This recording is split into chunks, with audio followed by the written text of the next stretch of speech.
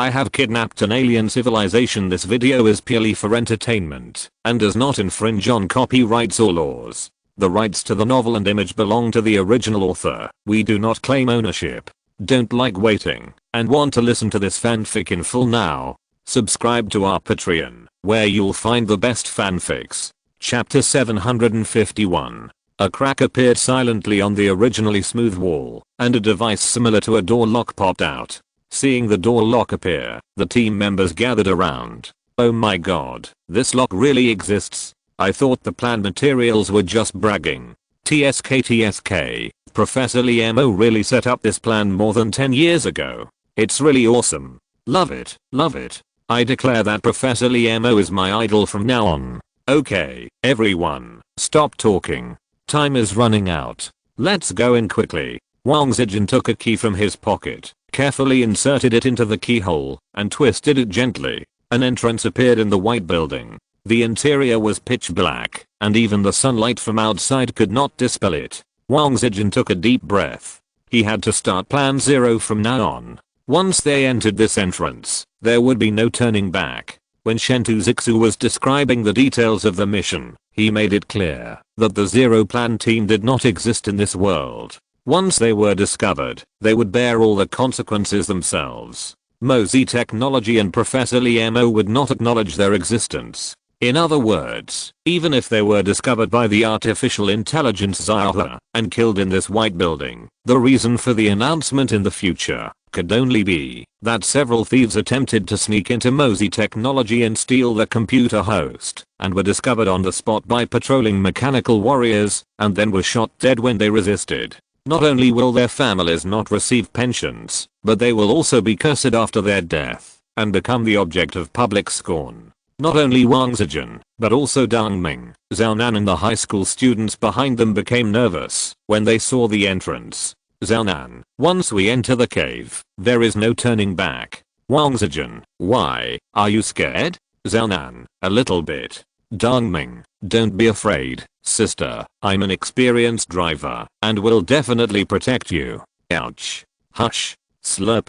Deng Ming hugged his feet and slapped his lips. He wanted to scream loudly, but he was afraid of being discovered. He could only jump and jump behind everyone and walked into the building. Inside the building, there was an empty space. In the distance, there stood two fully armed robots. The robots were 2 meters tall, with a light gray metal skeleton densely wrapped around their heads, and their eyes radiated a light red light. However, they stood there motionless, as if they were in standby mode, and did not notice the existence of the Zero Action team. Wang Zijin waved his hand, and the team members immediately squatted down and restrained their breath. Wang Zijin patted Deng Ming's shoulder, then stretched out his palm, pointed at one of the robots, and then made a gesture. Deng Ming immediately understood that this meant that the two of them were to attack the two robots separately. Yes, although these two robots are in standby mode, they are located on the only way to enter the floor where the main brain is located, so they can only be killed. Wang Zijin took out a pen-shaped machine from his pocket with a red button on it and handed it to Deng Ming. The two crawled towards the robot, bypassing the wooden box, bypassing the charging pile, and bypassing the gas pump. Hey, why is there a gas pump? Wang Zijin was lying on the ground in a daze. According to the information provided by Chen Shuxian, these robots all rely on electricity to move and do not need diesel to drive. In the faint smell of diesel, Wang Zijin's face looked ugly. This is the first time that the data is wrong. If there is a first error, there will be thousands of errors. He immediately thought that this is not necessarily a mistake, but that these robots have evolved. After all, the data is 10 years ago. After so many years, the artificial intelligence Xiaohe has long used the vast network to learn a lot of human scientific and technological knowledge and thus evolved. Deng Ming, who was crawling forward, caught a glimpse of Wang Zijin who was not moving, and quickly turned his head and winked at him. Go ahead, boss, are you scared? Humph, who is scared? Wang Zijin knew it was too late to regret now, so he could only continue to crawl forward. The two of them, like two little mice, quietly went around the back of the robot. The light gray and cold metal shell was so close that they could even see the micro missiles installed on the robot's legs. The two looked at each other and nodded at the same time. Then they took out the robot pen together and pressed the red button on it. The two robots had already noticed the abnormality at this time.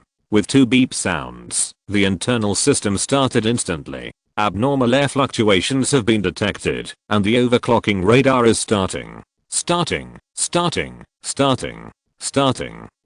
A high-energy electromagnetic interference wave penetrated the metal shell and drilled into the robot's head. The chips and circuits inside were instantly overloaded under the action of the electromagnetic interference wave, and then several electric sparks burst out, and a cloud of black smoke came out. The two robots instantly crashed and entered the system protection state, and the connection with the main brain was completely disconnected. My goodness, this robot pen is really powerful. Wang Zijin saw that two robots that were powerful enough to fight against a fully armed army were dead in an instant, and he excitedly stroked the robot pen.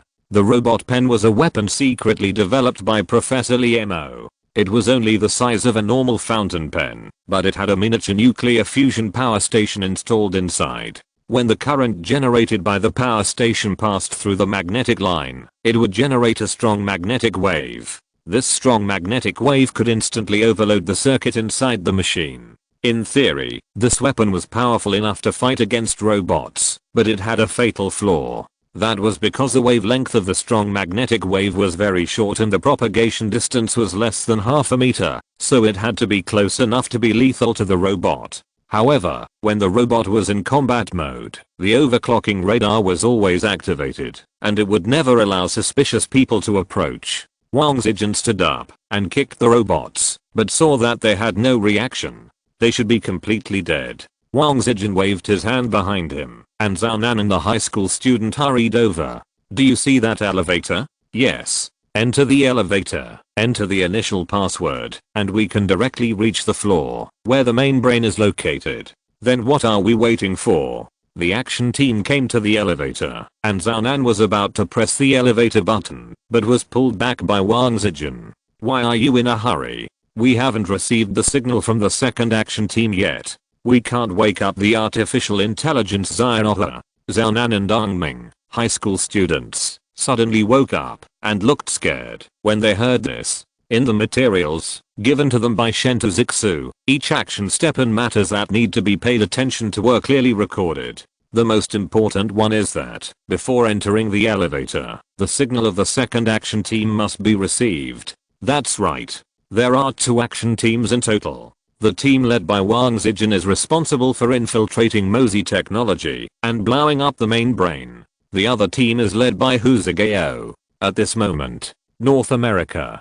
Huzugao sat in a jeep, holding a telescope, observing a printing shop called Old John across the street. Niu Tao, Fang Li, Jessica and Zhao Lingwen sat in the co-pilot and back seats respectively. Like Wang Zijin, Huzugao was developed into a member of the action team 10 years ago. He was an ordinary employee of Mosey Technology's North American office. Later, he was forced to resign from Mosey Technology because he married a local girl. At that time, he was desperate and wandered around the streets all day. Fortunately, his wife supported and comforted him, so he survived. He opened a farm in North America and successfully transformed into a large cattle breeder. After a while, his gentle and virtuous wife gave birth to twins named Jack and Lucy and lived a quiet and comfortable life. Life was very peaceful, but Huzagao's heart was not peaceful. He was born in poverty and was admitted to Yanda after more than 10 years of hard work. As a result, before he went to report, Huzagao's father suddenly fainted while applying pesticides in the fields. It was a hot summer day, and there was almost no one in the fields at noon. When the neighbor Wang Dabo found Huzagao's father, his lips were black and blue, his forehead was sweating, and his whole body was trembling. Fortunately, Hujiazhuang is not far from the town. Wang Dazhuang next door has a car. Huzagao quickly asked Wang Dazhuang and Wang Dabo to take his father to the hospital in the town. The old doctor in the hospital just took a look and his face became gloomy. He shook his head helplessly and said, "Send him to the county town to see if he can be saved." Huzagao's heart suddenly sank, and he hurriedly sent his father to the county hospital. The medical conditions in the county hospital are relatively good, and the equipment is also very advanced. In less than half an hour, it was concluded that Uzigeo's father did not take good protection when applying pesticides, and the pesticides penetrated into the body through the skin. In rural areas, no one will wear a protective suit specifically for applying pesticides, because the price of a set of protective clothing may be equivalent to a year's harvest. Because Uzigeo's father was not discovered for a long time, when he was poisoned, the toxins had penetrated into the blood and damaged the kidneys through the human body's circulatory system, so he was sent to the ICU that year, and Uzigeo was asked to raise money as soon as possible to prepare for a kidney transplant. The ICU costs more than 10,000 yuan a day, plus the cost of the kidney transplant surgery is at least 500,000 yuan. At this time, Uzigeo faced a dilemma. One was to spend all the family savings on his father and then go to work with his bedding roll on his back. The other was to let his father die like this and then go to Yanqing University to pursue a good future and never return to Hujiazhuang. Without any hesitation, Uzigeo chose the first one. He took out all the savings in his family and asked the doctor to do his best to save his father's life. Then he called the admissions office of Yanqing University and told them about his situation, saying that he could not go to Yanqing University to study. His father's condition was getting better day by day, and Uzigeo was also making plans for his future. Of course, he had no future now. Dazhuang was a small contractor in the south with dozens of workers under him. He had promised Uzigeo that when the new construction site started next month, he would let Uzigeo go with him. After working for a few years, he could marry a wife. Just as Uzigeo was packing his luggage and preparing to go to the south with Dazhuang, he received a call from the admissions office of Yanqing University. On the phone, the teacher of the admissions office told him a great piece of good news. The Mosey Technology Education Foundation learned about his situation and was ready to sponsor him to continue his studies. In addition to the full exemption of tuition every year, Uzigeo can also receive a living allowance of 5,000 yuan every month. Although 5,000 yuan is not much, it is enough for a student to live on. In this way, Uzigeo walked into the prosperous city of Yanqing with a grateful heart for Mosey Technology. At Yanqing University, Uzigeo knew that this opportunity was hard won, so he studied hard. In the first academic year, he won a first-class scholarship. Later, he graduated with excellent grades and joined Mosey Technology. After entering Mosey Technology, Uzigeo was assigned to the Astronomical Research Center after a 6-month adaptation period. There, he realized that compared to the vast universe, humans are as small as ants. Uzigeo was ready to devote his life to the study of astronomy. Who would have thought that at an academic conference, he met a girl from North America. The girl was smart and generous. She was different from the foreign women he often saw. She was pure-hearted and loved Chinese culture. Uzigeo found her confidant at once. After 2 years of getting along, Uzigeo felt that the girl was his lifelong spouse, so he proposed to the girl in the astronomical center under the starry sky, holding a bouquet of roses. The girl cried with joy and immediately agreed to Uzigeo's proposal. She had a good impression of Uzigeo for a long time, and compared with those foreign men who drank and beat their wives every day, Chinese men who were frugal and managed their families had long been the first choice for foreign girls to marry. Just when both of them were affirmed by their parents and set a date, Uzigeo suddenly received an invitation from the Discipline Inspection Department of Mosey Technology. The Discipline Inspection Department of Mosey Technology is a department within Mosey Technology that is used to monitor and deal with employees who violate Mosey Technology regulations. It has always been ruthless and is called the Hades Department by Mosey Technology employees. Although Uzigeo believed that he had never violated the rules and worked diligently without any mistakes, he still put his mobile phone and other communication equipment into the box in front of the 2 inspection staff with sullen faces, changed into prison-like clothes, and walked into the interrogation room. In the interrogation room, Inspector ZHU frowned when he saw Uzigeo coming in. For those employees who made mistakes or took advantage of their positions to embezzle, he could deal with them as a matter of course without any nonsense. But Uzigeo sat opposite Inspector ZHU in confusion and asked nervously, "Inspector, what did I do wrong?" Inspector ZHU slapped his head suddenly, smiled bitterly and shook his head. "Where did this matter come from?" He paused, staring at Uzagayo. I remember you came in through campus recruitment 2 years ago, right? Yes, I got the first place in the written test at that time. Uzagayo nodded quickly. He said this not to boast, but to remind Inspector ZHU that his level is very high and he can make greater contributions to Mosey technology. Chapter 752. After hearing what Uzagayo said, Inspector ZHU smiled and nodded. Yes, I remember there were more than 1,000 graduates taking the exam at that time. You were able to stand out from them, which shows your ability. Uzagayo nodded quickly like a chicken pecking at rice. Yes, that's right. Inspector ZHU seemed to have memorized Uzagayo's file long ago, and said quickly, after entering the astronomical laboratory, in your first year, you proposed the idea of using and arrays to detect whether there are intelligent creatures on the surface of the planet. This idea was confirmed in subsequent experiments, and became the main method for Mosey technology to detect cosmic creatures.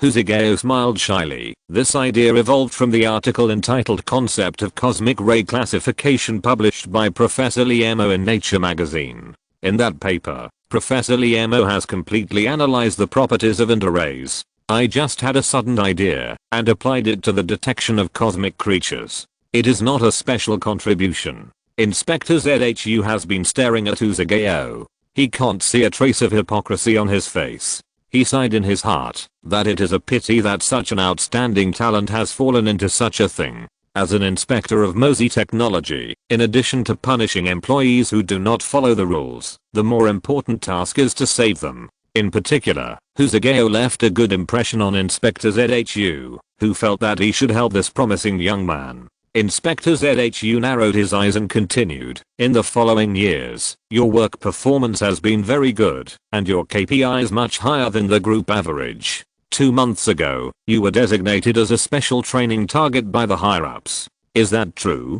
Uzagayo smiled modestly. It is my duty to contribute to the group, because I will never forget who helped me in my most difficult time. Back then, I was penniless, and was ready to follow the big brother next door, to go out to work. It was Mosey Technology that reached out to me. The Mosey Education Fund not only provided a full scholarship, but also gave me living expenses, so that I could study at school with peace of mind and achieve today's achievements. Uzagayo will always remember the kindness of Mosey Technology. Inspector ZHU saw that his eyes were red and knew that the time had come, so he said no more. He reached into the drawer with his sturdy palm, took out a document, and threw it in front of Uzagayo with a snap. His eyebrows were slightly raised, and his face was full of seriousness. Okay, this is the agreement you signed when you first joined Mosey Technology.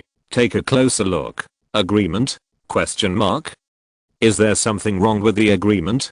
Uzagayo was surprised. When he signed the agreement, he didn't look at it carefully. Not only Uzagayo didn't look at it carefully, but all the employees who entered Mosey Technology didn't have the patience to read the agreement that was thicker than a dictionary. On the one hand, the content of the agreement was too complicated, from dress etiquette to confidentiality and security matters. On the other hand, the agreement was a general document. Except for a few special positions, the content was different, and all other agreements were the same. Since it was Mosey Technology's agreement, what else was there to read? Could Mosey Technology cheat us? Uzagayo only then remembered that an old employee of Mosey Technology had mentioned that Mosey Technology also had certain requirements for employees' marriage. Could it be? Uzagayo's IQ was as high as 250, and he soon realized that the difference between him and others was that he had a foreign girlfriend. His heart trembled, and he quickly flipped through the agreement. However, as he had just said, the agreement was thicker than a dictionary, with more than 2,000 pages. He flipped through it and searched for a long time, but he couldn't find the clause about marriage. Page 230, line 15. Inspector ZHU saw that Uzagayo's forehead was sweating and reminded him.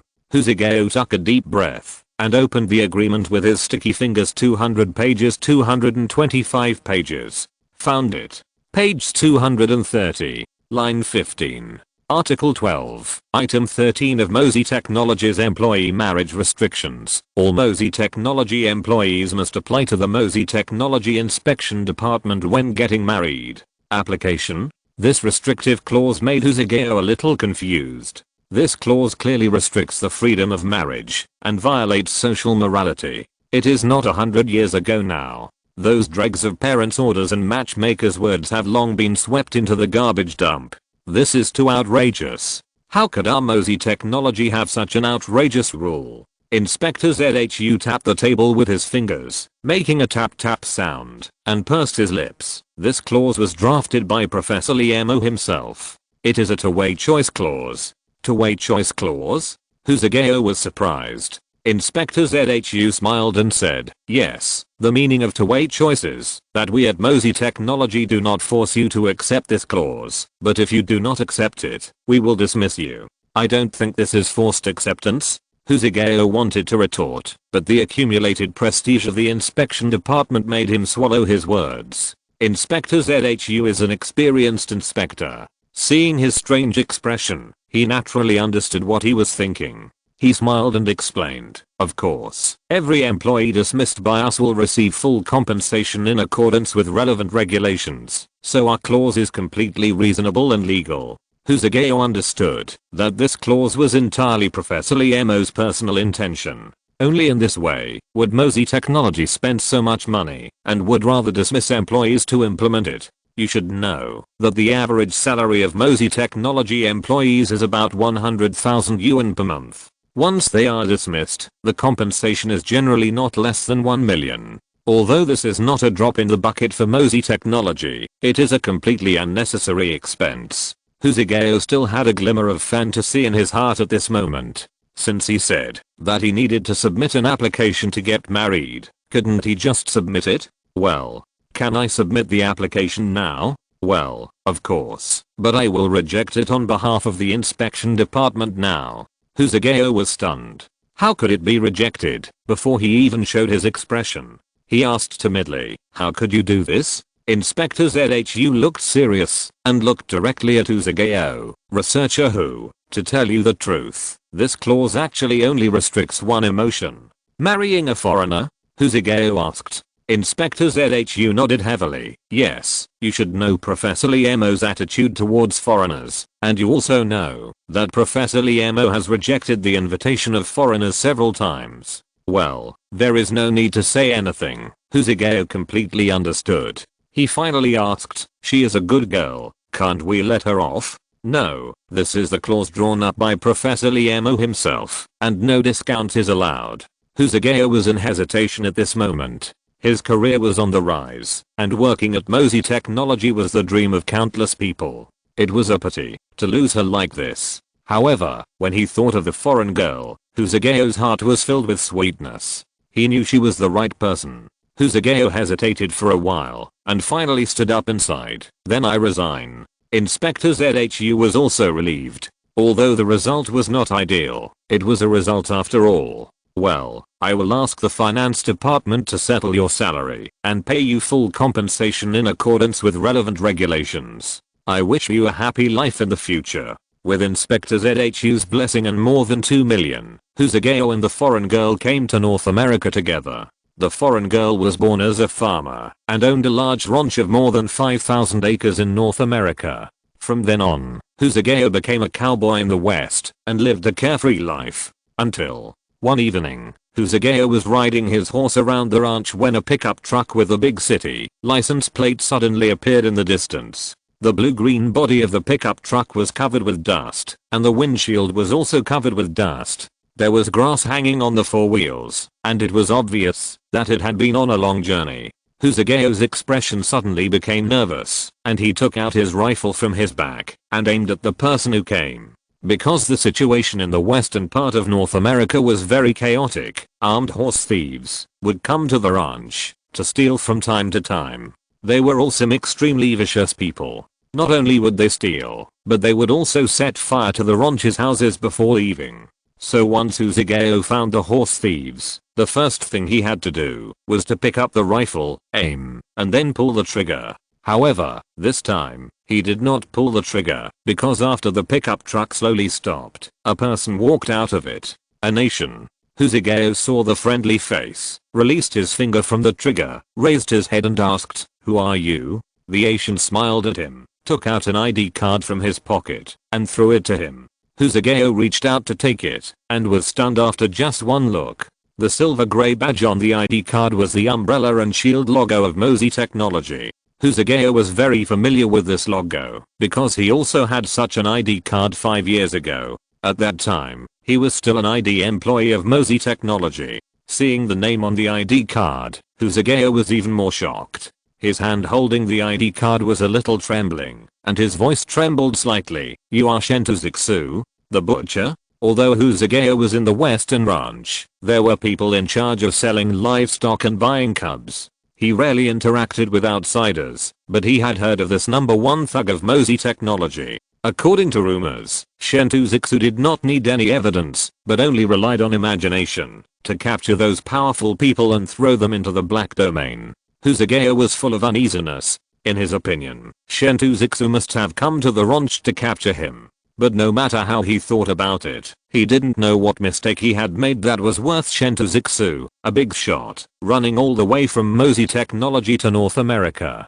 However, Husageo knew that he had to do one thing immediately, that is, get off the horse. Husageo jumped off the horse and ran to Chen Shuxian with a smile on his face. "Captain Shentu, welcome to Hujiazhuang Ranch. Marbled beef is abundant here, which is excellent for grilling skewers. Do you want to go back with me and have a delicious meal together?" That's right. After Husageo married his foreign girlfriend and took over the ranch, he changed the name of the ranch to Hujiazhuang Ranch. The girlfriend, who was always gentle and considerate, had no objection to this decision. Chen Shuxian looked at this former Mozy Technology astronomical researcher and was a little stunned.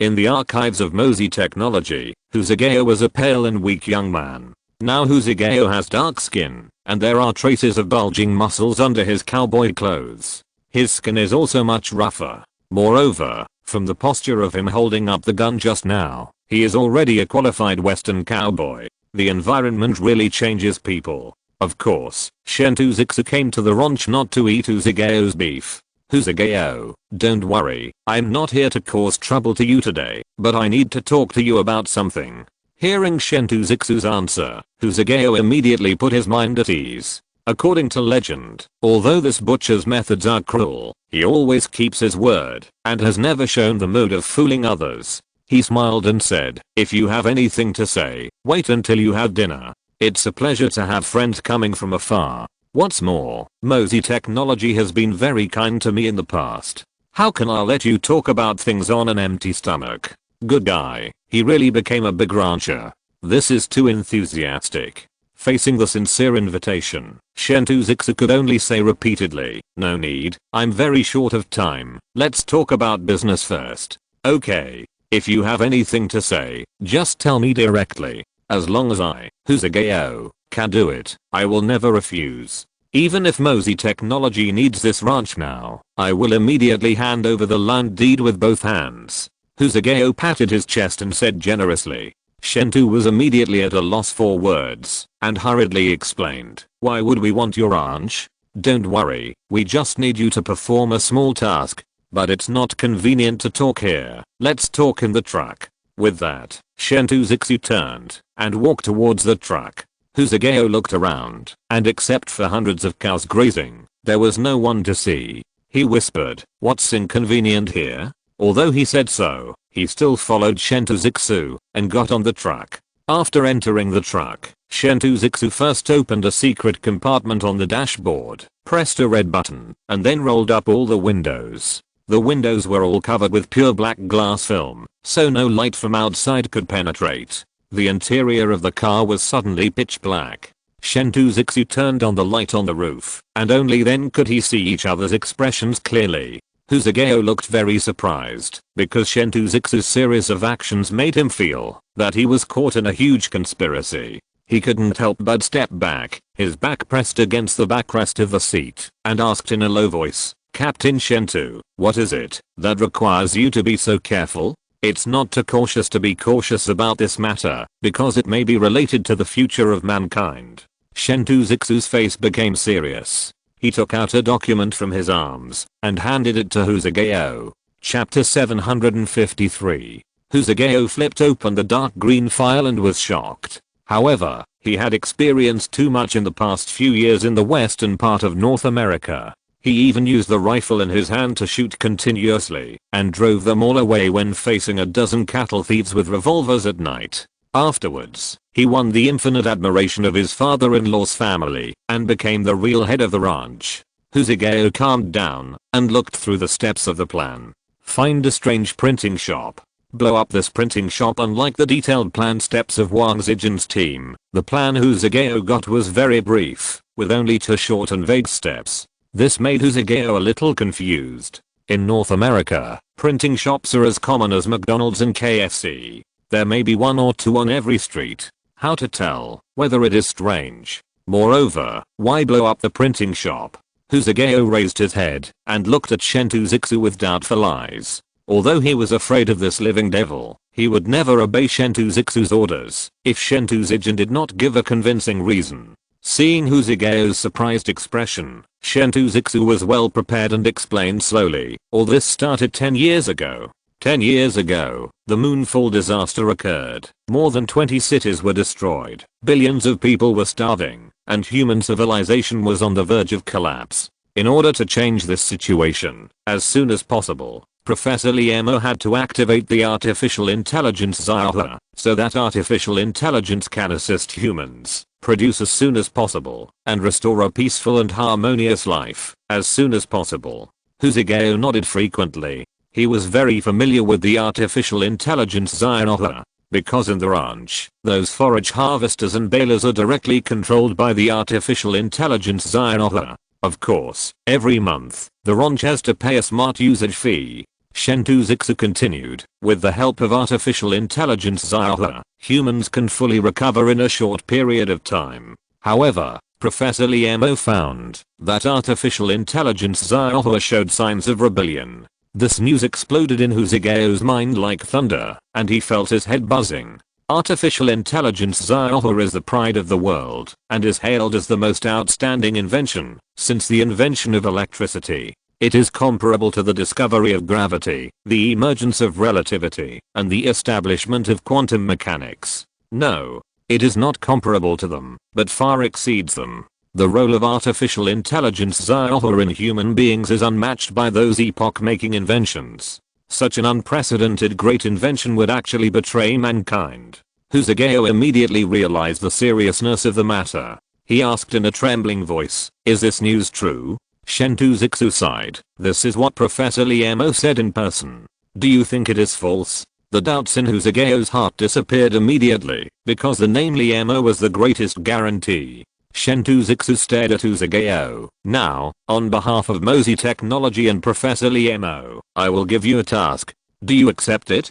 Husageo nodded without hesitation. After he resigned from Mozi Technology for his foreign girlfriend, he always felt sorry for the help Mozi Technology had given him. Now he finally had the opportunity to repay Mozi Technology. He was determined to complete the task, even if he was torn to pieces. Then, Shentu Zixu explained the precautions and detailed steps of the task to Husageo. "Captain Shentu, please rest assured that I will be able to complete the task. Would you like to have a simple meal at the ranch? The marbled beef produced in our ranch is unique in the world. Even Professor Liemo praises it highly. No, I have to rush back to Mozi Technology." Shentu Zixu drove away from the ranch. Looking at the truck disappearing at the end of the pasture, Husageo was filled with excitement. He jumped on the horse and ran quickly to the ranch. The ranch is a large yard consisting of 3 buildings. The yard is filled with various mechanical equipment, most of which are grass harvesters and balers. The grass on the ranch is not evergreen all year round. In the season, when everything is bleak, the ranch needs to use the stored grass to feed the livestock. Therefore, in addition to taking care of the livestock on weekdays, the biggest job of the ranch workers is to harvest the grass when the grass is ripe. In the past, they needed to drive the machine to harvest the grass, but now with the support of the artificial intelligence Xiaohe unmanned driving technology, they only need to maintain the grass regularly. Thanks to the artificial intelligence Xiaohe, we no longer have to go to the ranch to harvest grass under the scorching sun day. Indeed, when I was harvesting grass, I encountered a wild wolf. Fortunately, I was smart and closed the doors and windows of the harvester, so I escaped with my life. Hey, isn't this the boss? The workers who were maintaining the machinery saw Hosageo running in quickly and quickly put down the oil can in their hands, stood up and greeted him. Artificial intelligence Zahua? The thing that is about to rebel. Hosageo had heard their opponents for a long time and wanted to scold them, but he remembered that Chen Shuxian had told him not to show disrespect to the artificial intelligence Zahua, so he just pursed his lips. Thank you for your hard work, brothers. When all the grass is harvested tomorrow, I will let Curry kill the cow with a broken leg. We will have roast beef together tomorrow night. When the workers heard the boss say this, they jumped up from the ground excitedly. Boss, you are really too generous. I love you so much. Hahaha. When I heard that the eldest lady married a Chinese man, my heart sank. I thought I would never have a good life from then on. Because Chinese people are famous for their ability to live, they are definitely not as generous as the old rancher. That's right. I also have this worry, but the first time the boss appeared at the ranch, I knew it was safe. You look like a very generous person. Hearing the workers' flattery, Hosageo smiled bitterly and shook his head. Western ranches are different from other industries. They seem peaceful, but they are full of dangers.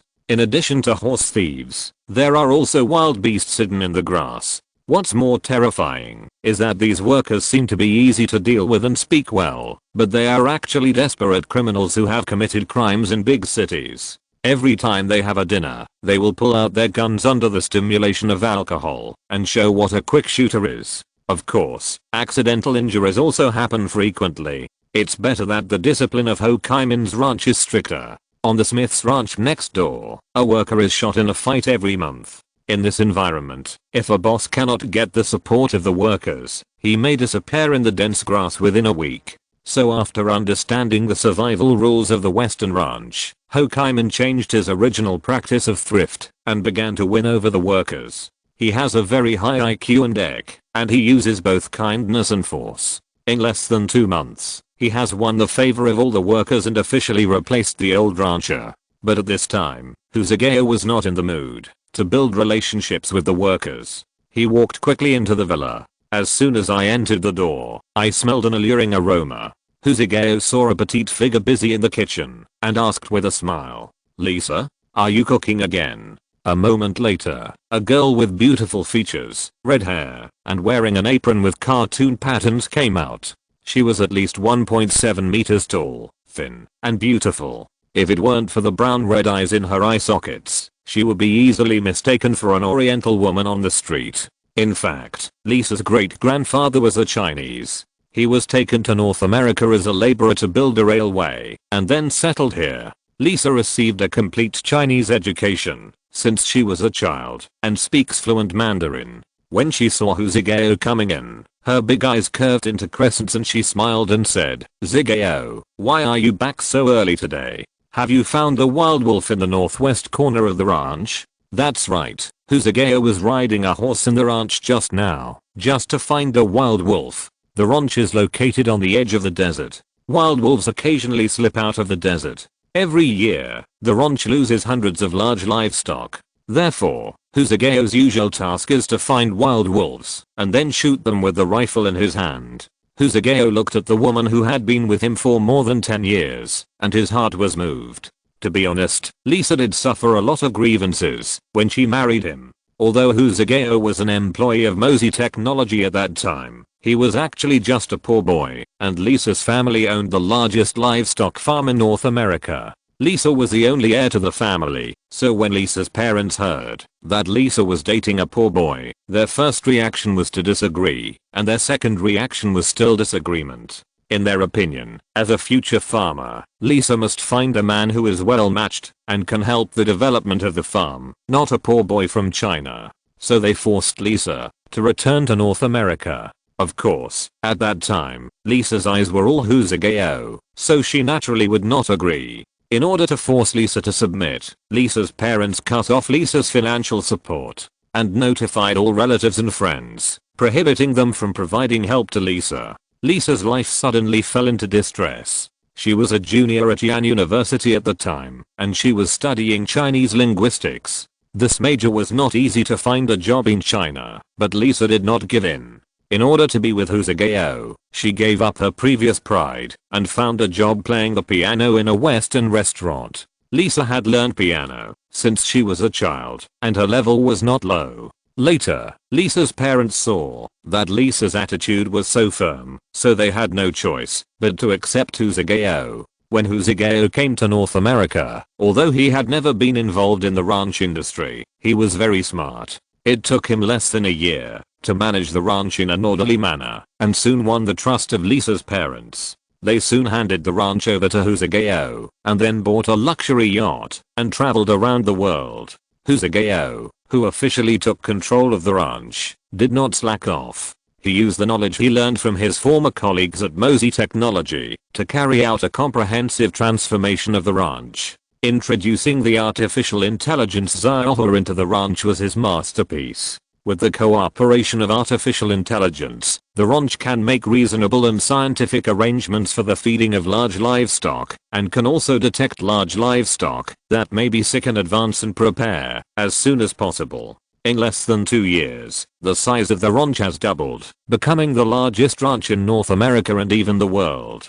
Husageo heard Lisa's question and looked at her with pity. The wild wolf was not found, but I have installed an infrared alarm in it. Once the wild wolf appears, we will find their traces as soon as possible. Yeah. Lisa nodded her head like a chicken pecking at rice. Lisa was very proud of Husageo's performance after arriving at the ranch. This Chinese man is always full of wisdom and is good at using scientific and technological equipment to change production and lifestyles. I made sweet and sour pork ribs for you. It's ready. You've worked hard all afternoon. Hurry up and sit down and rest. I'll serve it to you, Lisa said, turned and walked into the kitchen and brought out a plate of sweet and sour pork ribs. The huge plate was filled with brown ribs, which looked very tempting, not to mention the aroma that was always emanating from the air. Haha, you finally did it this time.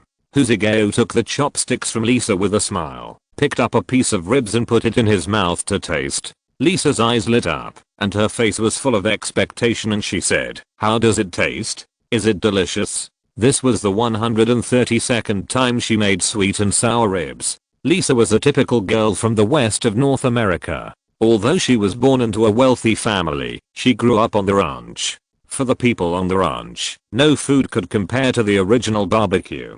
For mutton, just pull a sheep out of the fence, cut its belly with a sharp knife, and hang it on the grill while the blood is still steaming, and grill it directly. For beef, pull out a cow, cut its belly, cut it into large pieces, stick it with a fork, and put it on the grill with charcoal fire underneath.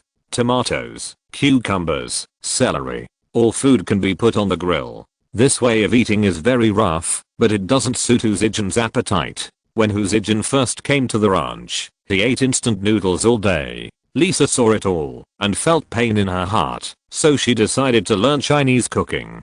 To this end, she drove more than 200 kilometers to the nearest big city and signed up for a Chinese chef class. Unfortunately, Chinese food culture is broad and profound, and Lisa really has no talent for cooking. After studying for half a year, she didn't even learn the most basic frying, stir frying, and deep frying. However, this did not prevent her from relying on her self-confidence and enthusiastically cooking for Husageo. One night, after Husageo ordered the livestock and the fence, he returned home and wanted to have a bite of instant noodles, but he saw 2 plates of black dishes on the dining table. Lisa stood aside with a proud look on her face. "Zigeo, what do you think of my cooking skills?" Chapter 754.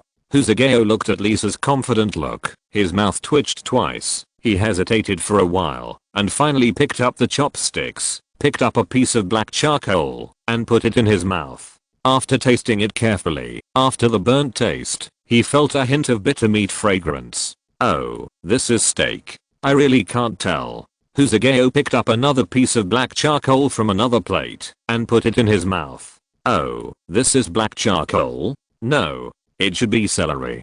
Husageo found a little green in the place that was not completely burnt. Next to him, Lisa asked expectantly, "Zigeo, how does it taste?" "How it tasted almost cost me my life." Husageo said the words he regretted most in his life. It tastes good, a little like my mother's. Really? Wow, hahaha. The big-headed chef in the chef class said that I would never be able to make Chinese food in my life. I finally proved myself with my strength. I'm really a culinary genius. Lisa was so happy that she almost jumped up and couldn't close her mouth. She was happy for a while and said with a smile, since it's delicious, then you can eat all these dishes. Also, don't eat instant noodles anymore. I'll cook this dish for you every day. Husageo looked at the black stuff on the plate, and 1,000 horses galloped through his heart. My mouth. Why is it so cheap? Of course, Lisa was just joking. She was not a fool. She had tasted the dishes after cooking. From then on, Lisa would secretly cook at home when Husageo was out. As long as the dishes looked like charcoal, she would pour them into the trash can. If they looked better, she would pick them up and taste them. If they didn't taste right, she would still pour them into the trash can. Lisa had secretly made up her mind to let Husageo eat authentic hometown dishes. After more than 100 attempts and wasting more than 10 cows, Lisa finally mastered the true meaning of the home-cooked dish of sweet and sour pork ribs. That is, only a little sugar should be added, and don't pour a pot of honey on it. Faced with this sweet and sour pork ribs that looked most like sweet and sour pork ribs, Husageo devoured it with relish. After a while, he swallowed all the sweet and sour pork ribs into his stomach and burped with satisfaction. Thank you, Lisa. No need, we are husband and wife. There is an old saying in your Chinese that goes, if you marry a chicken, you follow the chicken. If you marry a dog, you follow the dog. Since I married you, I should take care of you wholeheartedly. Lisa lowered her head, shyness climbed up her fair cheeks, and she hummed shyly. Her appearance made Husageo feel pity, but he still had to explain what he should explain. Although according to the Zero Plan Action Plan provided by Chen Shuxian, this time they were only responsible for destroying the printer and would not engage in a firefight with anyone, nor would there be any danger. But Husageo understood that there was no such thing as a foolproof thing in this world. He should arrange things in advance so that if something went wrong, Lisa would not be too sad. Lisa, come and sit down. Husageo pulled out the chair next to him and patted it. Lisa was about to take the dishes to the kitchen to wash up, and she saw Husageo eating all the sweet and sour pork ribs, and she was very happy. Hearing Husageo's words, Lisa was stunned for a moment and wanted to wash the dishes first, but seeing Husageo's serious face, she quickly put down the dishes, walked to Husageo and sat down. Zigeo, what happened? Why is your expression so unnatural? Husageo stood up and poured 2 cups of tea. Usually, everyone in the ranch drinks coffee. After Husageo came, Lisa saw that Husageo was not used to drinking coffee, so she bought Westlake Langjing from a tea shop in the next big city. Since Chinese tea is now of good quality and is deeply loved by people abroad, the price of this tea is not cheap, more than 10,000 yuan per gram. Even though Husageo is already a billionaire, he still only carefully pinched 2 small pinches of tea leaves and put them in the teacup, then picked up the kettle and poured boiling water. The boiling water rushed into the teacup, and the tea leaves spiraled up, and the green branches and leaves stretched out, looking very beautiful. Westlake Langjing is worthy of being an internationally famous tea. In less than a quarter of an hour, the air was filled with the fragrance of tea, which made people feel relaxed and happy. Seeing Husageo carefully preparing tea for her, Lisa felt warm in her heart and was very moved. When she took the initiative to pursue Husageo, she was stopped by all her relatives and friends. Their reasons were that Chinese men were not as strong as foreign men and would not be happy in the future. But Lisa knew that Chinese people were very family oriented and loved their wives very much. They would not be like those foreign men who would beat their wives and children as soon as they got drunk. After getting married, Husageo's performance did not disappoint Lisa. Although he had to deal with things on the ranch every day, he would take care of Lisa as soon as he got home. Lisa felt very happy, and those relatives and friends who had stopped the two of them also regretted it very much. They asked Lisa one after another if Husageo had any relatives or friends of the right age. Lisa picked up the teacup and took a sip of green tea. The slightly bitter tea soaked her tongue. After the bitterness, there was an endless sweetness. Just like the Chinese people, They look very ordinary, but only after getting along for a long time can you know their advantages. Huzugeo also held the teacup, took a few sips, and looked at Lisa with affection. The air was filled with tenderness. After looking at each other for a long time, Huzugeo gritted his teeth,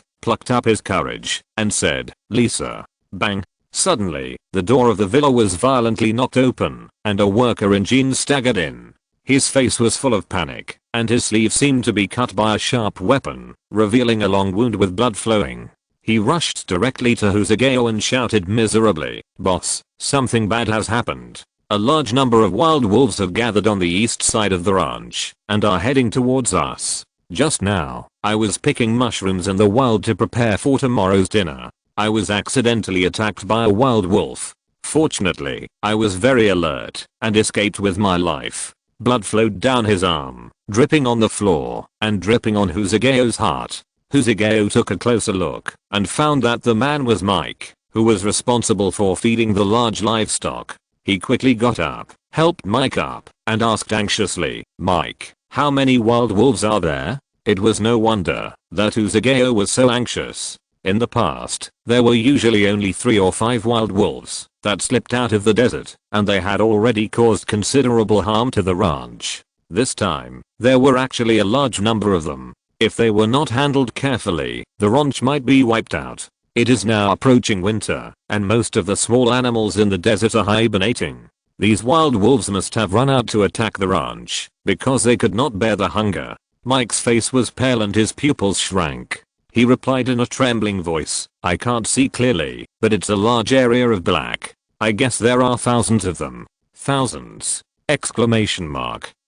Huzugeo's heart trembled, and he immediately realized the seriousness of the problem. Desert wolves are not normal wolves. Each of them is as big as a calf, with teeth as sharp as daggers, and claws that can easily penetrate the metal sheet of a pickup truck. Moreover, they have a certain degree of intelligence, and will use various tactics to attack the ranch. Usually, there are only more than 10 wild wolves, which can make the ranch embarrassed. This time, there are more than 1,000 of them. Huzugeo knew that something was wrong. At this time, Lisa also stood up. She took out disinfectant and bandages from the room, rushed to Mike, and quickly bandaged Mike's wound. Mike's arm was covered with blood and flesh, which looked very creepy, but Lisa's face did not change, and her hands did not tremble as she quickly bandaged it. For a girl who grew up on a ranch in the West, she has seen this kind of scene many times. After Lisa finished bandaging, she raised her head and said with a smile, "Huzugeo, go deal with those wild wolves. I'll take care of Mike." "Okay." Huzugeo also knew that time was running out, so he walked out the door. But as soon as he stepped on the bluestone outside the door, Huzugeo turned around and smiled. "Lisa, wait for me to come back." "Yeah." Lisa's face was full of shyness, and she nodded emphatically. Huzugeo came outside and ran to the security room first. The security room was less than 500 meters away from the villa. It was built by Huzugeo after he came to the ranch, based on the experience he learned from Mosey technology. There were various weapons placed inside, as well as a satellite phone for contacting the outside world and a warning button. The door of the security room was not locked, but strung with a piece of wire. It looked very broken, but it was very practical. Huzugeo kicked the door open with a kick. Then, he picked up the satellite phone hanging on the wall and quickly pressed a number. This number was a virtual number, and it was also connected to the 12 nearby ranches. The situation in North America is chaotic now. If a ranch encounters trouble, it can only save itself. The call was quickly connected. Huzugeo couldn't wait to shout, "Huzugeo Ranch was attacked. Emergency code 999. Requesting support." More than a dozen voices came from the phone. Lucy Ranch received the message and immediately organized people to support, and it is expected to arrive in 2 hours. Guzman Ranch received the message and gathered people overnight, and it is estimated that it will take 3 hours to arrive. Book Ranch has been informed, and it will be ready immediately. Arrive before 10 a.m. tomorrow. Gucas Ranch received the message and now organized, and it is expected to arrive tomorrow afternoon. In western North America, nearby farms will unite to resist wolf disasters. Once a wild wolf invasion is discovered, the ranch that receives the alarm will send fully armed cowboys to rush to support. But because the western part of North America is vast and sparsely populated, the distance between ranches can often reach hundreds of kilometers, so by the time the support arrives, the cucumbers and vegetables are cold. Husageo knew this, so when he put down the phone, he pressed the red button on the table again. A tweeter was hung on a 20-meter high electric pole standing in the middle of the ranch villa. With the button pressed, the tweeter issued a piercing alarm, breaking the silent night sky. At the same time, the searchlights hanging on the railings around the ranch villa lit up, and the snow-white light dispelled the darkness. The cowboys who were resting in the shed woke up from their slumber when they heard the alarm. They looked at each other with fear on their faces. Because according to the customary habits of the ranch, the tweeter would not be activated under normal circumstances. Once the horn was activated, it must mean that an emergency had occurred. In addition to the attack of horse thieves, there was an invasion of wild wolves. In this season, large livestock were not suitable for sale, so horse thieves would never visit the farm, so there was only one possibility left. Wild wolves. Wild wolves. Anyone who has worked on the ranch has faced wild wolves before and knows how terrible their claws and teeth are. The cowboys were trembling with fear, put on their clothes and pants, and then took down the pistols on the weapon rack. That's right, everyone on the ranch carries a pistol. The people here are tough and will never talk about anything they can do. Many people die at gunpoint every year. God bless, don't let the wild wolves attack. 10 years ago, more than 20 people died on the ranch and more than a dozen people were disabled in the attack. An old cowboy with wrinkles on his face and gray hair knelt on the ground and prayed loudly. Uncle Chris, it's useless to pray to God now. He is very busy and can't take care of us believers. The cowboy next to him saw him doing this and curled his lips in contempt. Because in the western part of North America, the climate conditions are harsh and people live a hard life. Everyone has to do their best to survive. They only believe in the guns in their hands and are full of disdain for the high God. Only old people like Uncle Chris would talk about God all the time. The cowboys no longer paid attention to Uncle Chris and ran out of the shed with their weapons. They saw Ho-Kai-Min standing on the high platform with a rifle in his hand in the bright light. The cowboys were full of admiration for Ho-Kai-Min. When Ho-Kai-Min first came, his thin body and shy smile made them think that Ho-Kai-Min was just an ordinary Chinese boy. In their impression, Chinese people are kind by nature and not good at fighting with others. Even some kung fu masters do not like to use guns.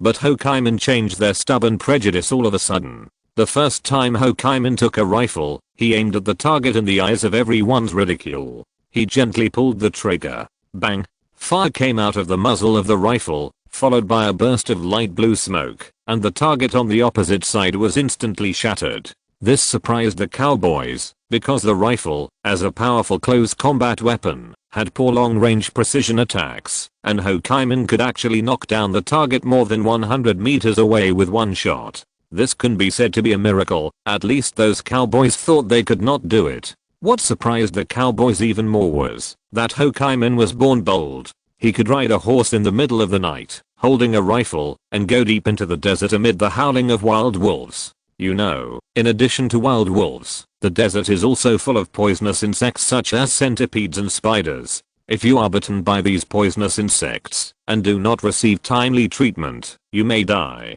In the ranch, only some brainless desperados dare to do this, but Ho-Kai-Min is obviously not a desperado. He has a flexible mind.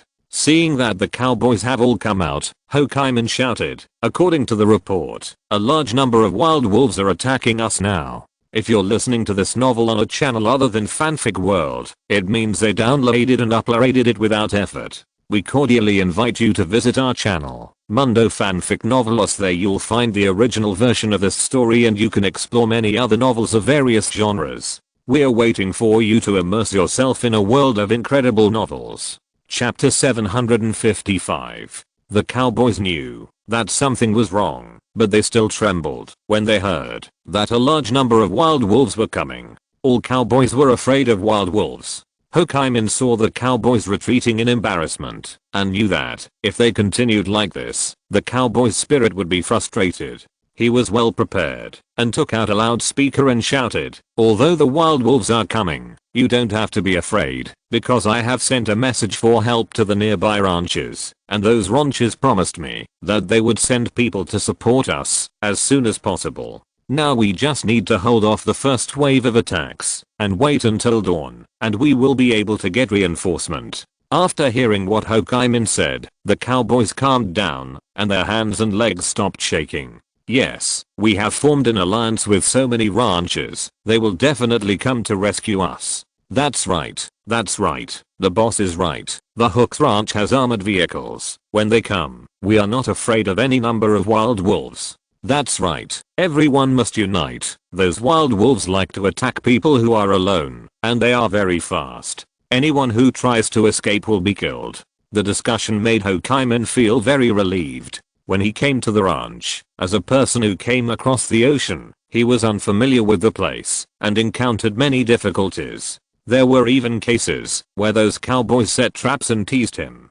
Fortunately, he resolved them all with his excellent wisdom. Hokaiman raised his rifle high and shouted, "We have no defense, we can only take the initiative to attack. Otherwise when the wild wolves besiege the ranch villa, none of us can escape." In western North America, all the accommodation areas of ranches are not fenced, not because those ranch owners don't know how to set up high walls to block the attacks of wild beasts. It was because, in the ranch, the most important thing was the large livestock. If a high wall was built, the cowboys would think that the wild animals could not get in anyway because of the high wall. Under this psychological effect, they would not work hard to attack the wild animals. This was a very scary thing for the ranchers, because once all the large livestock were killed by wild animals, they would only have one way to die. In this case, it would be better to die together. The enthusiasm of the cowboys was instantly ignited by Hokaiman. They also raised various weapons and roared, "Kill the wild wolves and eat wolf meat."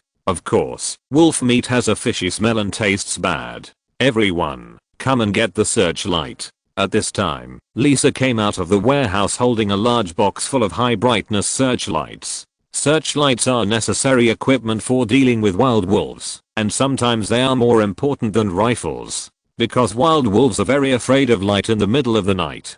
"Thank you, Miss, don't worry, we will definitely drive away the wild wolves." Everyone took out a searchlight from the box, put it on their heads, pressed the button, and the front lamp head emitted a bright light. The light dispelled the darkness, and the surrounding objects were clearly visible. Huzigeo could also see that, although the cowboys were in high spirits, their eyes revealed the fear that could not be hidden. "Everyone go to the door, and wait for me first," Huzigeo instructed. "Understood, boss." Everyone knew that Huzigeo had something to say to the young lady, and they all left with a tactful look.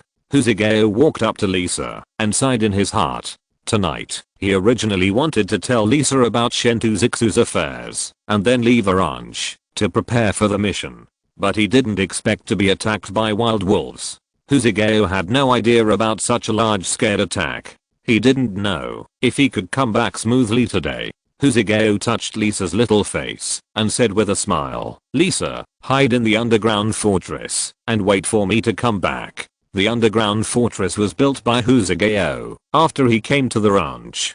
He saw that the ranch was close to the desert and full of dangers, so he suggested Lisa to build it. It is a bit similar to the underground fortress of Mosey technology, but the scale is much smaller. It is located 3 meters underground and is equipped with food and water, enough for 2 people to live for a week. "Zigeo, there are 1,000 wild wolves this time. We can't bear it. Otherwise, you can come with me and hide in the basement." Lisa's eyes were full of worry. Huzigeo shook his head. He had once had such a plan, but without his leadership, those cowboys would definitely not be the opponent of the wolf pack and could only be brutally slaughtered. Although these cowboys were just workers hired by Huzigeo, after so many days of getting along, they were equivalent to Huzigeo's friends. Huzigeo couldn't let his friends die. "I'm sorry Lisa, you know, I'm not the kind of person who lives in humiliation." After saying that, Huzigeo gritted his teeth, avoided Lisa's gaze, shouldered his rifle, and walked out of the gate in the cold wind. Lisa looked at Huzigeo's back gradually disappearing in the darkness, feeling a little worried and a little comforted. She chose Husageo because this man was responsible and could stand up in times of crisis. When disaster strikes, he can stand up. You must come back alive, Lisa said, turning around and walking towards the underground fortress of the villa. She wants to wait for Husageo to come back alive. At the ranch gate, everyone, get on the horse and follow me. Husageo slung a red horse, pulled the reins, and shouted loudly. The cowboys had already led out their war horses and got on the horses in unison when they heard the bright light. In the ranches of Western North America, horses are the most commonly used means of transportation because there are vast areas and few people, there are no roads, and there are potholes and ditches everywhere. Only war horses can be used in such harsh environments. Da-da-da-da. Led by Husageo, the cowboys rushed to the edge of the ranch in the dark. At this time, in the woods at the edge of the ranch, pairs of oily green eyes were particularly terrifying in the darkness. The owner of one pair of oily green eyes was particularly tall. The bodies of other wild wolves were as big as calves, but this wild wolf was comparable to a big buffalo. It had only one eye, and the eye socket was full of white pus like dirt, oozing a little blood. When it opened its mouth, its white teeth were gloomy and terrifying. Thick saliva hung from the corners of its mouth all the time, and it exuded a bloody smell. It was the wolf king of this wild wolf pack. In the desert, there are hundreds of wild wolf packs. The wild wolves have a strong sense of territory. Each wolf pack has its own territory. They can only catch rabbits and mice within the territory. Because the weather today is extremely bad, there has been no rain for 3 months in the summer, and a large number of small animals such as rabbits and mice have died. When winter comes, the desert is desolate. The wild wolves searched the territory, but could not find any food. So, a cruel war began. The wolves started a bloody massacre. The winner could not only obtain the territory, but also get food.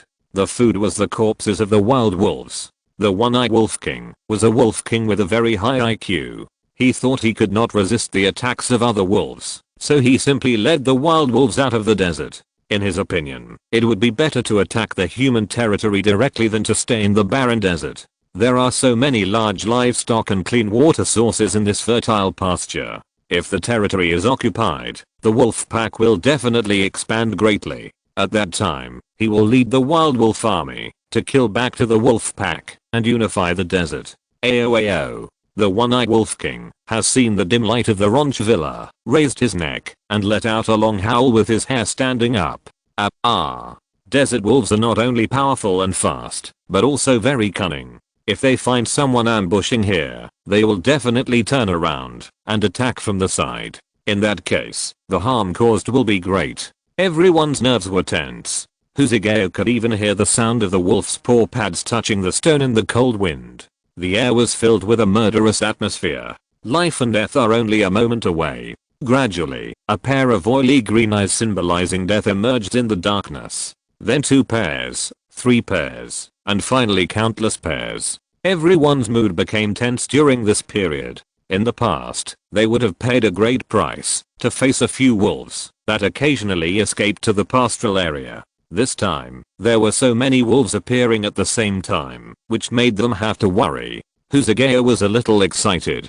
It seems that the wolves are out in full force this time. Although Lisa has no problem running the ranch on a daily basis and can use various weapons, she is just a weak woman after all and is no match for these wolves. If I can leave them all here this time, I can feel relieved, even if I leave the ranch.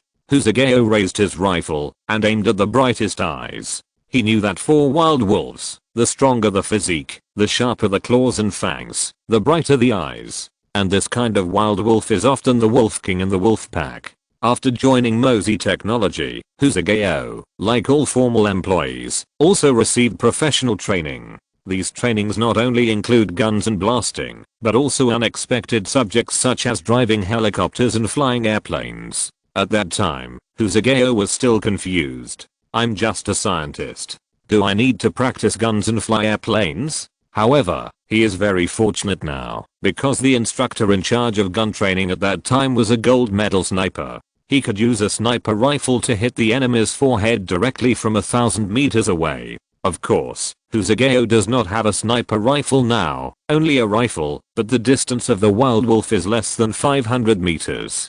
Husageo feels that he can already smell the stink on the wild wolf. Now, he pulled the trigger gently, and with a muffled sound, the running wild wolf fell down. The Wolf King has been killed. Oh my god, the Wolf King was shot dead by the boss. TSK, the boss is generous, the boss is mighty. Brothers, go ahead, we will definitely be able to wipe out the wolf pack. Seeing that light bulb-like eye disappear in the darkness, all the cowboys were excited. The fear in their hearts was gone at this time. They raised their guns and fired fiercely at the wolf pack. Bang, bang, bang. The fierce gunshots cut through the silent night sky. When the Wolf King died, the wild wolves were already terrified. That was the Wolf King, a ruthless character who could bite a wild wolf to death, but he was knocked down by human weapons. Now they saw the flames in the dark night. The wild wolves stopped, looked at each other, turned their heads and ran back. Although they were afraid of other wolf packs in the desert, they were more afraid of the man who could knock down the Wolf King with one shot.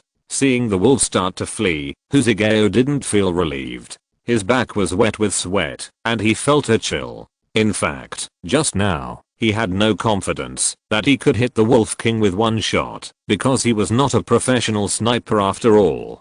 Husageo had already made up his mind to fight the wolves in a hand-to-hand fight. Now, when two armies meet, the brave one wins. Once either side begins to collapse, the situation will become one-sided. The cowboys kept pulling the trigger. The wolves could obviously turn around and tear the cowboys' throats with their claws and teeth, but they kept running away. Although the cowboys' shooting skills were far inferior to Husageo's, the wolves forgot to dodge because of panic. Soon, a large number of wolves fell to the ground. The air was filled with a bloody smell. Husageo was overjoyed when he saw this situation. He originally just planned to drive these wolves away and guard the ranch, but now an incredible idea suddenly came to his mind. Maybe he could take this opportunity to wipe out all the wolves. So Husageo shouted, "Brothers, let's go and avenge the brothers who died at the hands of wild wolves." Wild wolves are the biggest disaster for ranches. Every year, many wild wolves sneak out of the desert and attack ranches. So cowboys die at the hands of wild wolves on every ranch. Cowboys hate the identity of wild wolves. In the past, they could only hide when they saw wild wolves. Now that they have such a good opportunity, how can they let it go? So they have inexplicable courage in their hearts, whip the horses under their crotch, and rush towards the wild wolves at a high speed. Bang, bang, bang. In the silent night, gunshots rang out. Chapter 756. Amid the sound of gunfire, the sky gradually brightened, and the darkness gradually disappeared. When the first ray of sunlight shone through the green grass, and onto Husageo's resolute face, the war between man and wolf was over. The bodies of wild wolves were lying in the grass with black smoke. The cowboys stood in the morning sun with various weapons in their hands, and their eyes were bloodshot.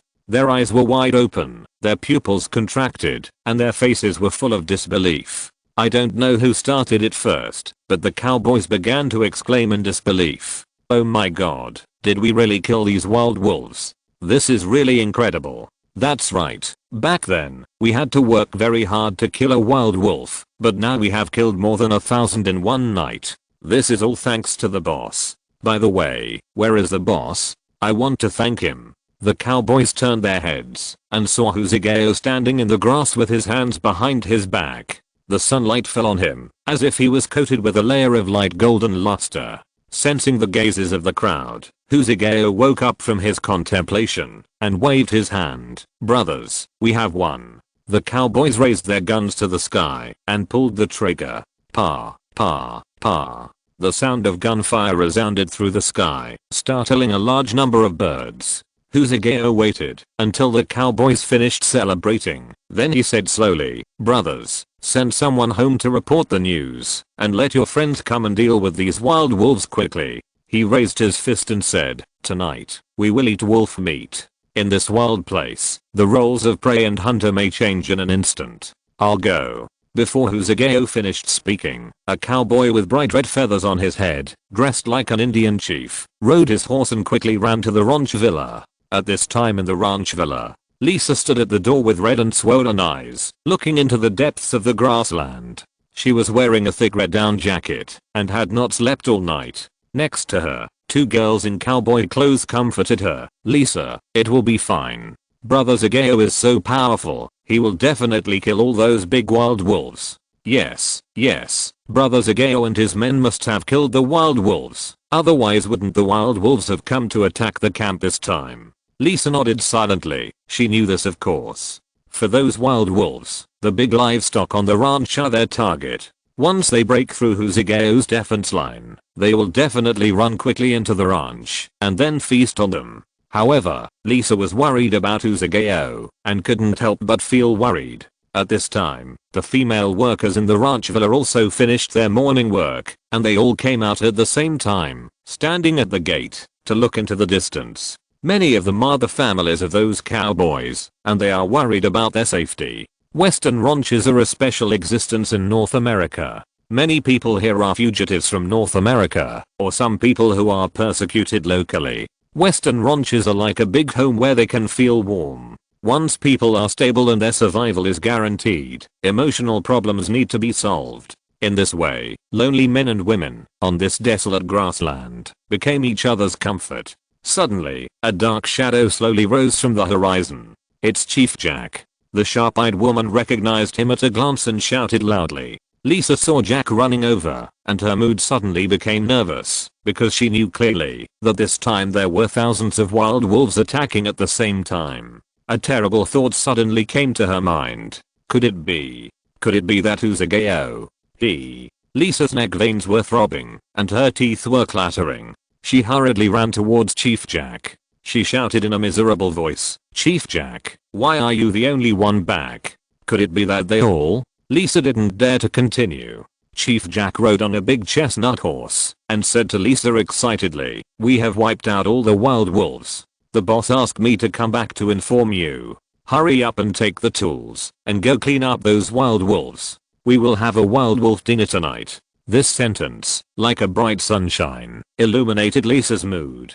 But she still had a doubt in her heart. "Really? Did you really kill all those wild wolves? Of course, you don't know that the boss is really amazing. He shot the Wolf King's head off with one shot from hundreds of meters away. TSK, that's really awesome." The female workers were immediately excited when they heard this. They harnessed the carriage, took various tools, and ran deep into the grassland. Along the way, they sang happy songs. After all, their men survived the disaster, which made them feel relieved. Although they had no way to register legally here, they already had a place for those men in their hearts. Although they had known that the wolf pack had been completely destroyed, the female workers couldn't help vomiting when they saw the corpses all over the ground and the blood on the grass. This scene was really cruel. "Okay, you guys quickly clean up the corpses of these wild wolves. This is a dinner tonight," Zagao said as he walked towards Lisa. "Food? What's disgusting about that?" The female workers who had just looked disgusted now had their eyes shining. They walked up with skinning knives, squatted on the ground, and expertly cut open the wild wolf's stomach. These female workers lived on the ranch and were used to cutting open the stomachs of various small animals with knives. Of course, sometimes when they were emotional, they could not help but cut open the stomachs of men. The cowboys, who were stronger, threw the meat into small pieces on the wagon. Zagao ignored all this. He looked at Lisa, whose eyes were full of concern, and whispered, "Let's go over there. I have something to tell you." Lisa was excited to see Zagao, who had survived the disaster. She wanted to have a warm conversation with him, but Zagao pulled her to the bottom of a small hill. Her little head was filled with question marks. Zagao whispered, "I'm going on a long trip in 2 days." Lisa looked at the undulating pasture, her face full of surprise. "Business trip? Our pasture doesn't need to buy large machinery recently, nor does it need to sell livestock. Winter is coming soon. What are you going to do at this time?" Zagao stretched out his hand and scratched her little nose and smiled. "I can't tell you the specifics, but I need to complete an important thing when I go out this time." Important thing? Lisa was even more confused. Zagao is now the owner of the pasture. Apart from taking care of the pasture, what else is important? Unless it's making a little man. Lisa's heart skipped a beat. After she and Zagao got married, they had a good relationship and clapped several times every night. But after so many years, the two of them didn't even make a little man. Lisa once suspected that there was something wrong with her body, so she took the opportunity to go out to sell large livestock and secretly ran to a big city for a full body examination. The results of the examination were all normal. Since the land is fertile and there is no problem, it can only mean that Usageo seeds are problematic. But Lisa had lived in China for a long time. She knew that for Chinese people, men's problems were related to face problems, and face problems were more important than anything else. So, she carefully hid this doubt in her heart, and didn't reveal it to anyone. Even when faced with her parents' questions, she just smiled and shook her head, saying that both of them were single and didn't plan to have children for the time being. In fact, when she saw the children of the female workers on the ranch, they were a little unable to walk. But Lisa also figured it out. As long as she could live happily with Usageo for the rest of her life, it didn't matter whether she had children or not. She slowly accepted this reality. Now that she heard that Usageo was going to a big city and was unwilling to explain the reason, the first thing she thought of was that Usageo finally figured it out and decided to put aside his face and go to a big city for a checkup. Lisa absolutely agreed with this idea. Okay, go. Lisa was so happy that she couldn't close her mouth. After thinking for a while, she added, "You know, although it's hard to talk about this kind of thing, you Chinese have an old saying, you can't avoid seeing a doctor when you're sick." Usageo was a little happy when he saw Lisa's cheerful look. Lisa finally understood my difficulties. But when he heard Lisa's next sentence, sweat rolled down his forehead. What hospital? Why avoid seeing a doctor when you're sick? Usageo was able to successfully apply for Mosey technology that year. His IQ must be high, and he instantly analyzed the subtext behind these words. Over the years, he has been worried about Lisa's belly not swelling. Usageo's family has been a single-line family for 3 generations. Before his father died, his last words were to let Usageo have more children in the future to make the old Hu family prosperous. But having children is not a one-person job. 3 years ago, Usageo took the opportunity of returning home to worship his ancestors and had a physical examination at the medical department of Mosey Technology. The focus was of course on checking the seeds. The results showed that everything was normal. The seeds were very active and could take root and sprout even in poor soil. Since the seeds are fine, then the problem must be with the land. Usageo was very depressed at the time because the old Hu family was going to be extinct. How could he face his ancestors? According to the father, if he were still alive, he would definitely persuade him to divorce and then find another girl to marry. After getting drunk at a roadside barbecue stall, Usageo decided to forget about this matter and pretend that it had never happened. Anyway, the old Hu family did not have a throne to inherit. So after returning to the ranch, Usageo never mentioned having children again. After hearing what Lisa said just now, Usageo knew that she must have misunderstood. However, this misunderstanding has some benefits, as it allows Lisa not to worry about her whereabouts. Don't worry, I will definitely treat it well.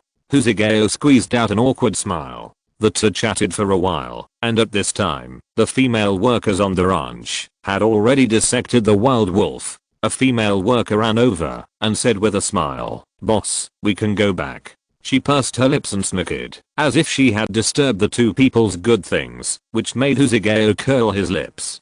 Because the grass here is less than 1 meter high, anything that happens will be presented to everyone, so they will never do anything bad. Okay, let's go back. The wolf meat needs to be processed before it can be put on the barbecue grill. Usageo clapped his hands, stood up and jumped on the chestnut horse. The cowboys also got on the horses, and the female worker sat on the carriage. Okay, let's go home.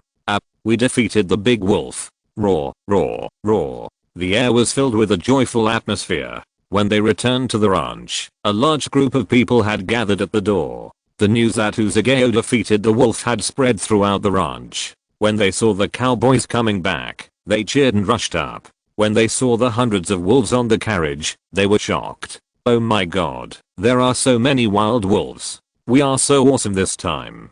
TSK, 1 wild wolf is enough to deal with 10 adults, but this time the boss caught them all.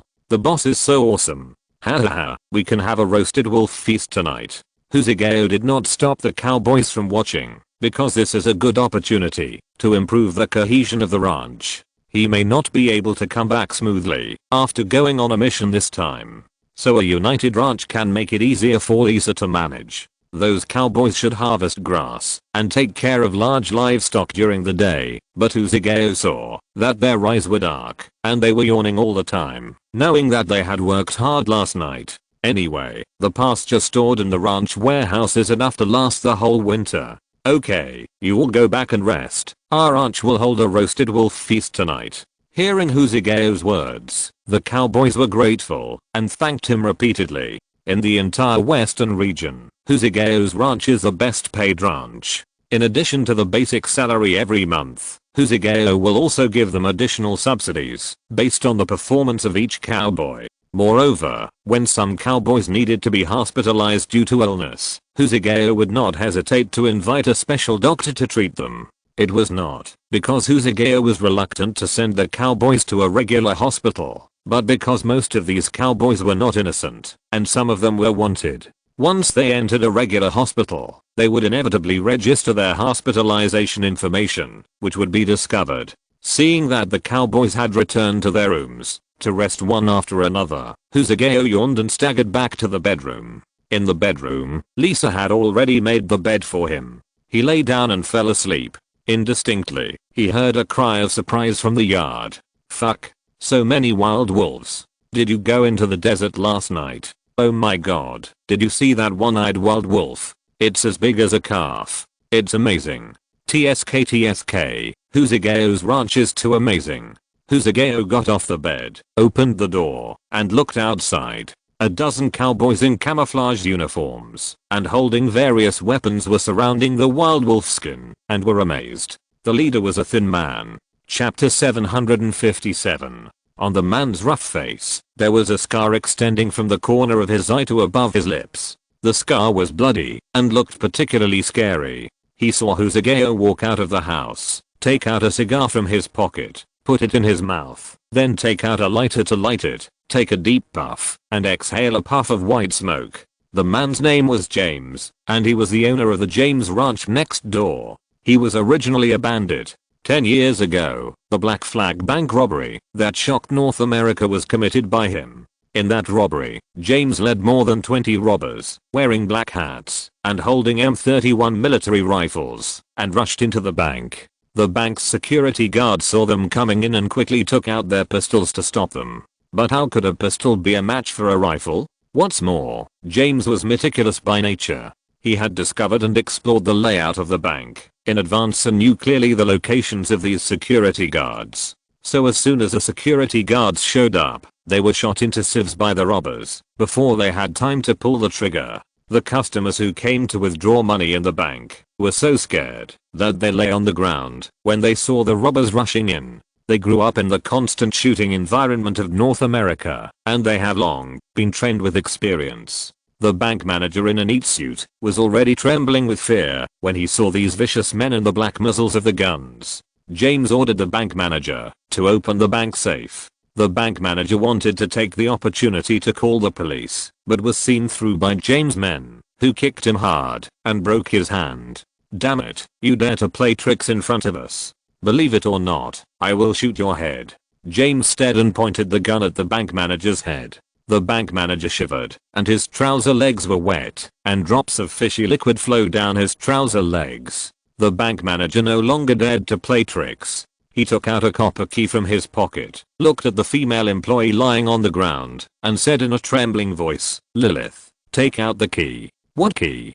Damn it, are you pretending to be confused? The bank safe needs 2 keys to be twisted at the same time to open. Otherwise, the explosives installed inside will explode."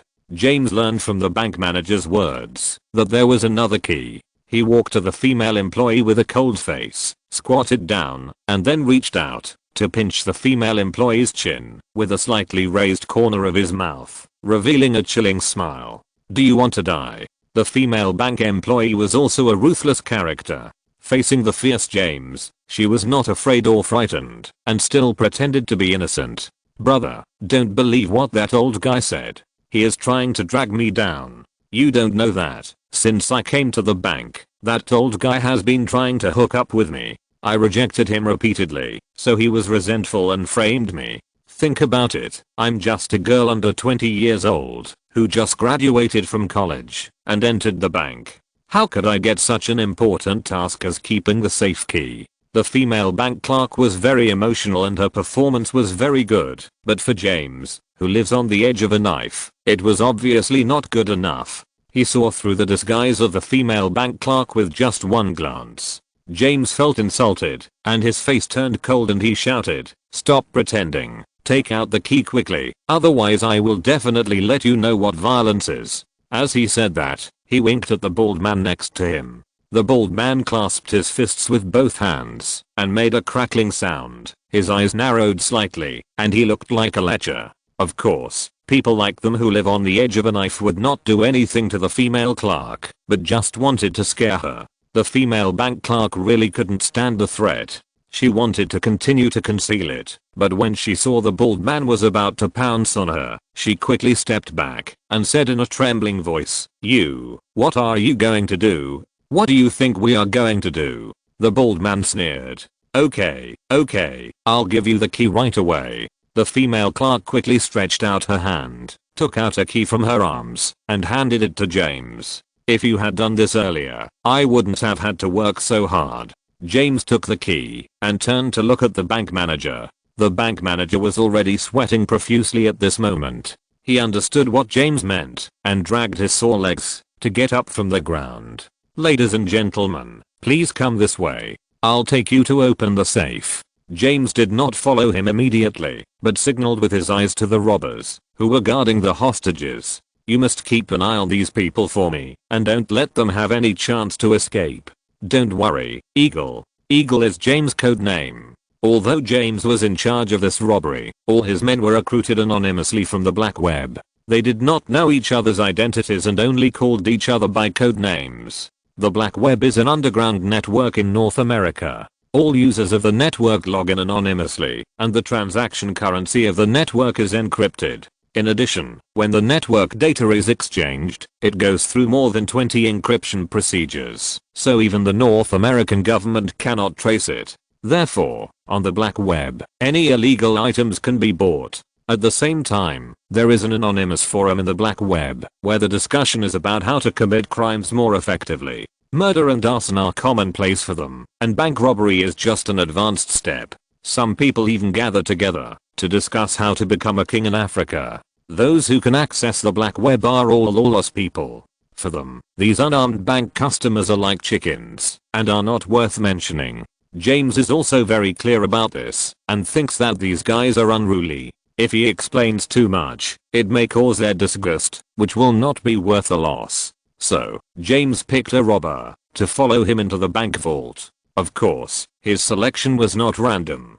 The person chosen was not recruited from the black network, but a friend of James in real life. The robber was named McCain. He grew up with James in the 13th block of New York City, and they had been through life and death many times. They could be regarded as brothers in life and death. Of course, he had to bring his confidants with him to enter the vault. The bank manager inserted two copper keys into the keyhole and turned them gently with both hands. With a crisp click sound, the door of the bank vault slowly opened. At James's signal, McCain strode into the vault and was so excited that he couldn't close his mouth because there were a lot of banknotes on the table of the vault. You know, the bank they robbed this time was just a small bank. It's not that James didn't want to rob a big bank, but because those big banks were well guarded and he didn't have enough people with him this time. In their estimation, the bank should have more than $1 million, and after deducting the mission expenses, each person can get about $50,000. Of course, as the initiator of the action, James can get a little more. But now the bill's on the table. Just a rough look. There are more than $10 million. It is 10 times more than the original estimate. Now James is in a dilemma. Because according to the conditions agreed in advance, James will take double, and the others will share equally. Now so much money, it is a pity to share it equally with the robbers outside. Anyone who dares to rob a bank has long forgotten about morality. For them, money is everything. So, James ordered McCain to put all the bills in his pocket without hesitation. Then, he took out a pistol from his pocket, pointed it directly at the bank manager's head, and shot. The bank manager thought that these robbers would let them go after taking the money, so he fell to the ground without any defense. McCain was shocked to see this, because in the original plan, they did not intend to hurt anyone. Because once they hurt someone, the government would vigorously investigate. James, what are you going to do? Don't you know our previous agreement?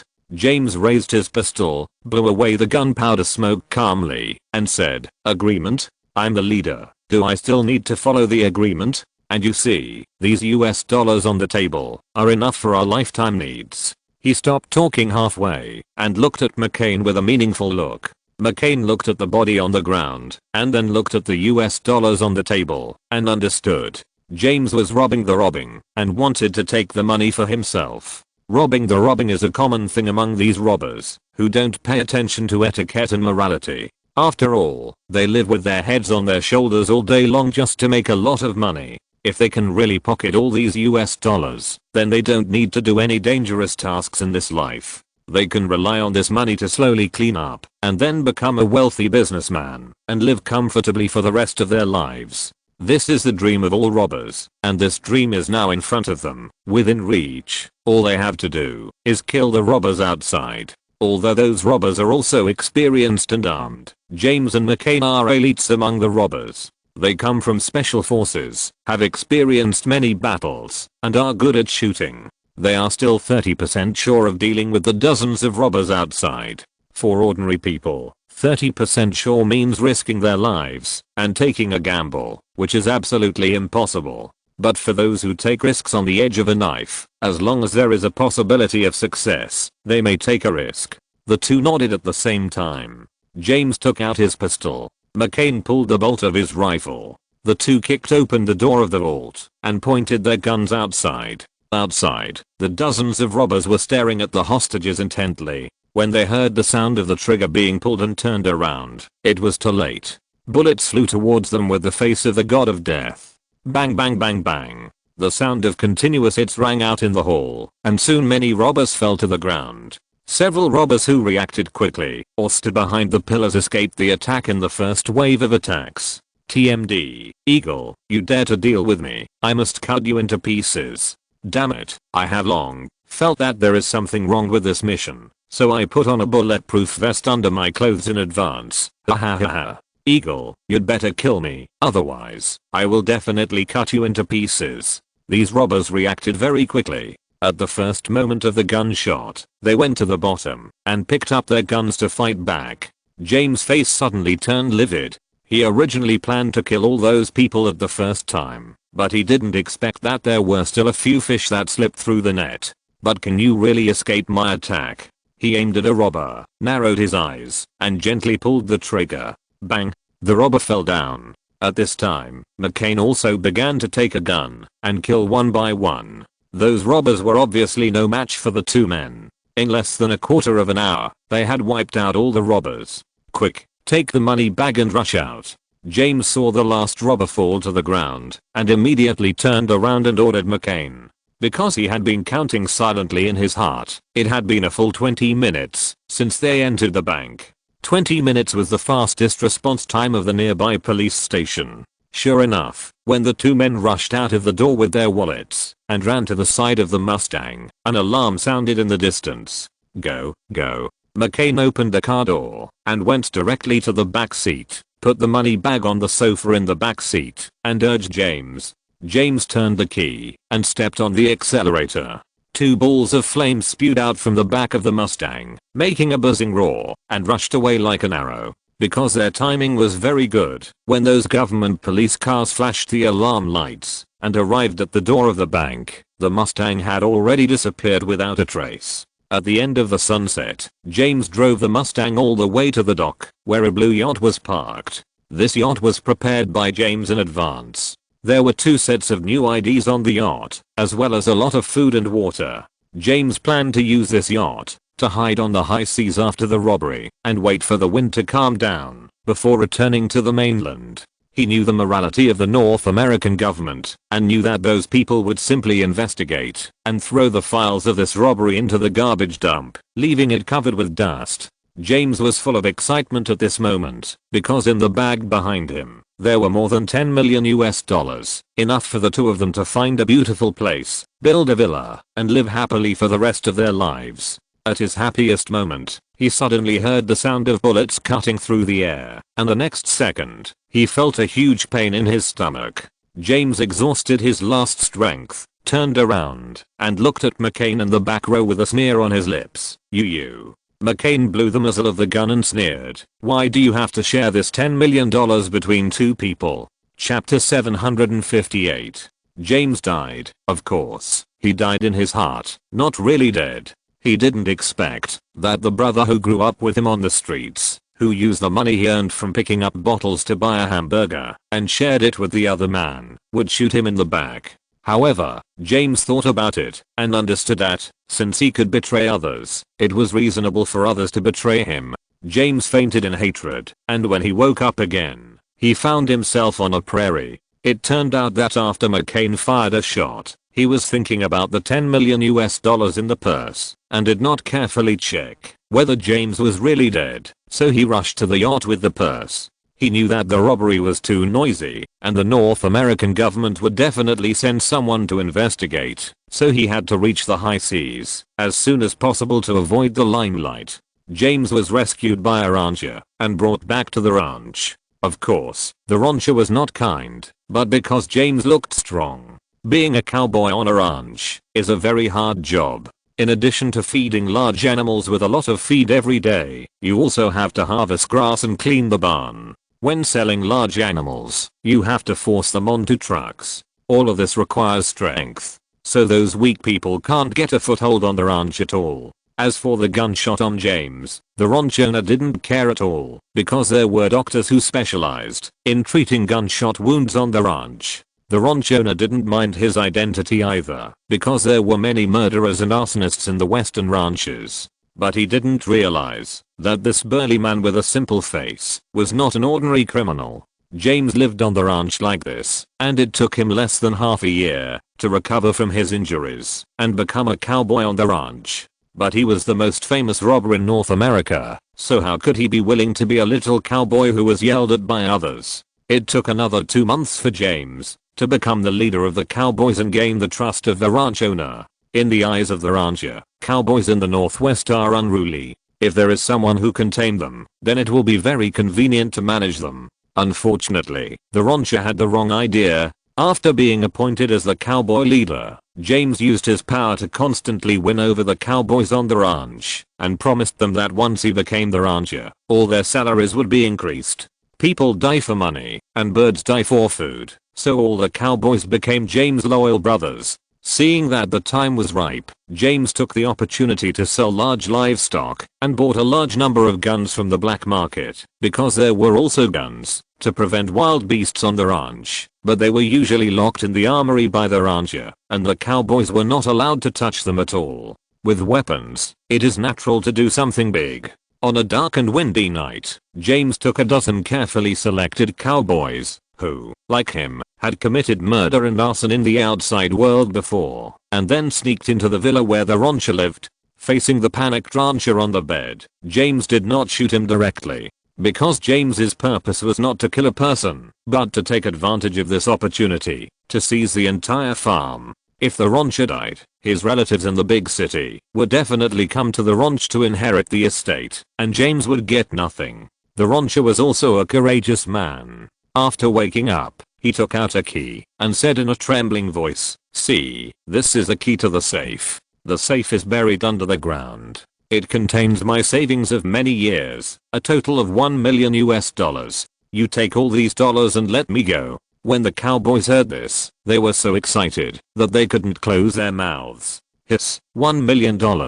Each of us can get $50,000, which is enough to live a carefree life for a while. Haha, I knew that this old guy had saved a lot of money. He usually pretended to be poor, but he couldn't fool my eyes. That's right, that's right. Fortunately, my brother reminded us, otherwise we would have been fooled by this guy. James just smiled faintly. Okay, we came to rob this time just for money. As he said that, he pointed the gun at the rancher's head and made a trigger pulling action from time to time, which scared the rancher. Under the threat of the black muzzle of the gun, the rancher stumbled into the living room and moved the cabinet on the wall, revealing a safe. The rancher entered the password on the safe, and with a click, the safe opened, revealing a box of banknotes. The cowboys were so happy that they couldn't close their mouths. They put their pistols on their waists and were about to come forward to touch the banknotes. As soon as they put their hands on the safe, James kicked out and directly put his foot on the door of the safe. The safe clicked and closed again, almost pinching the cowboy's fingers. Brother, what are you doing? This is our money. According to what we said before, we will divide the money equally. Are you going to cheat? That's right.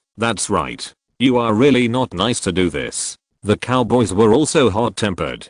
They drew their guns at the slightest disagreement. Facing the black muzzle of the gun, James smiled faintly, took out a cigar, lit it with a lighter inlaid with rubies, took a deep breath, and exhaled a cloud of white smoke. Seeing the ruby lighter, the rancher's face darkened. This lighter was given to him by him in order to bribe James. It was worth $5,000. Now James actually took it out and showed it off in front of him, which really made him very angry.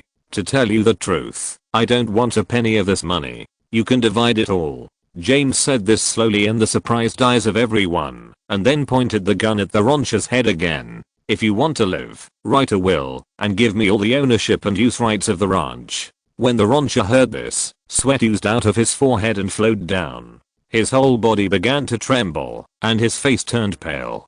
He only understood the meaning of the will, and he also knew that once he made the will, this evil spirit would never let him go. You don't keep your word. I just said that, if I gave you all the money, you would let me go. Why do you regret it now? The rancher was now very regretful. He shouldn't have believed James' word so easily. James looked at the rancher who almost collapsed on the ground, and his heart was filled with comfort. This feeling made him seem to have returned to the past, back to the time when he led dozens of robbers to rob the bank. I must take back what belongs to me. James gritted his teeth and hated it in his heart. Ever since he woke up from the ranch, he has made up his mind to take revenge. However, he knew that McCain had taken more than $10 million.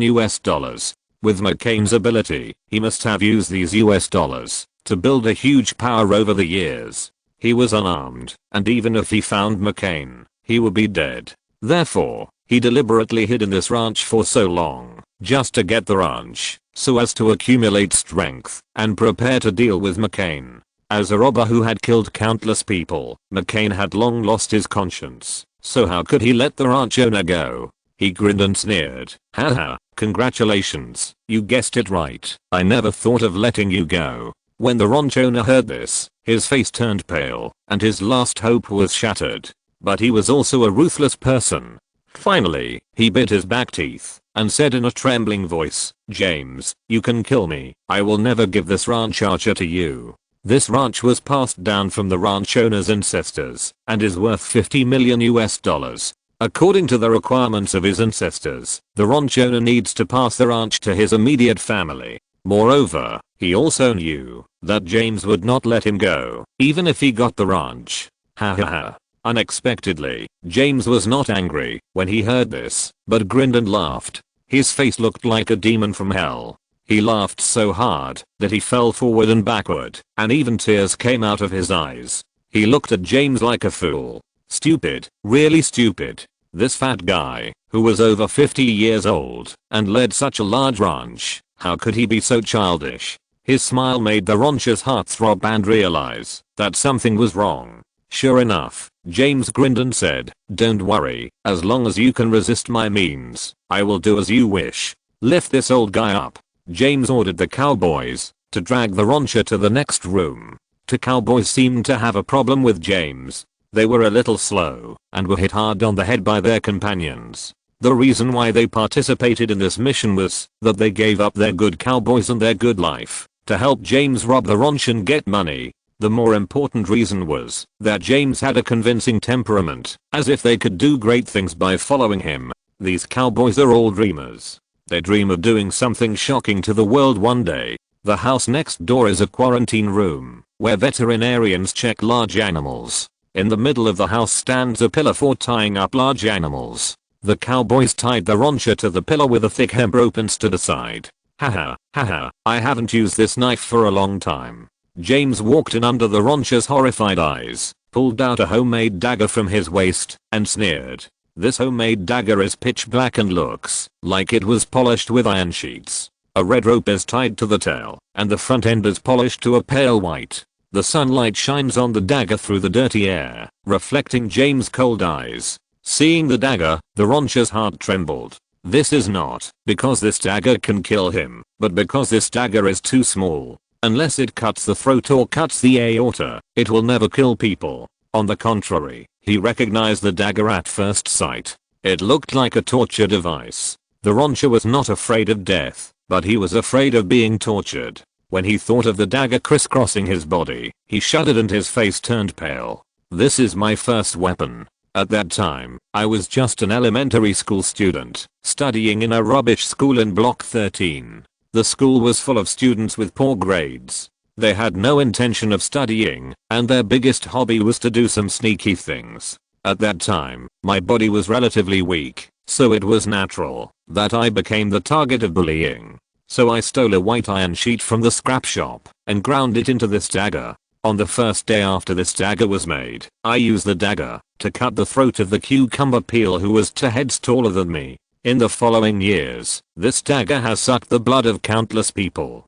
James said, holding the dagger, and walked to the rancher, sneering. I seem to have forgotten to tell you that after so many years of training, this dagger is like my own hand. I can use this dagger to peel off a person's skin bit by bit. Well, of course, it doesn't always go smoothly. There were 2 times when 2 uncooperative guys fainted halfway through peeling. I see that you are in good health and exercise on horseback all day, so you will definitely be able to hold on longer. No, you can't do this. 2 years ago, I saved you from the beach. I asked the doctor to remove the bullet from your body, and I trained you to be a cowboy. If it weren't for me, you would have died long ago. Now, I only beg you to give me a quick death for my past contributions. The rancher's face changed drastically, and he begged quickly. Although he had never heard of this kind of punishment, he knew from the cruelty revealed in James' eyes that what this guy said was true. The rancher felt unbearable pain all over his body when he thought of his skin being peeled off bit by bit. However, James was an extremely cruel guy, and he might give up his long-prepared plan because of 2 words. He ignored the rancher and seriously took the dagger and cut the rancher's arm horizontally. The rancher felt a sharp pain in his arm, just as the dagger penetrated the skin a little bit. This feeling was more painful than being stabbed directly by the dagger. It makes sense. In order to be sensitive to danger, human beings have gradually evolved tens of millions of sensory cells and nerves in the process of millions of years of evolution. It can be said that human skin is one of the most sensitive areas of the human body. After being cut like this, the rancher was considered strong for not fainting on the spot.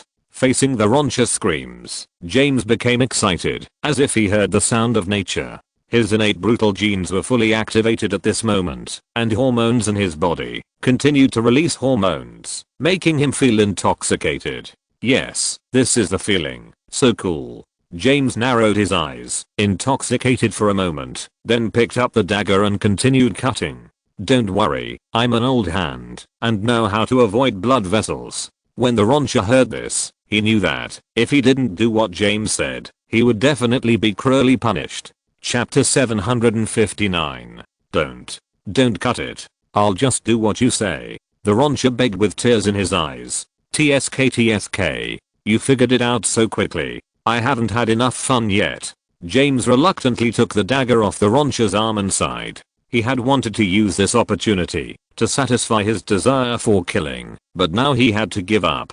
The rancher used his shaking hands to write his name on the agreement, then dipped it in the red seal and pressed his handprint on the agreement. In this way, a ranch worth tens of millions of dollars changed its name. Of course, James kept his promise and pulled the trigger. In addition, in front of everyone, he divided all the US dollars in the safe equally. Looking at the cowboys who were holding the money and looking happy, James stood up and said loudly, "Each of you now has $20,000 in your hands, which may be more money than you can earn in your entire life. It is enough for you to do nothing for a year and still live comfortably. But have you ever thought about what you will do after a year? Your identities have long been blacklisted by the North American government. Once you appear in a big city, you will inevitably be hunted down. It will definitely be impossible to find a decent job." The cowboys who were immersed in excitement put the US dollars in their arms and nodded in unison. "Yeah, I was put on the federal wanted list because I robbed 3 families.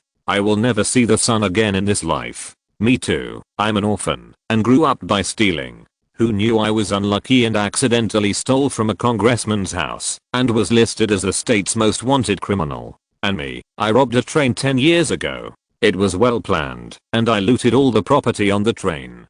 Who knew there would be a company of soldiers doing exercises where the train stopped? Fortunately, I was smart and ran fast, so I didn't get caught, but all my brothers were sentenced to death." For a while, the cowboys began to tell the glorious history of the past. Of course, after so many years of silence on the ranch, they knew in their hearts that they couldn't live the life they longed for with only these $20,000. At this time, a cowboy who had a good relationship with James stood up. He grinned and said loudly, "Brother James, you are our real big brother. If you have any way, just tell us. We brothers have all walked out of the rain of bullets. We are not afraid of anything, and will definitely follow your lead." The cowboys beside him also nodded in agreement. James had just divided such a large sum of money equally, which had completely conquered them. You know, when these cowboys were working as a team before, it was common for the gangs to rob the gangs. Even if they were lucky enough to meet a good boss, the money they could get was very little. "Yes, Brother James, if you have any ideas, just tell us. The brothers can only wield guns and sticks, and don't have so many ideas." "That's right, we can only get these $20,000 because we have Brother James. As long as Brother James says it, we will definitely die. Brother James will be my real big brother in the future. You must take the brothers with you." James was waiting for such an attitude from the cowboys. In fact, he had some hesitations about dividing the US dollars, because for him, the money was enough for him to live the rest of his life without worries, and he was sure that he could wipe out all the cowboys in the house, but he didn't do that. The only reason was that he wanted revenge, and he must tear McCain, who betrayed him, into pieces. James shouted loudly, "If you are willing to trust me, then please do a big thing with me. After this is done, I promise that you can live the rest of your life comfortably, and there will be beautiful women and good wine every day." When the cowboys heard this, they immediately became excited and shouted loudly, "Good wine, beautiful women. Good wine, beautiful women."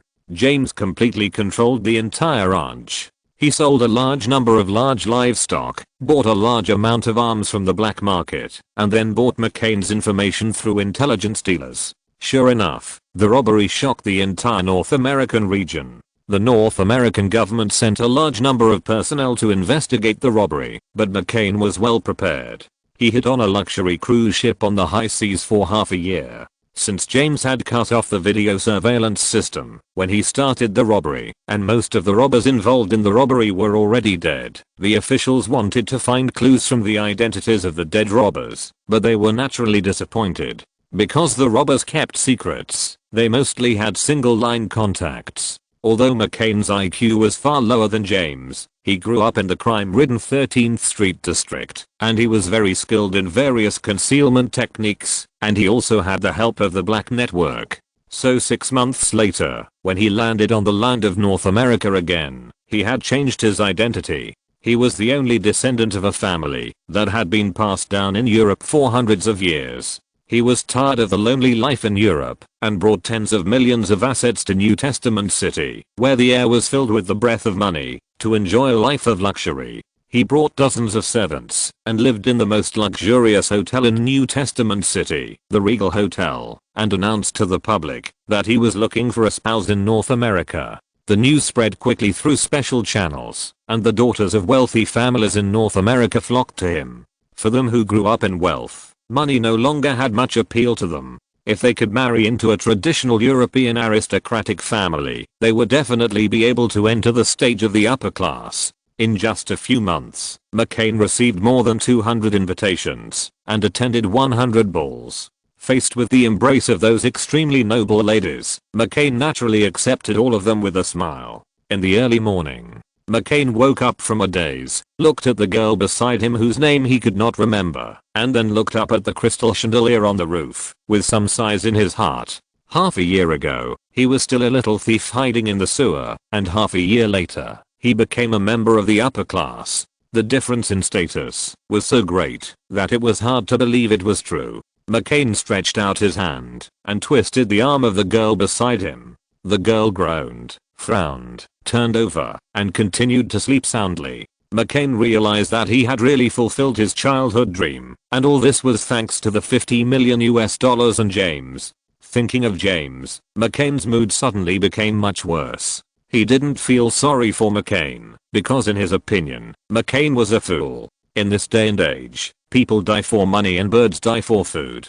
McCain actually still believed that there was loyalty in this world, and believed that brothers could share life and death and wealth. What else could he be but a fool? He was worried that James would come to seek revenge on him. At that time, he shot James on the coast. Although he saw with his own eyes that there was a shooting hole on James's stomach and blood was flowing, he forgot to shoot again. In fact, it was not that he forgot to shoot again, but because he was afraid that the North American government would catch up, so he fled to the high seas in a hurry. Maybe James is dead. No, James must be dead. McCain thought so, and his mood gradually improved. Of course, he had been prepared for James' revenge, and hired the world's most famous security company to be responsible for his safety. There was a girl lying beside him, a bodyguard standing outside, a luxury car when going out, and world famous dishes for meals. This is the life of a superior person.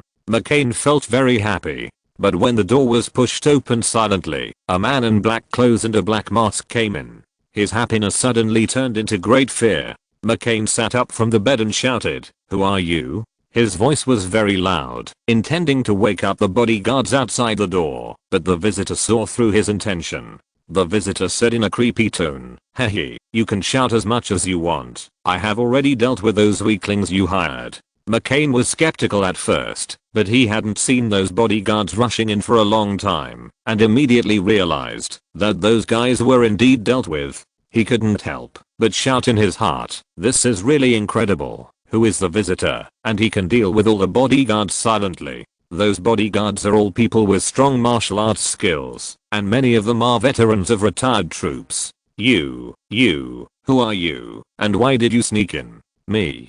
Ha ha ha ha, you must know me, the man in black said, removing the mask covering his face, revealing his fierce face.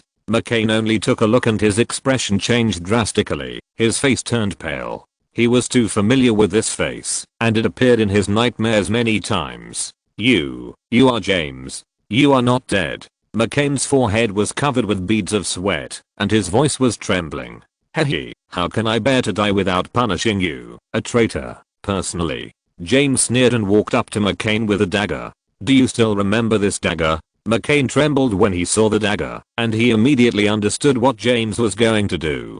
James waved a dagger in his hand, walked up to McCain, and said in a cold voice, "Back then, the two of us in the 13th Street District relied on this dagger to climb out from the bottom bit by bit, and finally became a force in the 13th Street District that no one could ignore. I thought that we two brothers could be brothers for life, but I didn't expect that you would dare to stab me in the back." The pain of being betrayed tore James' wounds, making him feel that there was nothing worth his nostalgia in this world. McCain regretted not hiding the revolver under his pillow. He knew that McCain must be here for revenge this time, so he quickly climbed up from the bed and knelt down in front of James. "Boss, I was really possessed by the devil at that time. Please forgive me for that time. I will give you all my money now." As he said that, he took out a bank card from his pocket with trembling hands and feet and placed it in front of McCain. "This is a bank card of Black Flag Bank with $50 million in it."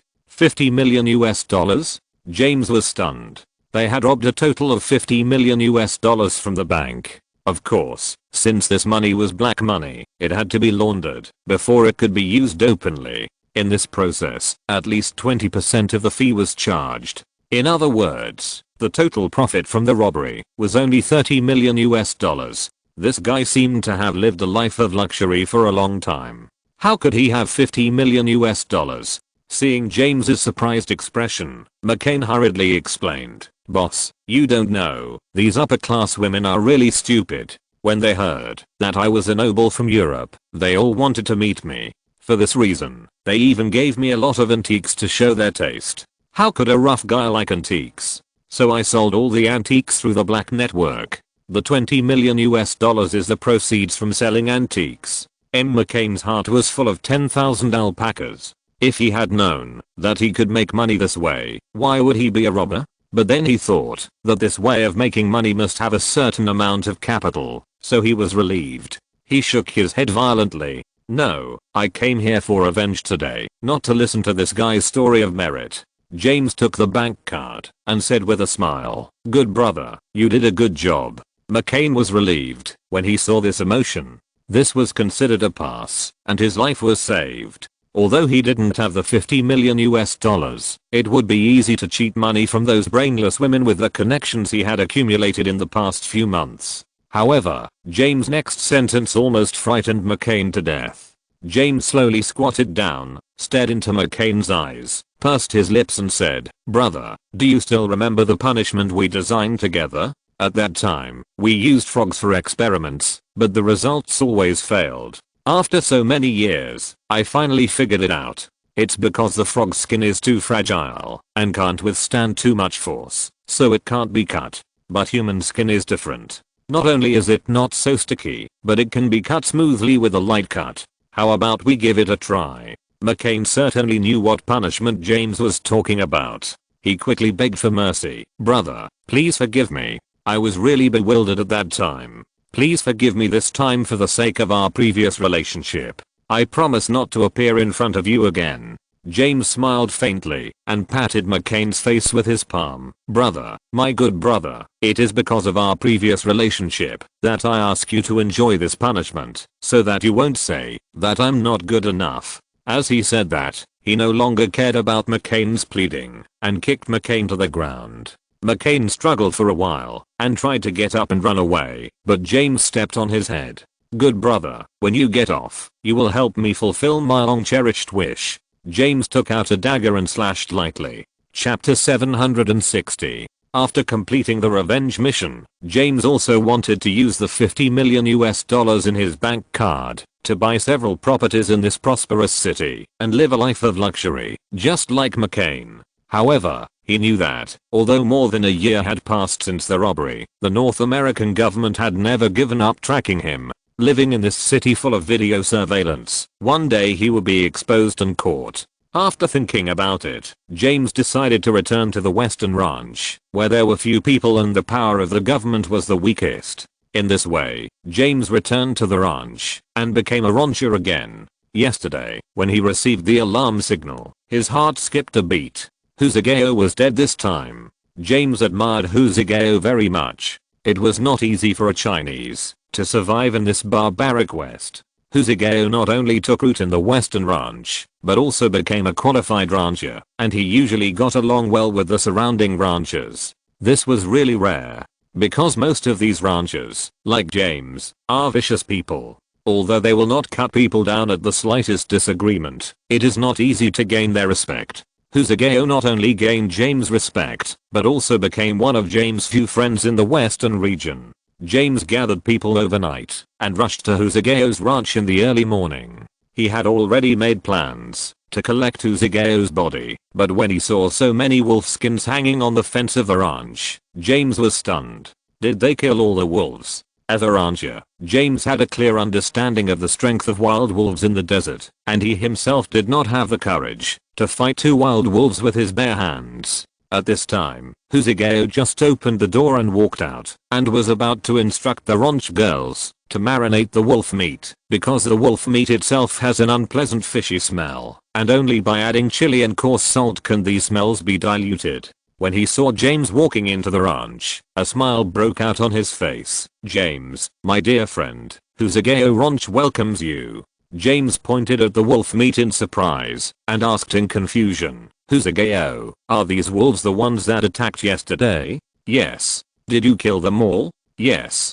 Husageo breathed a sigh of relief when he saw James' incredible look. Although James' ranch is not the largest one in the Western Ranch, James is the most aggressive person. In just 5 years, James has used various means to annex hundreds of acres of land in the surrounding ranches. Of course, such means are often shameful. Although Husageo's ranch is not adjacent to James, and Husageo is not afraid of James, Husageo is afraid that, if he dies in the mission, Lisa may not be able to stabilize the situation of the ranch, and James may take advantage of the situation to move in.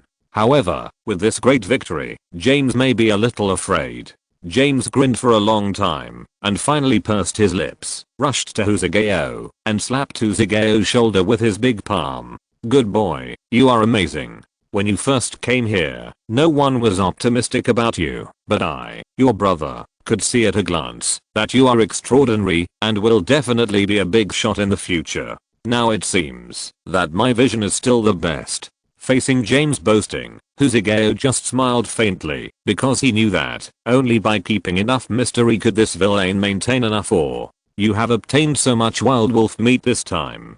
Have you ever thought about selling it? I heard that in big cities, those rich people believe that wild wolf meat has health benefits and will pay a high price to buy it. Do you have any connections? If not, brother, I'm willing to help you sell it," James said eagerly. Husageo waved his hand. "Thank you for your kindness, brother, but this time the wild wolves are the joint achievement of all the cowboys on the ranch. I can't monopolize it alone, so I don't plan to sell the wolf meat, but to hold a banquet in the evening." "Banquet?" James looked surprised. A rough estimate of the wolf meat was over 10,000 kilograms. If it was sold, it would bring at least several $1,000,000 in profit. Although the Western Ranch looked huge, due to the exploitation of the large livestock market, the prices of large livestock were not too high, and the ranch must have always lived a tight life. It was incredible that Husageo threw millions of dollars into the water so easily. "That's right, banquet. My alarm has alarmed the Western Ranch. Those ranchers will definitely come here with their teams today. In order to thank you for your hard work, I'm willing to donate this wild wolf meat so that everyone can enjoy the life of the rich in the big city." Husageo spoke out his plan word by word. Hiss. This time, not only James, but also the cowboys following behind James all took a deep breath at the same time. The name of the Western Cowboy sounds very cool, and the work content is also very cool, but in fact, life is very hard. The large livestock on the ranch are important assets of the ranch and are generally used for sale. They usually have simple meals, and only when the large livestock die of accidental illness can the cowboys eat meat. I didn't expect Husageo to be so generous this time. Good brother, I really didn't misjudge you. People have to be generous to have development. You will definitely be the leading figure in our western region in the future. Husageo's actions made James couldn't help but give a thumbs up. At this moment, a hurried sound of horse hooves was heard outside the ranch. "Where is Husageo? Is he dead?" A clear and pleasant voice, mixed with the sound of horse hooves, reached everyone's ears, making Husageo smile bitterly and shake his head, and James revealing a meaningful smile. A moment later, a woman riding a white horse rushed into the ranch. She was probably in her 30s, but dressed like a 17 or 18-year-old girl, with black hair draped behind her, and the bright red cheongsam on her body, set off her figure just right. 1 point more, and she would be fat, and 1 point less, and she would be thin. 2 white long legs stretched out from the slit of the cheongsam, and under the sunlight, they were dazzling. Her iconic fiery red hair and the deep contours of her face showed her identity, a girl who was born and raised on a western ranch. Her name is Chris, a loyal fan of Husageo. Husageo Lovers is a special name for western ranchers. After Husageo came to Zimu Ranch, he was immediately liked by the young girls and wives in the western region with his unique and beautiful appearance. They rode horses from hundreds of kilometers away just to talk to Husageo. And they are unrestrained and will use various means to seduce Husageo. As a good Chinese man, How could Huzugeo be seduced by their beauty? Those Huzugeo lovers can only return in embarrassment, but Chris is different. She is the daughter of Huke, the owner of Hook Ranch. She is stubborn by nature and has the final say in the ranch since she was a child. Huzugeo's refusal made her very angry, so she proposed to compete with Huzugeo in shooting. Chris had been playing with guns since she was young, and she was good at shooting. Chris wanted to use this method to improve her position in Huzugeo's heart, but Huzugeo just smiled lightly, raised his hand and shot casually, and hit the wild bird flying in the sky, which surprised Chris so much that she almost couldn't close her mouth. Of course, she could do this with her shooting skills, but she couldn't do it as easily as Huzugeo did. Huzugeo wanted to use this method to make Chris give up, but Chris's attitude suddenly became more enthusiastic. She originally came to harass Huzugeo just because she thought he looked very manly, but now she thinks Huzugeo is her lifelong destination. After returning to the ranch, Chris secretly vowed that she would not marry Huzugeo in this life. This time, when she heard that Huzugeo's ranch was suddenly attacked by wild wolves, Chris summoned cowboys to support him overnight despite the opposition of Old Hook. Now seeing Huzugeo standing there, with wolf skins hanging on the walls of the ranch and wolf meat on the ground, she felt that she could not suppress her excitement, and her big eyes were about to overflow. Huzugeo took a step back when he saw her like this. These women in the western region were very rough, and might pounce on him. Fortunately, at this time, Lisa came out of the house with a teacup, and saw Chris's face flushed and eyes shining. She immediately understood her thoughts. Lisa was helpless about this woman. She hated her, but couldn't like her. Chris was not bad by nature, and because of her straightforward character and love to help people, she was quite famous in the Western Ranch. The only thing to blame was Huzugeo's attractiveness. But which woman doesn't want her husband to be attractive? Lisa sighed, walked quietly to Huzugeo, and handed him the cup. "Zigeo, I brewed your favorite Westlake Langing tea. It's cool in the morning, and you worked hard all night last night. Have a cup of hot tea to get rid of the cold." When Chris saw Lisa coming out, her expression suddenly dimmed, and her big eyes couldn't help looking at the ground, as if a flower was growing on the gravel and yellow land. She felt sorry for Lisa, because she had feelings for Huzugeo. In fact, Chris and Lisa were a pair of good friends. On the Western Ranch, they were about the same age, and they were both daughters of ranchers. They played together a lot since childhood, and formed a deep friendship. When they were older, Chris began to take over the Hook Ranch, and Lisa went across the ocean to study in China, and the two separated.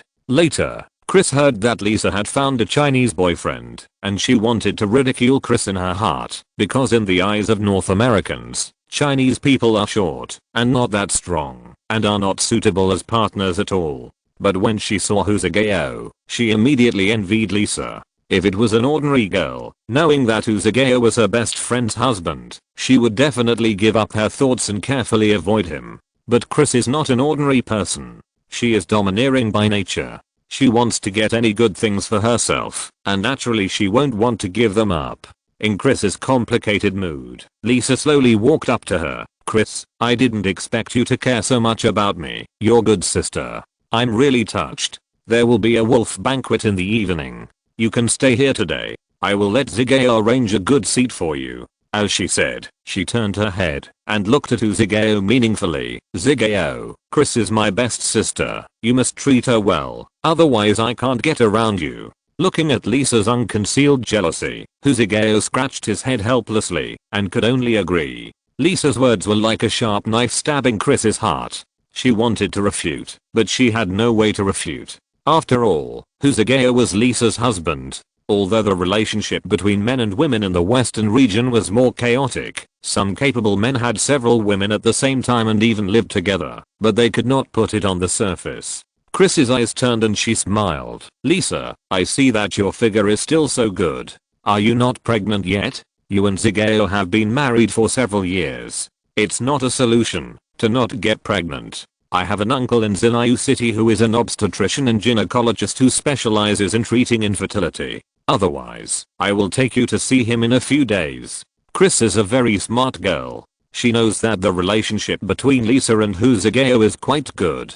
Under normal circumstances, it is almost impossible to destroy it. But they also have troubles, that is, they have not had offspring, especially Huzageo is a Chinese. Since Chris fell in love with Huzageo, she has studied the character of Chinese people, and knows that for Chinese people, there are 3 unfilial acts, and the greatest one is to have no offspring. 100 years ago, if you didn't have any offspring, you would not only be stabbed in the back, but you wouldn't even be able to be buried in the ancestral tomb after death. Chris's words made Lisa's face turn pale. This was no longer a sharp knife, but a mortar. Lisa was blown to pieces in the roar of the artillery. She wanted to get angry at that time. Although Chris was the daughter of Hooker Ranch, she was not afraid. Too much. This is really too much. When Huzageo heard Chris's words, his brows twisted into knots. He originally had no opinion on this girl, and only regarded her as a naughty little sister, but now this little sister actually maliciously provoked his wife, which he could not tolerate. Huzageo handed the teacup to the cowboy next to him, then walked slowly to Chris and said coldly, "Chris, you brought so many people to rescue us. I'm really grateful, but if you speak so rudely to my wife again, then please go back." This sentence made Chris angry.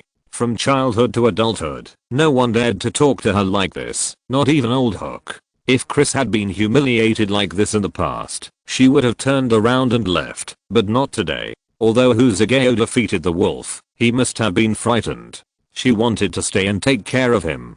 Chapter 761. Night. The brilliant bonfire illuminated the entire ranch. The firewood was burning with a crackling sound, and sparks popped out from time to time. The bright red flames licked the wolf meat on the grill, and the surface of the bright red wolf meat sizzled with oil, and the air was suddenly filled with the tempting aroma of meat. Hundreds of cowboys from more than a dozen ranches gathered around the bonfire, dancing the unique dance of the Western ranch accompanied by vigorous dancing. This dance was extremely unrestrained, showing the curvy figures of men and women to the fullest. For a while, the cold ranch became as lively as a disco in a big city. Those young men and women also took this opportunity to exchange glances, and those who were attracted to each other had already made an appointment to go to the small hill next to them to have a heart-to-heart chat. Huzageo sat on a chair, drinking a drink, and looked at this scene indifferently. Perhaps from tomorrow, he would say goodbye to this kind of life forever, and he suddenly felt a little reluctant. To be honest, when Huzageo first came to the Western Ranch, he was not used to it, because it was quite desolate here, with grass everywhere, cattle and sheep everywhere, cowboys with untidy beards, and speaking in a bandit-like manner. Even the villas, that were considered to be the ultimate and most advanced houses on the ranch, were only similar to the country villas in China. What made Huzageo even more distressed was that due to its remote location, the network was very poor and intermittent. Huzageo wanted to chat with his friends in China, but there was no way. This place was almost like a deserted village isolated from the world. But half a year later, when Huzageo gradually adapted to life here, and spent a lot of money to buy the satellite network service of Mosey Technology, he felt that this place was not bad. Especially those cowboys who looked like barbarians were actually kind-hearted, but they were affected by the harsh environment in North America, and had to do evil things. Most of the cowboys were people who would go to great lengths for their friends, much better than those people in the outside world, who were good at intrigue. Lisa and Chris brought a chair, and sat next to Huzageo. Of course, Lisa couldn't stand Chris, and she wanted to drive Chris away immediately, but Chris came all the way to rescue the ranch, and this performance made her a distinguished guest of the ranch. Lisa was a sensible person. She knew that doing this would embarrass Huzageo, so she could only grit her teeth and keep this thought in her stomach. Chris was originally very thin-skinned. If it were somewhere else, she would have ridden back to the ranch, but Lisa's performance filled her heart with fighting spirit. Chris waved her hand, and the nanny who was serving beside her immediately brought out a bottle of wine and 2 high-foot glasses from the carriage of the convoy. This is a wine collected by our Hook Ranch, called Louis XVI, which has been stored in the cellar for 100 years. I brought it here, to share with you today. Louis XVI is one of the most famous wines in the world. It was once popular in the European aristocratic circle. Later, with the development of time, the number of Louis XVI became less and less, and many counterfeit products appeared on the market, which made the reputation of Louis XVI far worse than before. However, looking at the old label on the bottle of wine and the gold seal on the bottle mouth, Husageo naturally knew that the bottle of wine must be genuine. Although he didn't like drinking, he would taste wine in his spare time to add some fun to his ordinary life. How can this be so embarrassing? This bottle of wine is so expensive. You should take it back. We have homemade wine on our ranch. As he said this, Husageo wanted to find someone to bring out the homemade wine. However, Chris had already put the lid opener into the red wine bottle and smiled faintly. How can homemade wine compare to this wine from France 100 years ago? Today you defeated the wild wolf with your own strength. What a great event. Bang. With a sound, the wine bottle was completely opened, and a light white mist came out of the bottle mouth. The unique fragrance of wine immediately filled the air, making people feel relaxed and happy. The ranchers sitting next to them were also attracted by the aroma of the wine at this time, and they all cast greedy eyes. There is an old custom in the western ranches. Every autumn when the grapes are ripe, each ranch will buy a large amount of grapes from the market, put them in wooden barrels to ferment naturally, and make wine. Although this kind of homemade wine has a bitter taste, the alcohol content is not low. In addition, the price is low, which is very suitable for cowboys to relieve fatigue. Even the ranchers have never drunk wine like Louis XVI. Their Adam's apples are shaking, but they dare not say anything. Because Chris is famous for her hot temper in the ranch, if she is not careful, she will fight on the spot. At that time, being beaten by a woman will naturally make her face lose. Chris has no intention of letting them go. She holds the wine bottle with her slender white palm, pours a full glass of red wine, and hands it to Husageo. This glass of wine is dedicated to the bravest man on this ranch. Husageo is in a dilemma at this time. It is not right to accept it or not. If he accepts it, Lisa's face next to him is so gloomy that it can be twisted into water. Don't accept it. This reason is completely reasonable. If you refuse rashly, not only will Chris lose face, but people will also think that Husageo is a petty man. After hesitating for a long time, Husageo took the wine glass and took a sip under Chris's expectant eyes, and then handed the wine glass to Lisa. Of course, behind every successful man there is a woman who is willing to contribute. Lisa is responsible for a large part of my ability to defeat the wild wolf, so I should share this glass of wine with Lisa. Lisa was angry that Husageo accepted Chris's toast. To her, Chris's behavior was completely provocative. Anger suddenly rose in her heart, and her eyes turned red. Although Lisa usually looks gentle and gentle, how many women who grew up on the grassland would allow themselves to be bullied? However, when she saw Husageo actually handed the wine glass to her, the anger in her heart was immediately extinguished by the flood. And by the way, it was as refreshing as eating ice cream on a hot summer day. Haha, my Husageo is so considerate. With such a husband, I live in happiness all day long. Lisa took the wine glass, shook her wrist, and the sweet wine flowed into her mouth. Chris could only stare blankly at the side. She wanted to make a sarcastic remark, but she had no reason. They were a legal couple with a marriage certificate, and it was not the turn of outsiders to complain. The farmers on the side all showed strange expressions. They wanted to laugh at Chris when they saw her being humiliated, but they thought of Chris's hot temper and were afraid of being affected for no reason, so they could only keep their mouths shut. At this time, the wolf meat on the barbecue grill had been cooked, and the female workers took knives, forks and bowls from the kitchen. Of course, in the western ranch, the so-called bowls and plates were just a relatively complete castor leaf. The wolf meat, which was shiny and white, was cut by a sharp knife and placed on the castor leaf. The brown color of the meat and the green color of the leaves set off each other, making it look even more tempting. Many cowboys had sticky transparent liquid flowing from their mouths. In the past, they would have rushed forward and snatched all the wolf meat, but now it was Lisa who was distributing the meat. When they saw Husageo sitting on the chair next to them with a smile on his face, they were all shocked and dared not say a word. They knew Husageo very well. Although he usually smiled and spoke very obediently, looking like a good-tempered gentleman, he was actually a cruel guy. When Huzugeo first came to the ranch, there was an unruly cowboy who had provoked Huzugeo several times. Once he even deliberately disobeyed Huzugeo's orders.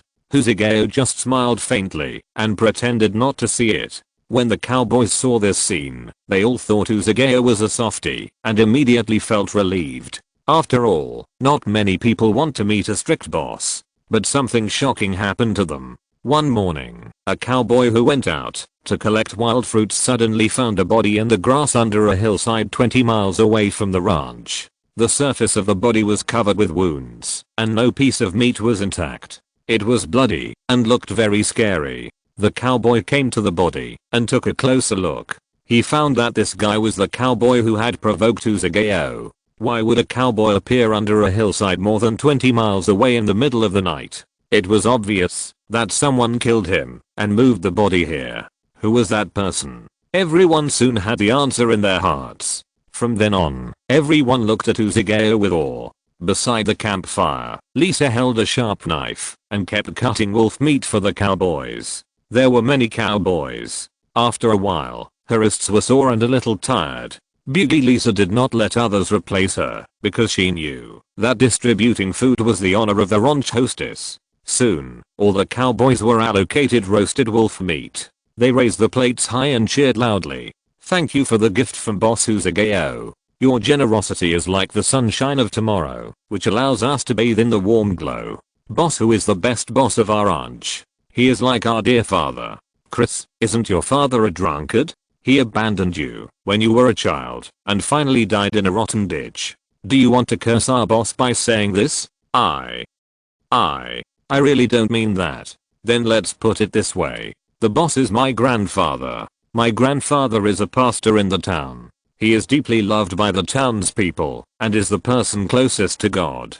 Ha ha ha ha. The fragrant roasted wolf meat made the cowboys feel very happy. They ate the meat and drank the wine with big mouthfuls. At the same time, they all had the same idea in their hearts. That is, they must work hard on the ranch in the future to repay Huzugeo's kindness. At Huzugeo Ranch, those cowboys have more or less received Huzugeo's kindness. For example, Yohanna Siren suddenly had a stomach late one night 2 years ago. After a simple diagnosis by the ranch's second-rate doctor, he found that he had acute appendicitis. When all the cowboys heard this name, their faces turned pale, and they looked at Yohanna Siren with sympathy. Acute appendicitis itself is a minor disease. In China, it only requires a minor operation and a week of hospitalization to be cured, and it doesn't cost much in total. But for the cowboys on the ranch, acute appendicitis is like a terminal illness. The reason is very simple. Acute appendicitis costs hundreds of thousands of dollars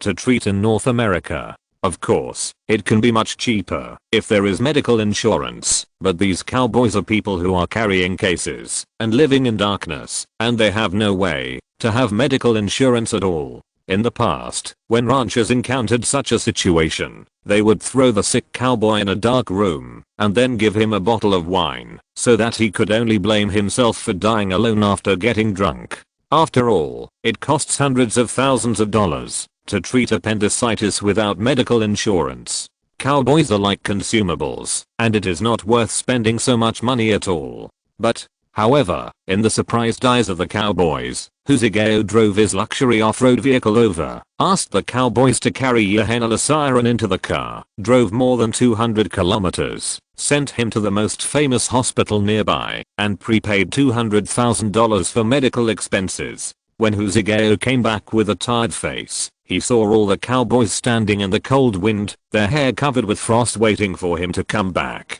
Facing the cowboys' doubts, Huzugeo just said lightly, "Compared with hundreds of thousands of dollars, I still think your life is more important." This plain sentence made all the cowboys feel an indescribable touch in their hearts. After all, in the past, they were just tools used by ranchers to make money, and the ranchers would not care about their lives. For example, Victor Elm, he was a hapless guy, a complete hapless guy. 5 years ago, when Victor Elm passed by a robbery scene, he accidentally approached with the mentality of watching the excitement, and was mistaken for a robber, and arrested by the government.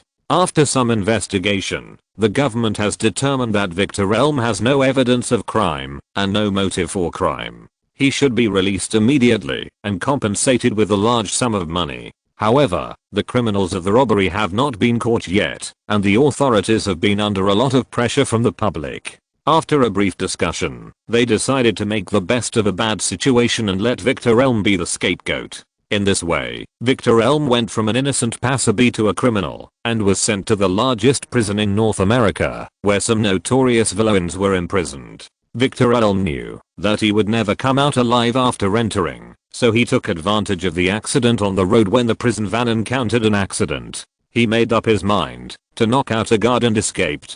Victor Elm knew that the North American government would definitely hunt him down, so he slept in the open all the way to the west and finally appeared in the Husagao ranch with disheveled hair and dirty faces. Soon, he was discovered by the cowboys on the ranch and was sent to Husagao. If you're listening to this novel on a channel other than Fanfic World, it means they downloaded and uploaded it without effort. We cordially invite you to visit our channel, Mundo Fanfic Novelos. There you'll find the original version of this story and you can explore many other novels of various genres. We're waiting for you to immerse yourself in a world of incredible novels.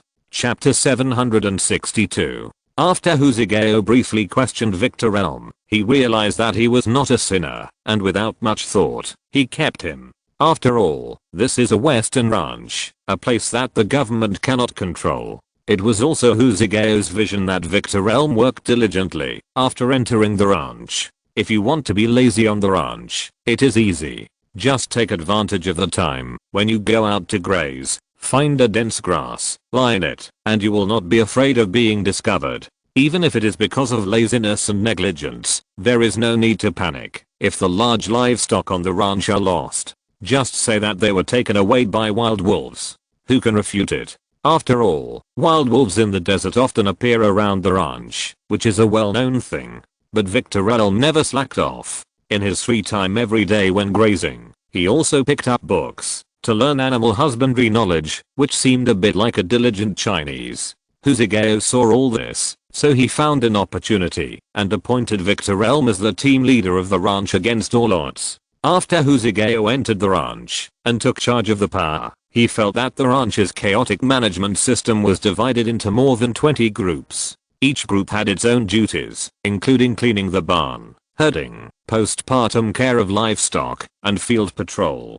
From then on, the cowboys specialized in one job, and the ranch's production efficiency quickly improved. In order to cultivate the cowboys' desire to win, Husagao also set up a mobile red flag system on the ranch, and awarded the most outstanding groups with red flags. This red flag not only symbolizes glory, but also the group with the red flag will receive an additional bonus at the end of each month. The members of those groups were quite dissatisfied with Victor Elm being the team leader.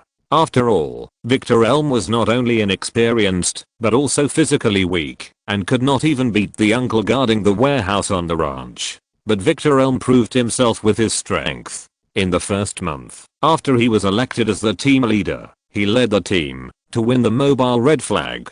Now, the team members immediately looked at Victor Elm with new eyes. After all, each of them received an extra bonus of 100 yuan that month, which was a real benefit. Victor Elm began to live a happy life on the ranch until a sad news came. His mother, who was far away in Texas, suddenly had cancer and wanted him to go back. Victor Elm was in a dilemma. His identity at the moment was a prisoner who had long been on the wanted list of the North American government. Maybe he had just appeared in the hospital and the government would show up and arrest him. But he thought he couldn't watch his mother die in pain. So Victor Elm became depressed. At the monthly bonfire party, he sat alone in a dark corner, watching the cowboys dancing happily. Husagao keenly noticed that something was wrong with him, took a bottle of wine, and walked over to him, and poured him a glass. Victor Elm was particularly excited by the boss's toast. He drank several cups and his face turned red. With the help of drunkenness, Victor Elm told Husagao about his troubles, and said that he had decided to go to the hospital to visit his mother at risk. It didn't matter if he was arrested. After all, his mother had raised him. If he just watched her die alone, Victor Elm really couldn't do it. Husageo was touched by Victor Elm's filial piety. As a Chinese, he firmly believed in the principle of respecting the elderly and loving the young. He frowned and thought for a moment and decided to help Victor Elm. Victor Elm, if I tell you that there is a place in the world that can cure your mother's cancer, would you believe it? Victor Elm looked surprised. How is this possible? My mother suffers from pancreatic cancer, which is the king of cancers. The founder of the fruit company suffered from this disease and went to hospitals all over the world, but in the end he could only watch himself die. It seems that you haven't paid much attention to the news in the past 2 years. You don't know that Mosey technology has completely conquered cancer. Husageo looked at his surprised expression. He shook his head and smiled. This made Victor Elm's expression change drastically. It's not that he didn't know that Mosey technology had conquered cancer, but because as a North American, he had almost no way to get his mother a place for this treatment. 5 years ago, Mosey technology announced to the world that it could cure cancer. Once the news was released, it instantly exploded the world because it has been too long since all mankind succumbed to the terrible devil of cancer. According to relevant statistics, millions of people die from cancer every year, causing tens of trillions of property losses. Major medical research institutes around the world have made conquering cancer their goal. However, due to the limited ability of Mosey technology to produce reagents, drugs for cancer treatment need to be given priority to Chinese people. A queuing strategy is adopted for foreign patients. It is said that there are currently as many as 5 million patients queuing. On the black market, one quota has been hyped up to $1 billion. Although $1 billion is a lot, it is worthless compared to life. So as a child who grew up in an ordinary family, Victor Elm never thought of sending his mother to Mosey technology. But now he remembered that the boss in front of him seemed to be from Mosey technology. He must have a way. Mother is saved. Victor Elm's eyes were moistened instantly, and no words could express his feelings at this time. He gritted his teeth, knelt down on the ground with a thump, and kowtowed directly to Husageo. Husageo did not dodge, and accepted this great gift without hesitation. He thought that what he was about to do was completely worthy of Victor Elm's gift. Afterwards, Husageo helped Victor Elm's mother make an appointment for treatment through his colleagues at Mosey Technology and paid a large amount of medical expenses. 2 months later, Victor Elm's mother recovered completely after treatment at Mosey Technology. From then on, Victor Elm was grateful to Husageo and became Husageo's most powerful assistant on the ranch. Of course, there are many people who have received Husageo's favor on the ranch. They all received Husageo's help at the most critical moment, so they admired Husageo from the bottom of their hearts and were loyal to him. With the help of these cowboys, even if Husageo did not appear on the ranch, the entire ranch could operate normally. This is why Husageo dared to leave the ranch easily and hand over the ranch to Lisa. An unprecedented bonfire party ended like this. The cowboys were all drunk, staggering and supporting each other as they walked towards the staff dormitory not far away. Husageo didn't drink a single drop of wine. He sighed, stood up, found a basin of water nearby, and poured it on the bonfire. As he watched the bright red charcoal gradually dim, his mood became heavy. Tomorrow, he will leave the ranch, where he has lived for more than 10 years, and go to Xinyu City to carry out the mission of Mosey Technology. He doesn't know if he will have the chance to come back again in this life. Lisa, who was standing next to him, had already seen that Husageo was worried. She didn't ask him, but like a gentle wife, she also brought a basin of water to help extinguish the bonfire, then turned around and took out a cotton coat, put it on Husageo, and said softly, "Zigeo, it's getting late. Let's go back and rest." "Yeah." Husageo nodded, and after confirming that the bonfire was completely extinguished again, he turned around and walked towards the villa. Back at the villa, Lisa immediately took Husageo to the bathroom to wash up, and then put the dirty clothes that Husageo had changed into the washing machine, and finally cleaned the living room of the villa again. Because Lisa knew that in China, women who are good at both housework and cooking are loved by men. After doing all this, she was so tired that she was sweating, and her hair was wet on her forehead. Then she went to the bathroom to wash up, and came to the bedroom. At this time, Husageo was lying on the bed reading a magazine published by Mosey Technology, which contained the latest scientific research trends of Mosey Technology. Although Husageo had left Mosey Technology, he was still concerned about Mosey Technology. When Husageo saw Lisa coming in, he quickly put down the magazine and opened the quilt. "You must be exhausted today. Come up and rest for a while." Lisa glared at him with a red face. "Can you rest in the quilt?" As a woman, Lisa sometimes often feels helpless. Before she got married, she once heard the aunt in charge of cleaning at the ranch say that in this world, there are only cows that die of exhaustion, but no land that is damaged by plowing. She used to think this was a wise saying, but after divorcing Husageo's behavior made her more and more suspicious of this saying. Husageo was not tired to death, but full of energy all day long, especially at night. This was really unbearable. However, as a woman, Lisa also felt very happy. She put on her pajamas and snuggled up to Husageo.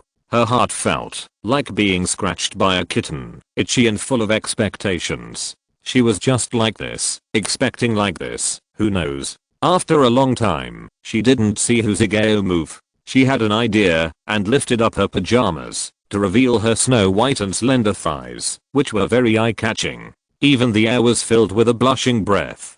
But Husageo remained unmoved and didn't even look at him. He still looked up at the roof. What happened today? Is Husageo worried? Lisa sat up, her mouth slightly raised, her eyelids raised, pretending to be angry, and said in a delicate tone, "Zigeo, am I not beautiful?" In the past, whenever Husageo was upset and looked cold, Lisa could make Husageo smile by pretending to be angry. But this time, it was obvious that Lisa's idea was wrong. Husageo sighed. "Lisa, if I leave you forever, will you miss me?" Lisa was stunned by this sentence. She frowned and her eyes widened. Do you have an incurable disease?" In her mind, Husageo and she had a good relationship and would never abandon her for other things. But as soon as she said this, before Husageo could answer, Lisa realized that something was wrong.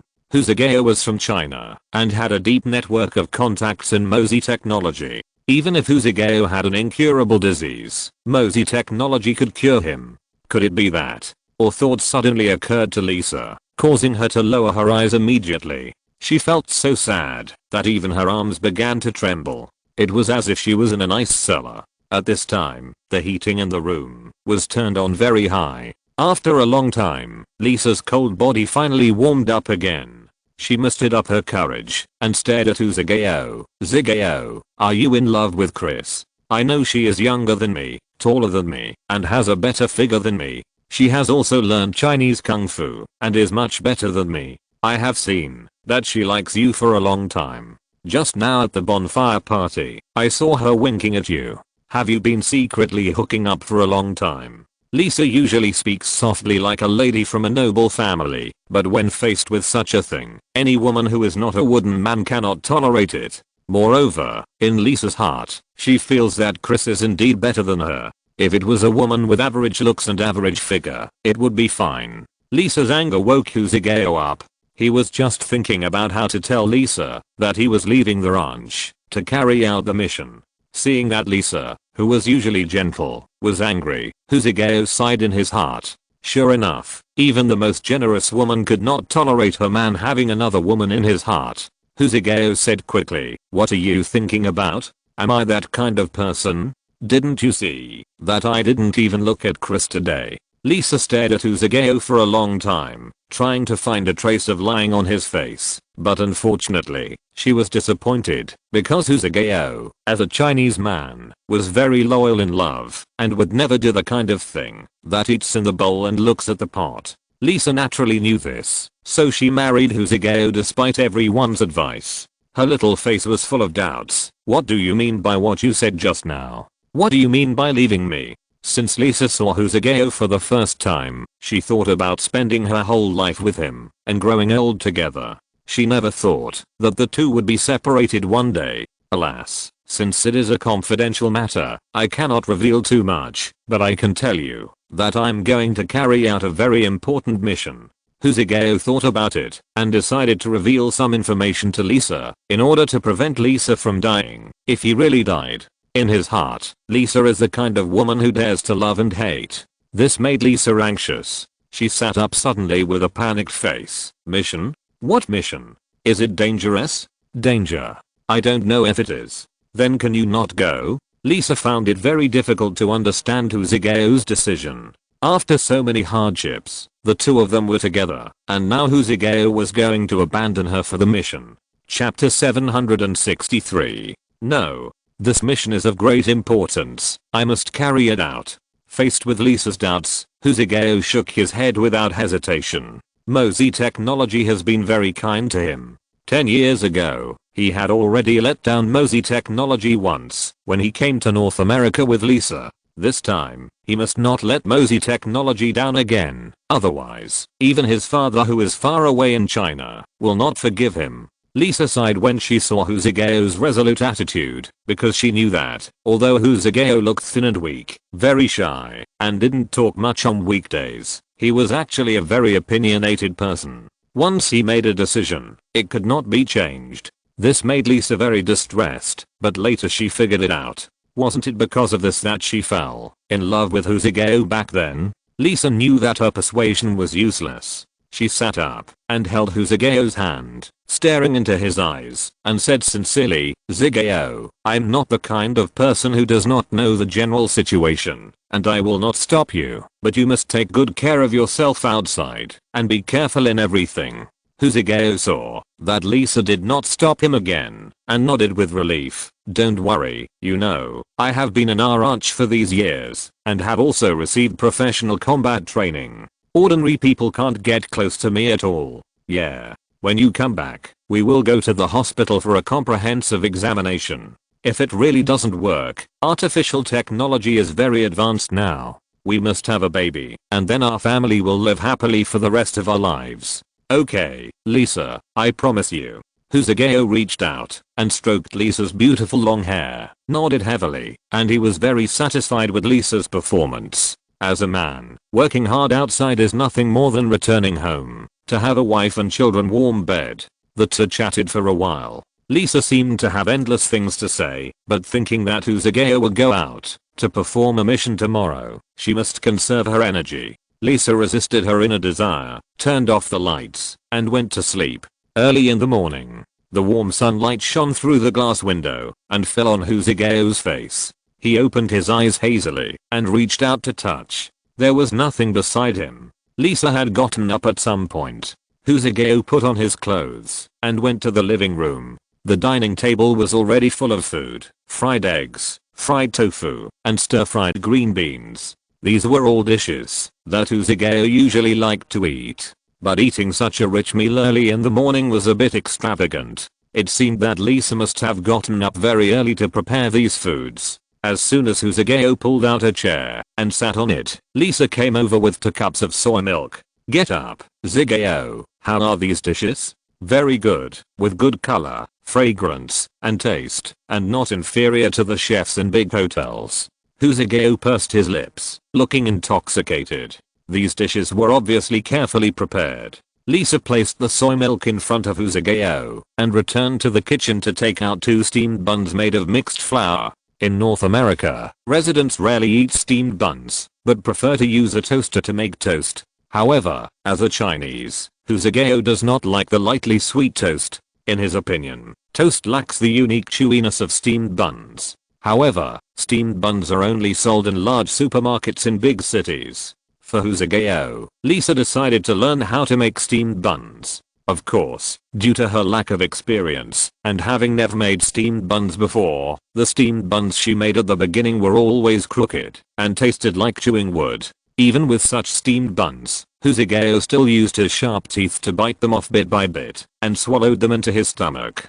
Fortunately, after hundreds of practical operations, Lisa finally learned how to make steamed buns. The two sat opposite each other, silently, and finished this hearty breakfast. At this time, a cowboy had already filled Huzigeo's off-road vehicle with gas and drove over. It was time to say goodbye. Lisa originally thought that she could face this kind of situation, but now her eyes suddenly turned red. She felt sad, but she knew that if she showed weakness, Huzigeo would be worried. At that time, Husageo might be distracted when performing the task. Then the future mission might fail, and Husageo might be in danger of his life. Thinking about this, Lisa turned around and secretly wiped away her tears, forced a smile, walked over to help Husageo straighten his clothes, and said with a smile, "Zigeo, promise all the way, I'll wait for you at home."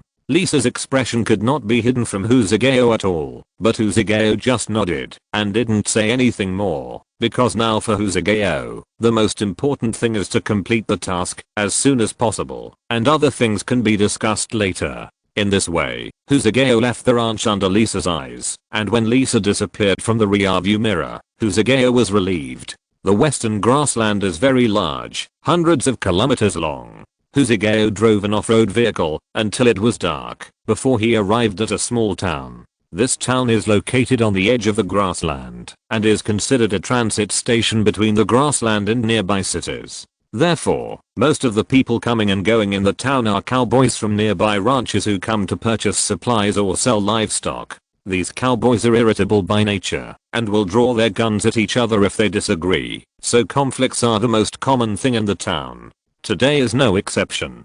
Husageo saw two cowboys in leather jackets fighting each other on the street from a distance, and there were people clapping and cheering next to them. Seeing this scene, Husageo couldn't help but frown, because for these cowboys, face is more important than anything else. If no one stops them, they will eventually take out their revolvers and want to shoot at each other. Of course, the cowboys on the ranch also have other heavy weapons, but the most common one is the revolver. The only reason is that this kind of pistol is small in size, light in weight, and very convenient to carry. Husageo didn't want to meddle in other people's business, but he couldn't watch two cowboys die because of a quarrel. Normally, when encountering such a situation in other places, one should directly call and report it to the government and let the government send someone to resolve the dispute. However, this is a pastoral area, and the power of the government is very weak. There are also government security personnel in the town, but in their opinion, the cowboys on the ranch are scum, and they are all people who are not worth saving, so even if they receive a call, they will never show up.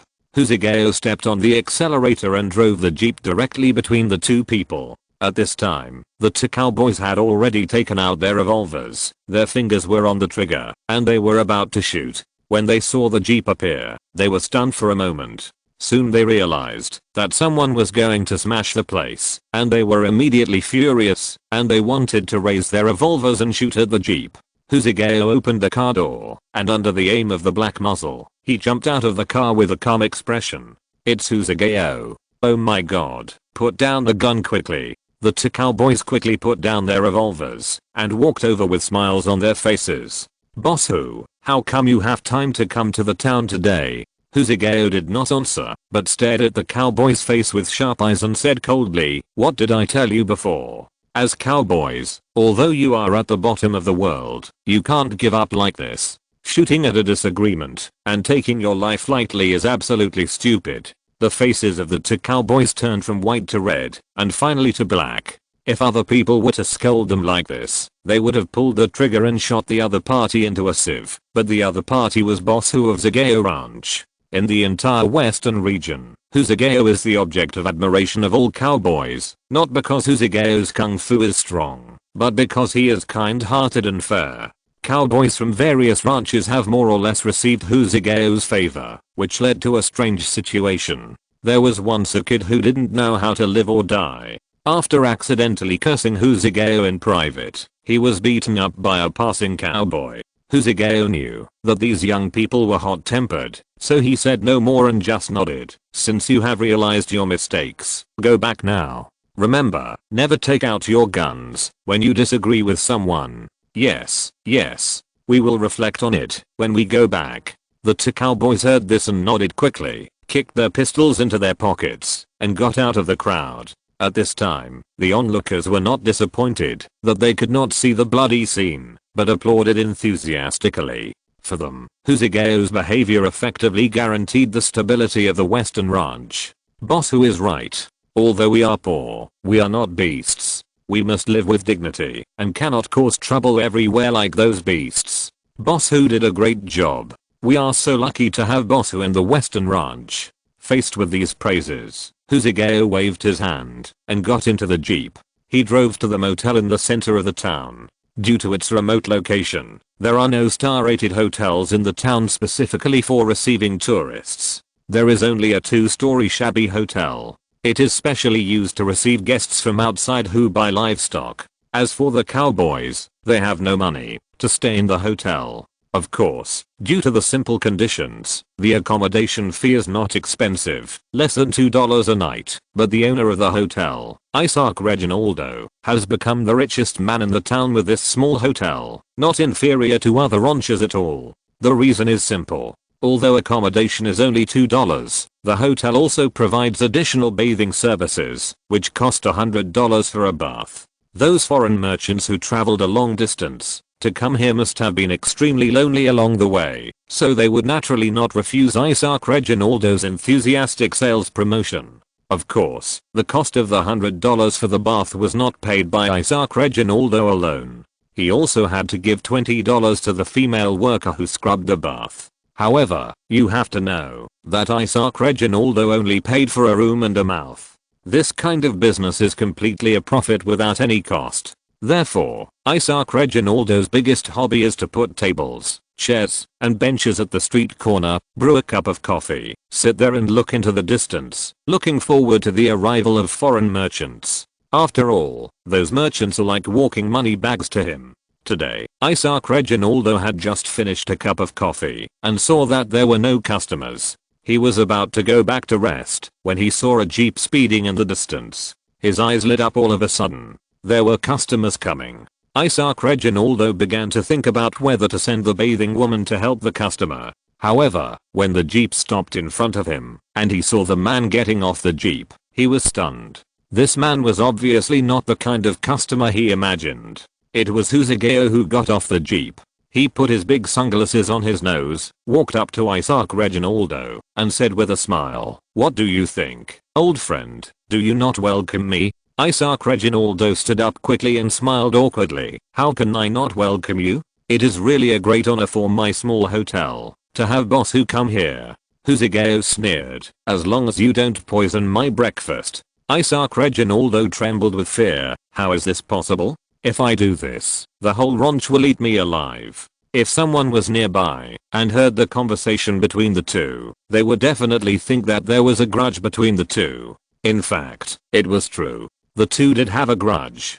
2 years ago, Isaac Reginaldo came back from a big city to investigate the market and suddenly thought of a grand plan. He wanted to provide takeout service for the ranch. He had to think that those cowboys looked poor, but once they were paid, it would be a lot of money. However, Isaac Reginaldo's first takeaway operation was stopped by Huzugeo and his men. Facing Huzugeo's rebuke, Isaac Reginaldo could only return to the town in disgrace. Of course, he also had a grudge against Huzugeo and wanted to find an opportunity to retaliate against Huzugeo, but he knew that Huzugeo was very prestigious in the town. Once Huzugeo was moved, he would definitely attract siege from the entire western region, so he could only keep this idea in his heart.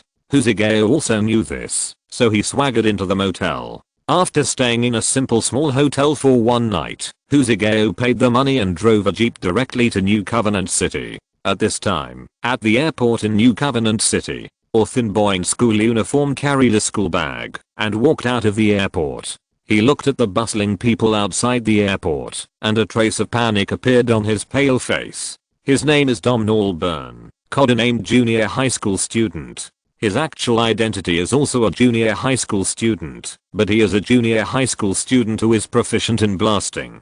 Domhnall Byrne was born into a family of miners and grew up in a mining area. He was very interested in the magical things that could blow up a whole mountain at once, so when he grew up, he did not inherit his family's business and mine in the mountains, but began to study various explosives. The explosives configured by Domhnall Byrne were extremely powerful and highly reliable, and soon became popular in the black market, which made Domhnall Byrne earn his first pot of gold, but also caused him a huge trouble. Chapter 764.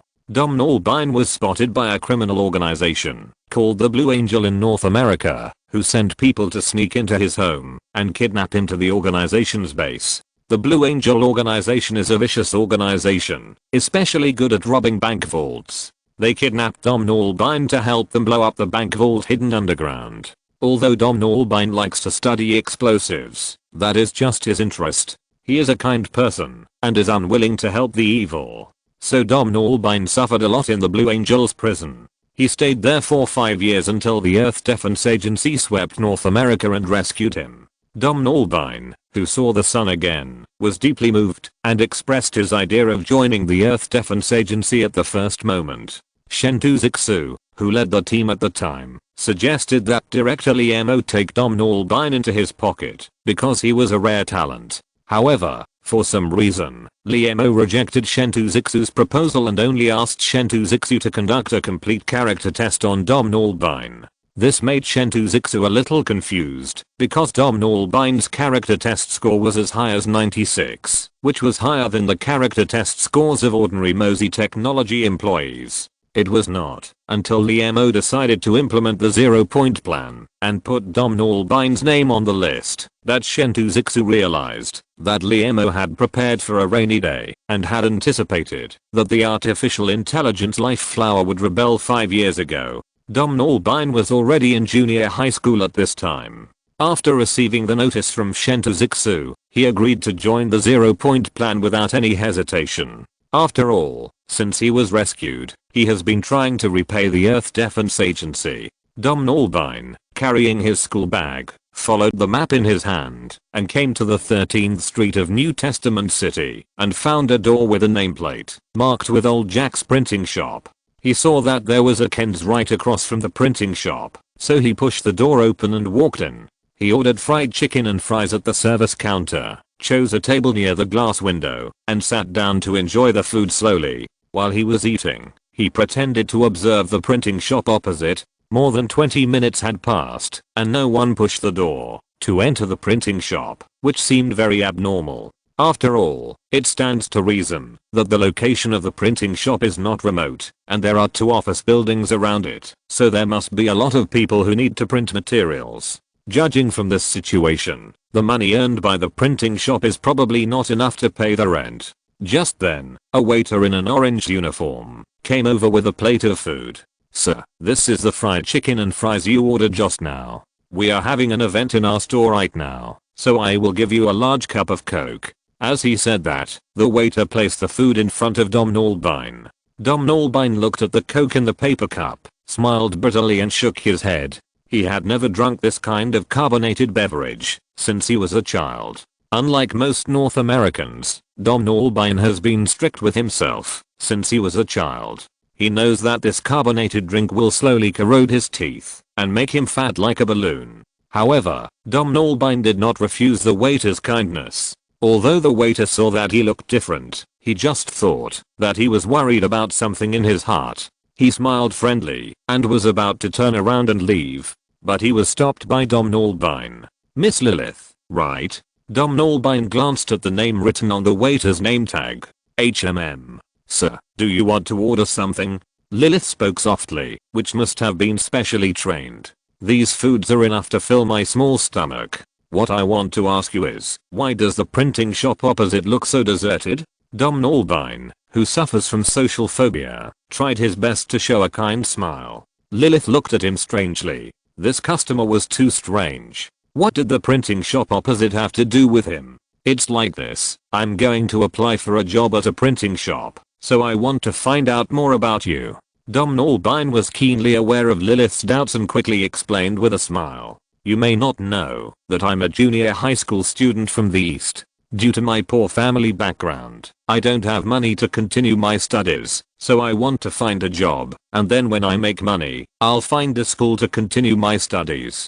Dom Nalbine's words made Lilith feel pity. "Look at this child. He is as thin as a monkey, and his skin is dark and his hair is sparse. It's obvious that he has suffered a lot." Lilith's doubts have completely disappeared at this moment. She glanced at the store manager, who was in the kitchen behind the glass window, checking the hygiene of the kitchen. He shouldn't notice this side. Lilith twisted her hips and sat opposite the long table. She put her notebook on the table and introduced in a low voice, "You asked the right person. The printing shop opposite was established 10 years ago. I was still a little girl at that time. One time when I passed by the printing shop, I thought of the need to print test papers. You know, schools now always assign a lot of test papers, which makes students busy and tired, and they have no energy to make trouble in class. As soon as I pushed open the door of the printing shop, an old man with wrinkles on his face and white hair came over and asked if I was here to apply for a job.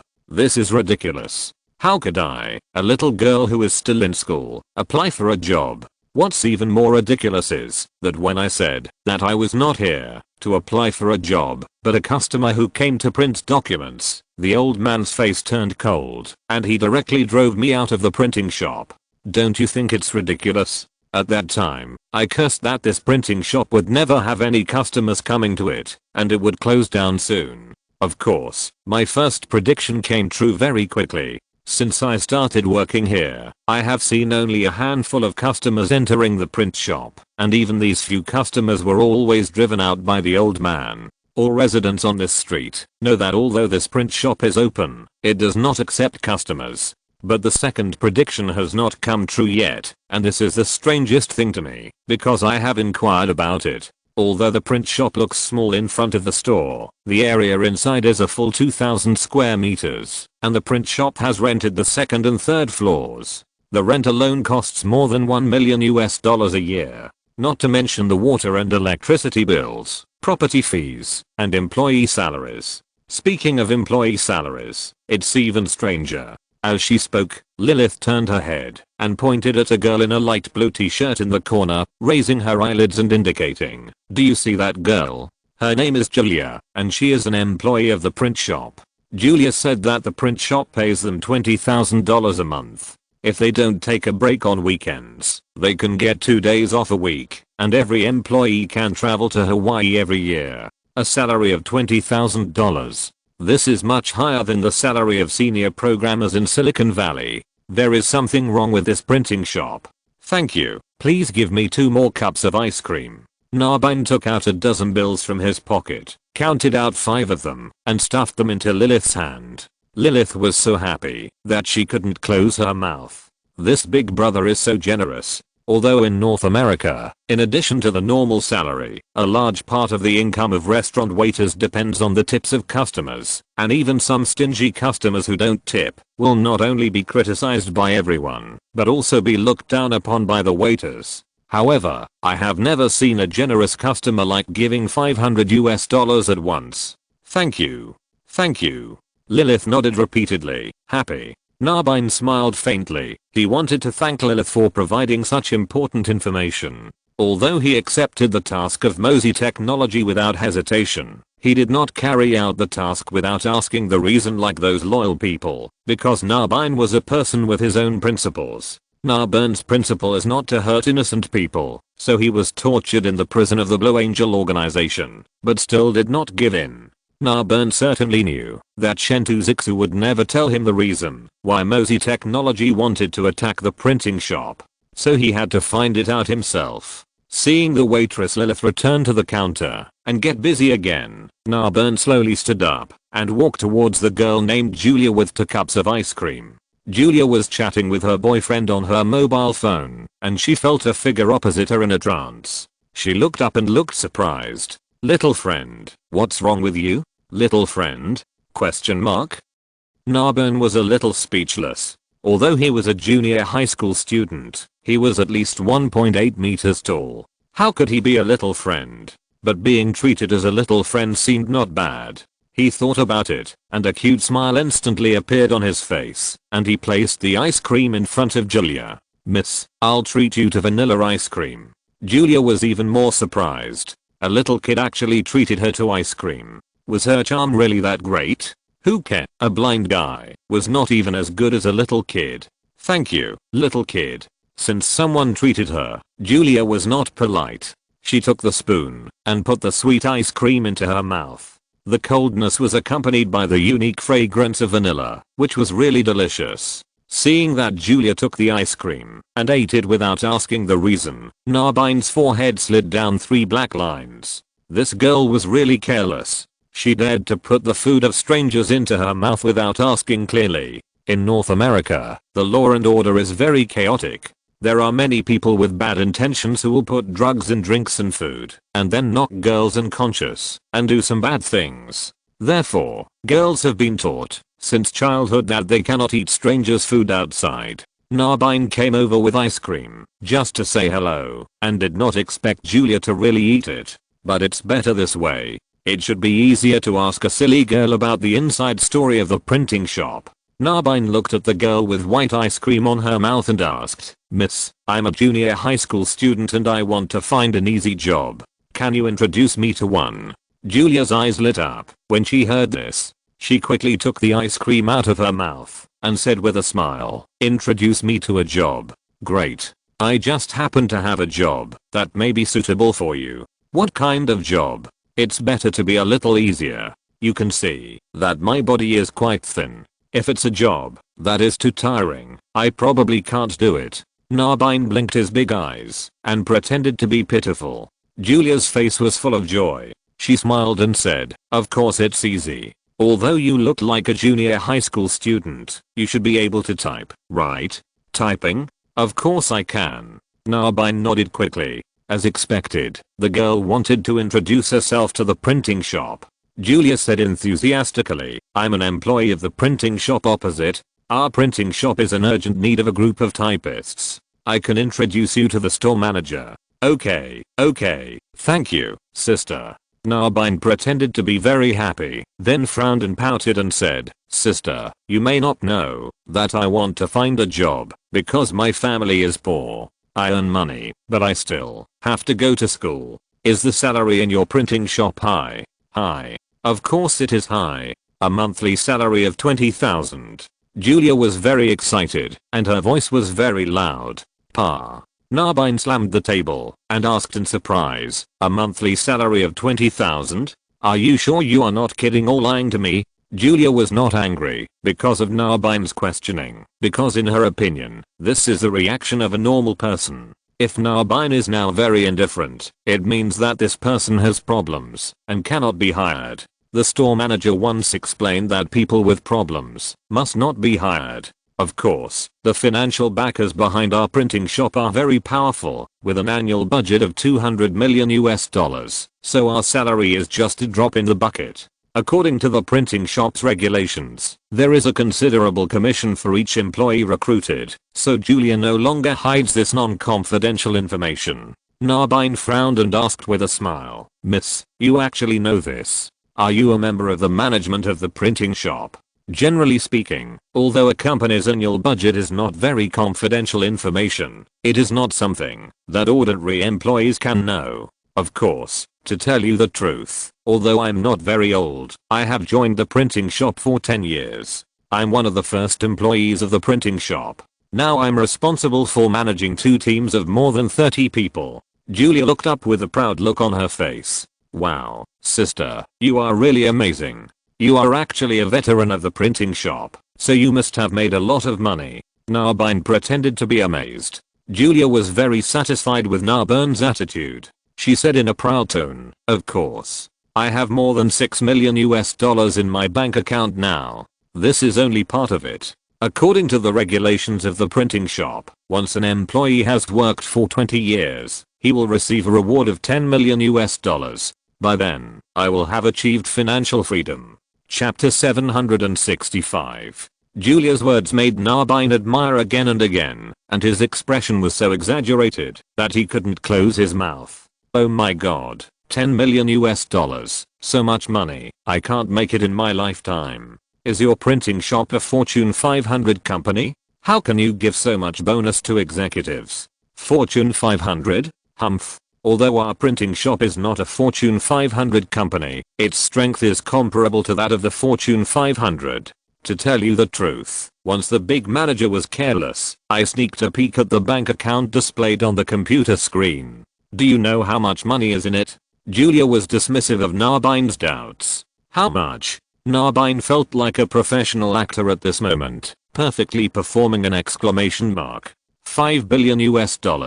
Julia leaned back, spread her hands on the table, and acted like an international superstar. $5 billion? Narbonne's eyelids rolled up. This number was beyond his cognition. In North America, the average salary of workers is around $3,000, and a monthly income of more than $5,000 is considered middle class and can live a rich life. What's more, the money in the bank account must be in cash. There are many companies in the world with a market value of more than $5 billion, but that is only the market value, which cannot be counted. There was once a large enterprise that claimed to have a market value of more than $10 billion, but it couldn't even take out $100 million.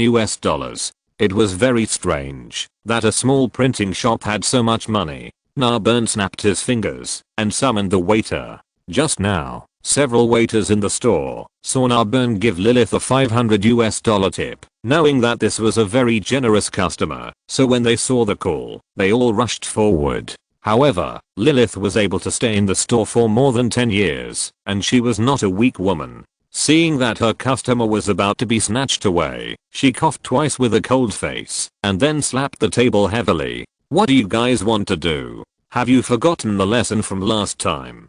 Do you still want to get bruised? The waiters immediately took back their legs and stood there with embarrassment. They remembered that 2 years ago, a waiter who didn't have long eyes robbed Lilith's customers and was knocked unconscious by someone with an iron rod when he got off work that night. Not only was his wallet robbed, but he was also kicked and bruised. Although there was no evidence to prove who the murderer was, everyone knew that Lilith had a deep friendship with the Axe Gang in Block 13. It seemed that a small leader of the Axe Gang was his brother. The Axe Gang was a second-rate gang in Block 13. What they liked to do most was to blackmail the shops in the block and oppress the civilians in the block. So, from then on, no one dared to rob Lilith's customers. Lilith knew this, so when she saw the waiters shrink back, she smiled faintly and walked slowly to Narbonne. "Sir, what do you need?" Although Narbonne was talking to Julia, he was multitasking and caught a glimpse of what happened just now. However, this matter had nothing to do with him, so he was too lazy to pay attention.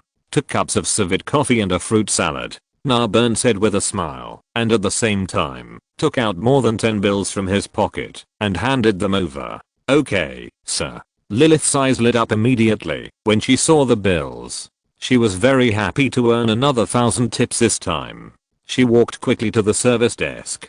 Julia, who was opposite her, stared with her big watery eyes, full of confusion, and whispered, "Didn't you just say that you were just a poor junior high school student? How could you pay so much tip to the waiter? Do you know that waiters in fast food restaurants like this usually only pay $1 tip?" Her eyes were full of distrust of Narbonne, but it made sense. The junior high school student who was crying poor just now suddenly became a rich man. Any normal person would not be able to accept this. At the same time, she was secretly thinking in her heart, could it be that this young man was a rich man who was experiencing life and pretended to be poor in order to deliberately get close to her?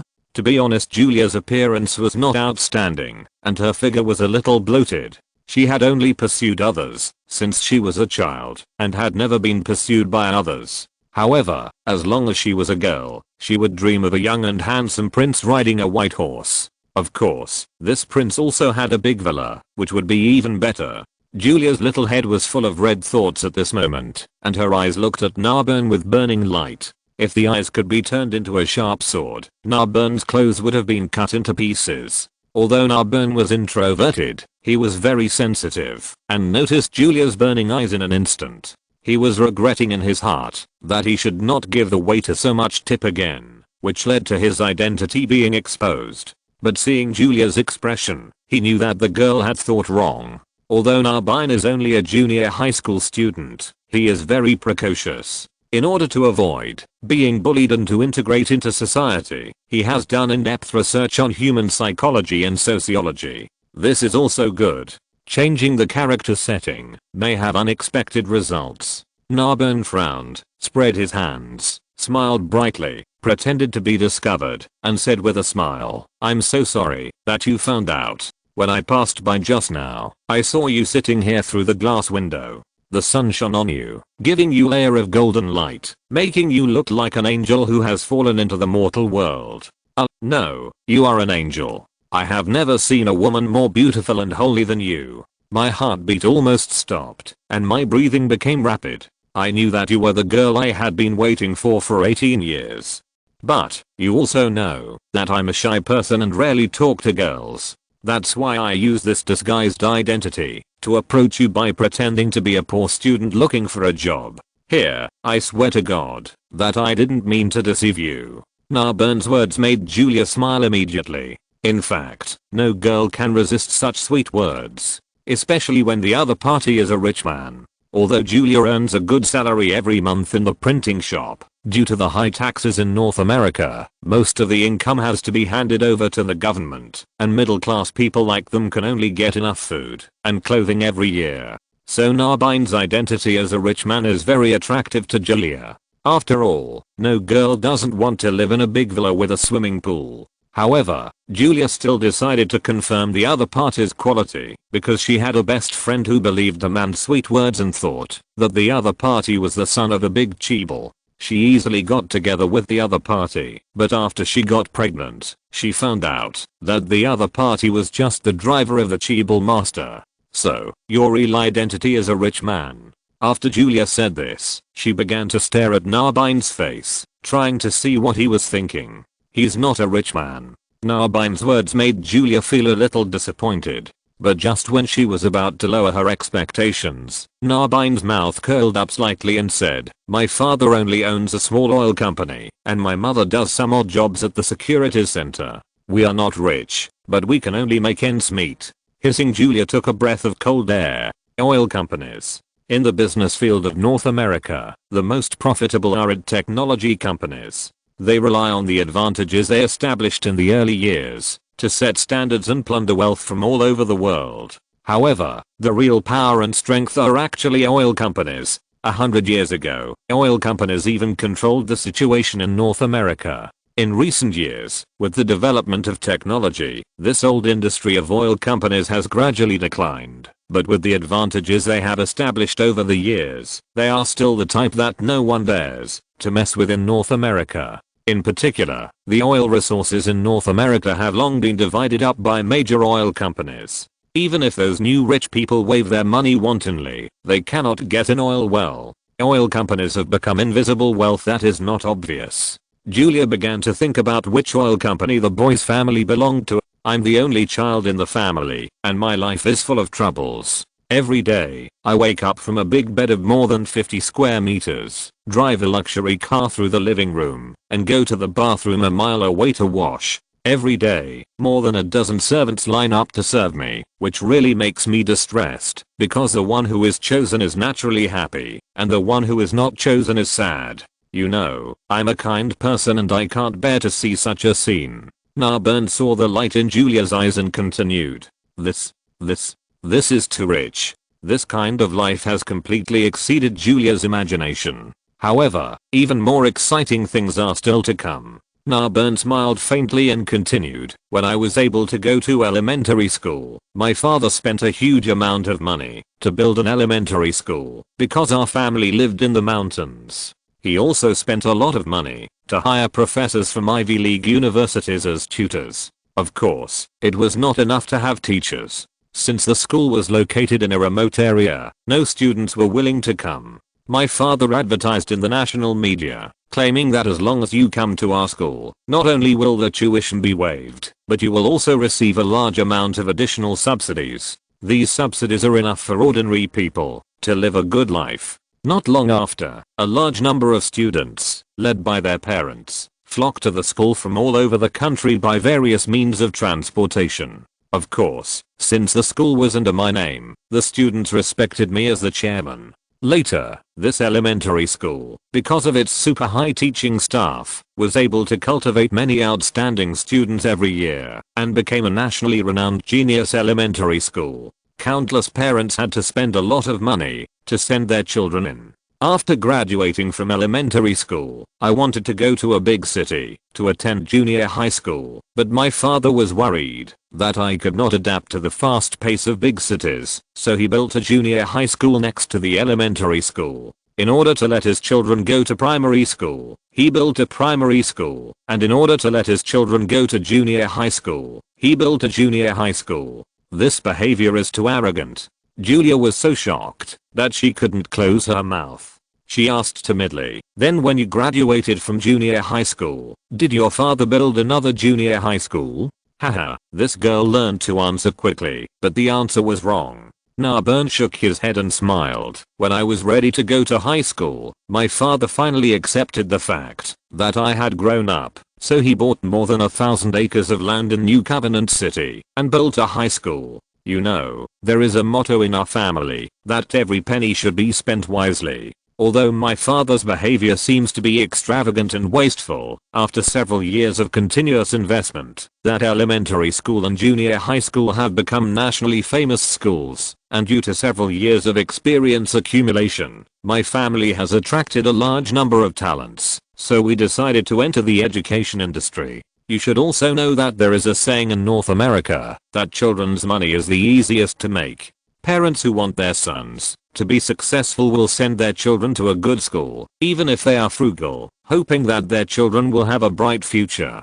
So, after the whole family voted by raising their hands, we decided to build the largest high school in the largest city in North America. Of course, as the founder of the school, I naturally became the boss of the school. Even my homework was done by the teacher. After 3 years of hard study, I graduated from high school and had to take the college entrance examination. My goal was naturally the most famous Ivy League university in the world, which was worthy of my noble status. But on the eve of the college entrance examination, I suddenly had diarrhea due to eating too much seafood. Looking at me limp and powerless, my father made a phone call without hesitation and postponed the college entrance examination for a week. If what happened just now was still in line with common sense, then postponing the college entrance examination would be a fantasy. Julia asked in surprise, "Can the college entrance examination be postponed?"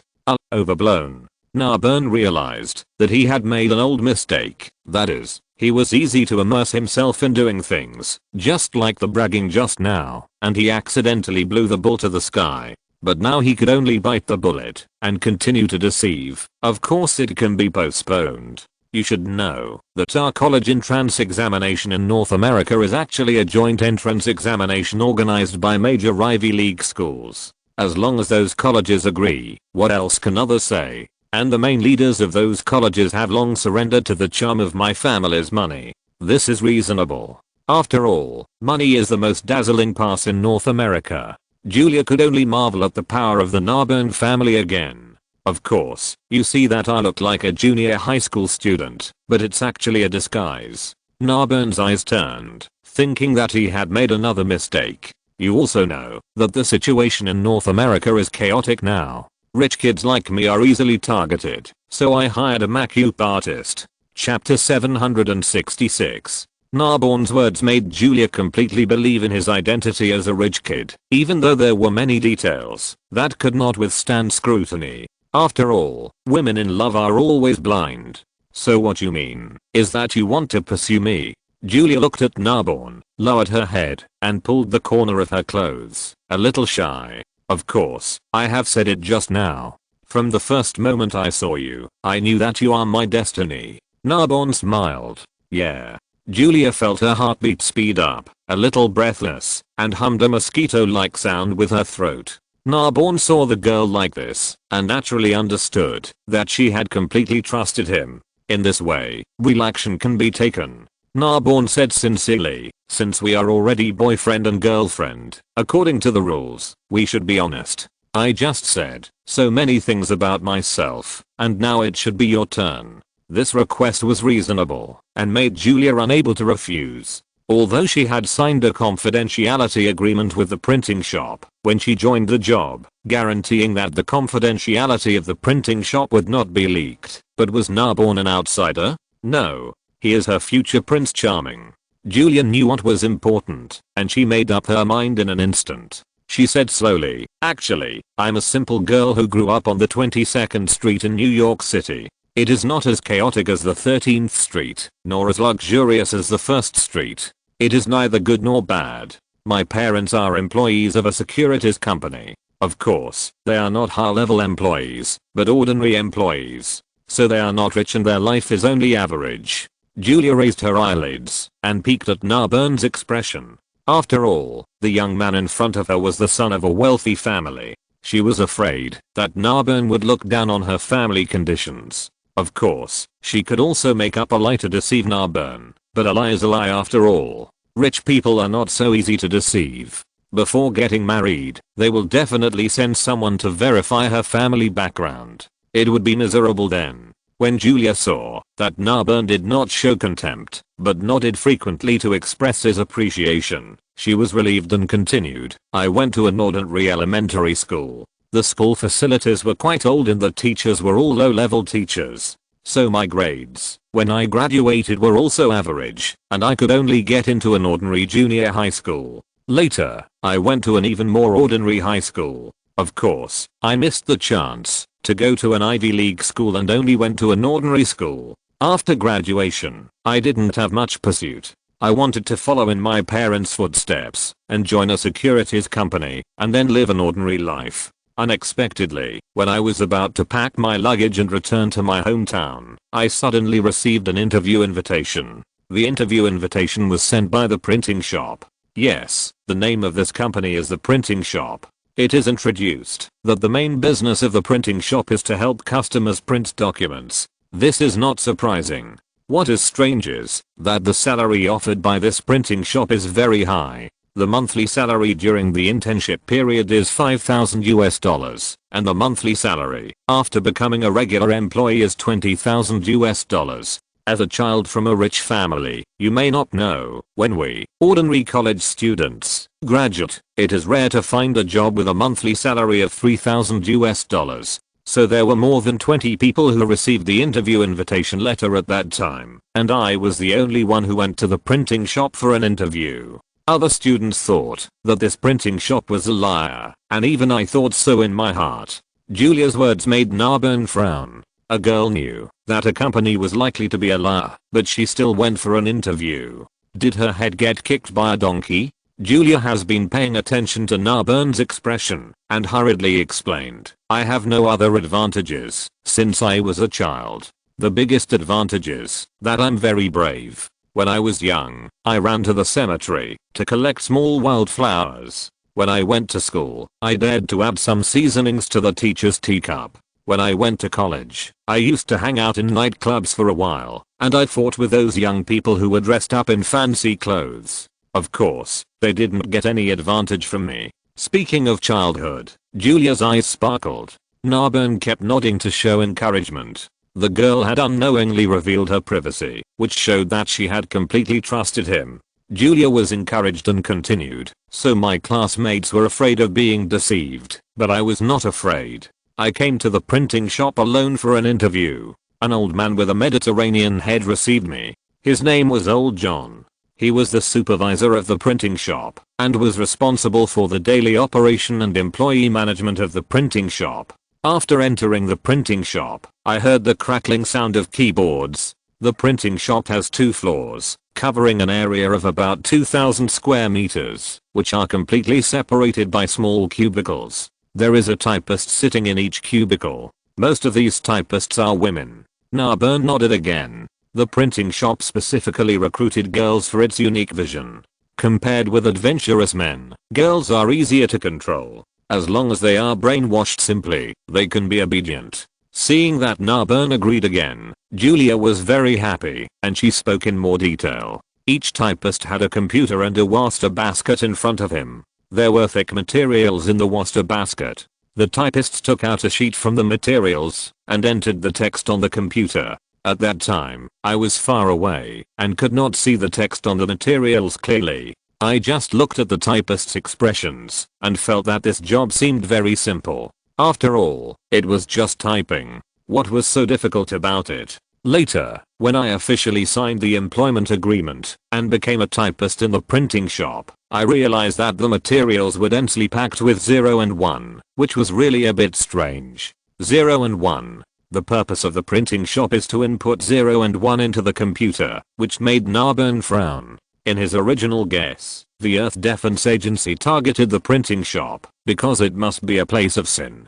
It must be using the printing shop as a cover to do some shameful things in secret. But is it illegal to let typists input 0 and 1? It's not illegal. However, Narbern immediately realized the strangeness of the matter. As a blasting genius, although he was not proficient in computers, he knew that the language of computers was 0 and 1, and it was abnormal for the printing shop to spend so much money to hire a typist to input 0 and 1. But facing Julia, Narbern carefully hid his doubts in his heart. Then he encouraged her. What happened next?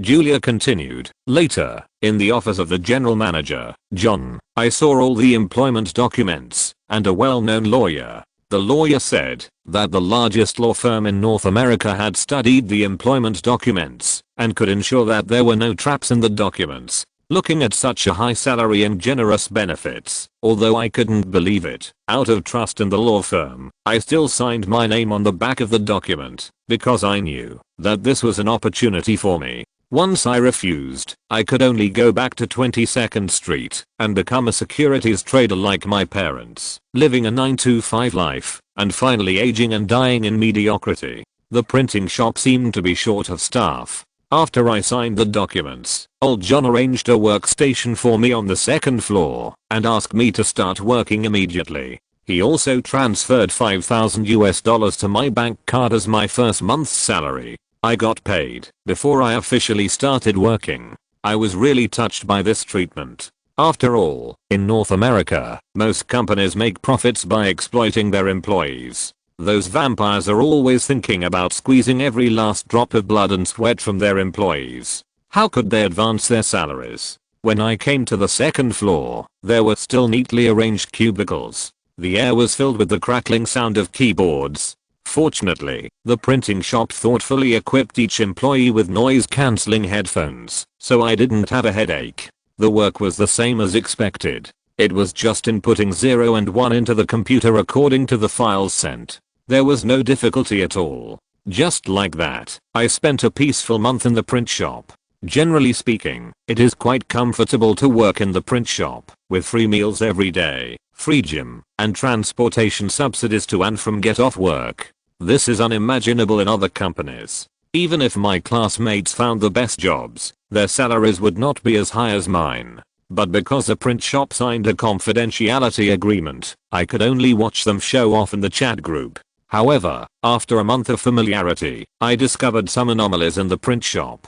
Narbern, who had been dozing off, widened his eyes in excitement when he heard the word abnormal. However, he still pretended to be indifferent and asked, "It's just a small printing shop, isn't it? Just that the welfare and treatment are better? What's unusual?" Sure enough, Narbern's perfect disguise deceived Julia. She rolled her eyes and tried her best to recall. Of course, I thought so at the beginning, but as time went on, I felt that there was something unusual about this printing shop. First, the owner of the printing shop has never shown up. Before entering the printing shop, I also checked the relevant information of the printing shop with the relevant departments and found that the printing shop was registered under the name of a woman named Wise. Generally speaking, it is normal for a big boss to rarely show up, but I have inquired and found that none of the typists in the printing shop have seen Wise. Sometimes I even suspect that even the general manager old John has never seen this woman.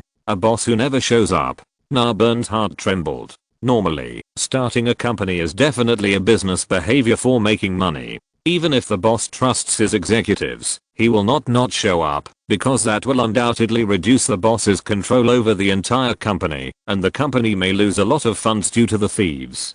Julia continued, the second point is even more strange. In the eyes of all typists, the zeros and ones they input every day are meaningless. But every time they accidentally input a wrong number, a strange machine in the office of the manager, old John, will make a buzzing sound. Old John, who has nothing to do all day, will jump out and scold the employee who made the mistake and threaten that, if there is a next time, he will deduct the employee's salary for the next month. From this abnormality, Narbern can clearly know that the numbers combined with zeros and ones must have a specific meaning and are very important. The strangest thing is that the printing shop actually implements a 3-shift work system to ensure that there are employees inputting those zeros and ones 24 hours a day. As I spend more and more time in the printing shop, I get to know the employees and know a secret that only a few people know. That is, those documents are automatically printed out from more than 500 printers in the back machine room every morning. It's really weird. A printing shop actually spends a lot of money to hire employees to input the documents printed by the printer again. Is this a waste of money? Social experience has taught Narbern one thing, that is, everything in this world has a purpose. Farmers can grow crops and exchange them for money. Workers can get salaries when they work in factories. Businessmen can earn the difference by buying low and selling high. The behavior of the printing shop is really abnormal. The Earth Defense Agency must have special intelligence channels to target the printing shop. Narbern has made up his mind to implement Plan Zero at this time.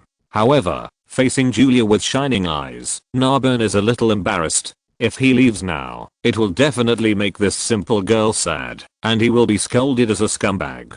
But if Narbern is really allowed to be friends with Julia, Narbern really can't bring himself to do it. Well, since this girl has revealed so much information and helped me, then I will help her too. Narbern thought for a moment and said with a smile, Julia, I'm going to attend a ball held by an oil company tonight. The guests at the ball are all business celebrities. Since you are already my girlfriend, I'm going to invite you to the ball. Are you willing? Yes, I'm willing. Julia shouted excitedly. In North America, oil companies are the representatives of the upper class. There must be many upper class people attending the party they report, and there may be some big stars. Moreover, once she appeared at the ball with Narbern, Narbern would be equivalent to acknowledging her identity. Julia felt like an ugly duckling turning into a phoenix. Narbern took out a bank card from his pocket and slapped it on the table. Julia, there are $200,000 in it. Go to the big mall on 1st Street and buy a few high-end evening dresses. See you tonight. I have my own money. Julia was a little embarrassed. This is a gift from me. Take it quickly. Okay. Julia then put the bank card in her pocket. Chapter 767. Well, go buy your evening gown now. I still have to talk to the boss of an oil company about acquiring oil wells. As you know, the oil resources in North America are getting less and less. Every oil well is like a gold mine, so you can't be late. Narbern stood up and said goodbye to Julia. Julia was already immersed in her yearning to enter the upper class at this time, so she didn't care whether Narbern was lying. What's more, the $200,000 in the bank card that Narbern gave her couldn't be fake. So Julia nodded with a red face. You can go without worry. I'll call and ask for leave to buy clothes. Just like that, Narbern watched Julia take out her phone to ask for leave from the general manager, old John, and then called a taxi and headed towards the direction of 1st Avenue. Narbern was relieved when he saw the red taillights of the taxi disappear in the grey haze. It takes at least an afternoon for a girl to go shopping. This way, they can avoid the action group's action against the printing shop. Although Narbern only got a part of the action plan and didn't know the specific plan, this action was planned by the Earth Defense Agency, and they would definitely not raise it high and then let it go lightly. Maybe the whole printing shop would be wiped out. Although he deceived Julia, he also let Julia escape a disaster, which was a psychological compensation. Narbern raised his wrist and looked at his green submarine watch. It's almost time. I should meet up with the team. He rode on the motorcycle parked on the street, put on a helmet, and drove to an internet cafe not far away. Internet cafes in North America are different from those in Asia. In Asia, internet cafes are just more machines than internet cafes, with better computer configuration and more beautiful environment. However, in North America, internet cafes have lost their meaning. Although it is also equipped with high-performance computers, its main income depends on the entertainment facilities that depend on the existence of internet cafes. Internet cafes will have KTV, discotheques, bars, cinemas and other places for young people to vent their desires. Of course, there must be rooms above the internet cafes for young men and women to rest. The gathering place for Operation Zero in North America this time was a room on the 5th floor of Nature Internet Cafe. Chen Shuxian had a profound consideration for choosing this place. Nature Internet Cafe is the largest internet cafe on the 13th Street in New Covenant City. The name nature is not because the owner of the internet cafe worships nature, but because the theme of the internet cafe is nature. Customers who enter the internet cafe must give up all electronic devices and change into a new set of clothes to show that they have severed all ties with the secular world and are embracing the embrace of primitive nature. Of course, the entertainment activities performed by men and women here are just like what the primitive people in primitive society did. Narbern parked his motorcycle in front of an old man at the corner of the street. "Uncle, how much does it cost to park the car here?" The old man was sitting on a chair, flipping through a Playboy magazine, looking at the modern girls in revealing clothes, and transparent mucus flowed from the corners of the old man's skinny mouth. Hearing the voice, he raised his head in dissatisfaction and glared at Narbern fiercely, as if complaining that the young man had disturbed his interest. The old man squinted his eyes and glanced at the motorcycle. Then he stretched out a finger and said coldly, $100. $100? Narbern was so scared that he almost fell off the motorcycle. Just to store a car, it costs $100. Is this extortion? But when he saw an axe tattooed on the old man's wrinkled neck, he immediately understood. This is the territory of the Axe Gang. No wonder it is so outrageous. The Axe Gang is a gang on 13th Street. This gang is not the largest gang, but it is the most ruthless and the most united gang. The leader of the gang is a short native who is extremely fierce. He once broke into the headquarters of the rival gang alone with an axe. When he came out, he was covered in blood. He took out a cigarette with trembling hands and put it in his mouth. After lighting it with a lighter, he took a deep breath and then disappeared into the darkness in the fearful eyes of everyone. Everyone didn't dare to rush into the building until the little man disappeared. Just a glance, they couldn't help bending over and vomiting. The white tiles in the lobby on the first floor were covered with bright red. Corpses were lying on the ground in all directions. Some people could tell that the corpses were notorious figures on 13th Street. Just by counting, it can be calculated that there are more than 100 of them. In other words, the little guy killed hundreds of murderers by himself. This is beyond the imagination of ordinary people. From then on, the Axe Gang officially rose on 13th Street. After several years of hard work, they gradually gained a foothold on 13th Street. Those large gangs were also afraid of their ferocity. They held a so-called gang meeting and decided to hand over the job of collecting parking fees on 13th Street to the Axe Gang in exchange for the peace of 13th Street. Collecting parking fees does not seem to have any technical content and is also a very low-level job. In fact, it is indeed a business with no cost and huge profits. Although 13th Street is chaotic, it is located in the city center of New Covenant City. There are many large office buildings, high-end shopping malls, and the largest entertainment venue in North America around it, so the traffic is very busy. The underground parking lots and parking buildings are not enough, so those who come to the surroundings to discuss things can only park their vehicles on the roadside. Every time a car is parked, a certain fee must be paid to the Axe Gang. Of course, the amount of this fee is entirely determined by the toll collectors sent by the Axe Gang. Just like now, maybe Narbern disturbed the old man's interest, and the old man decided to extort Narbern for a sky-high parking fee of $100. Of course, Narbern can completely not pay this fee, park the motorcycle on the side of the road, and then get away. But Narbern knows that when he comes back to pick up the motorcycle, this super motorcycle worth $200,000 will become a pile of scrap metal. So even though Narbern is very depressed for the smooth progress of the 0-hour operation, he can only pay the parking fee obediently. The old man looked at the $100 that Narbern handed over and put it into the cash box next to him, then lowered his head to continue studying the Playboy magazine. This scene made Narbern sigh in his heart. The short leader of the Axe Gang was also a skilled man who could actually train his subordinates to be so loyal. You know, just now the old man could have put the $100 into his own pocket and no one would have noticed. With this feeling, Narbern walked along the street and found the Nature Internet Cafe. The Nature Internet Cafe is very easy to find because its door plaque and exterior walls are dark green, shining brightly under the sunlight. Pushing open the glass door, two young people in pure white priest robes immediately came up to greet them. They were a man and a woman, with a faint smile on their faces. This smile was very standard, almost exactly the same, as if it was engraved on the face with a sharp knife. Dear guests, welcome to Nature Internet Cafe. Here, you will be away from worldly troubles and calm down, to look into your own heart.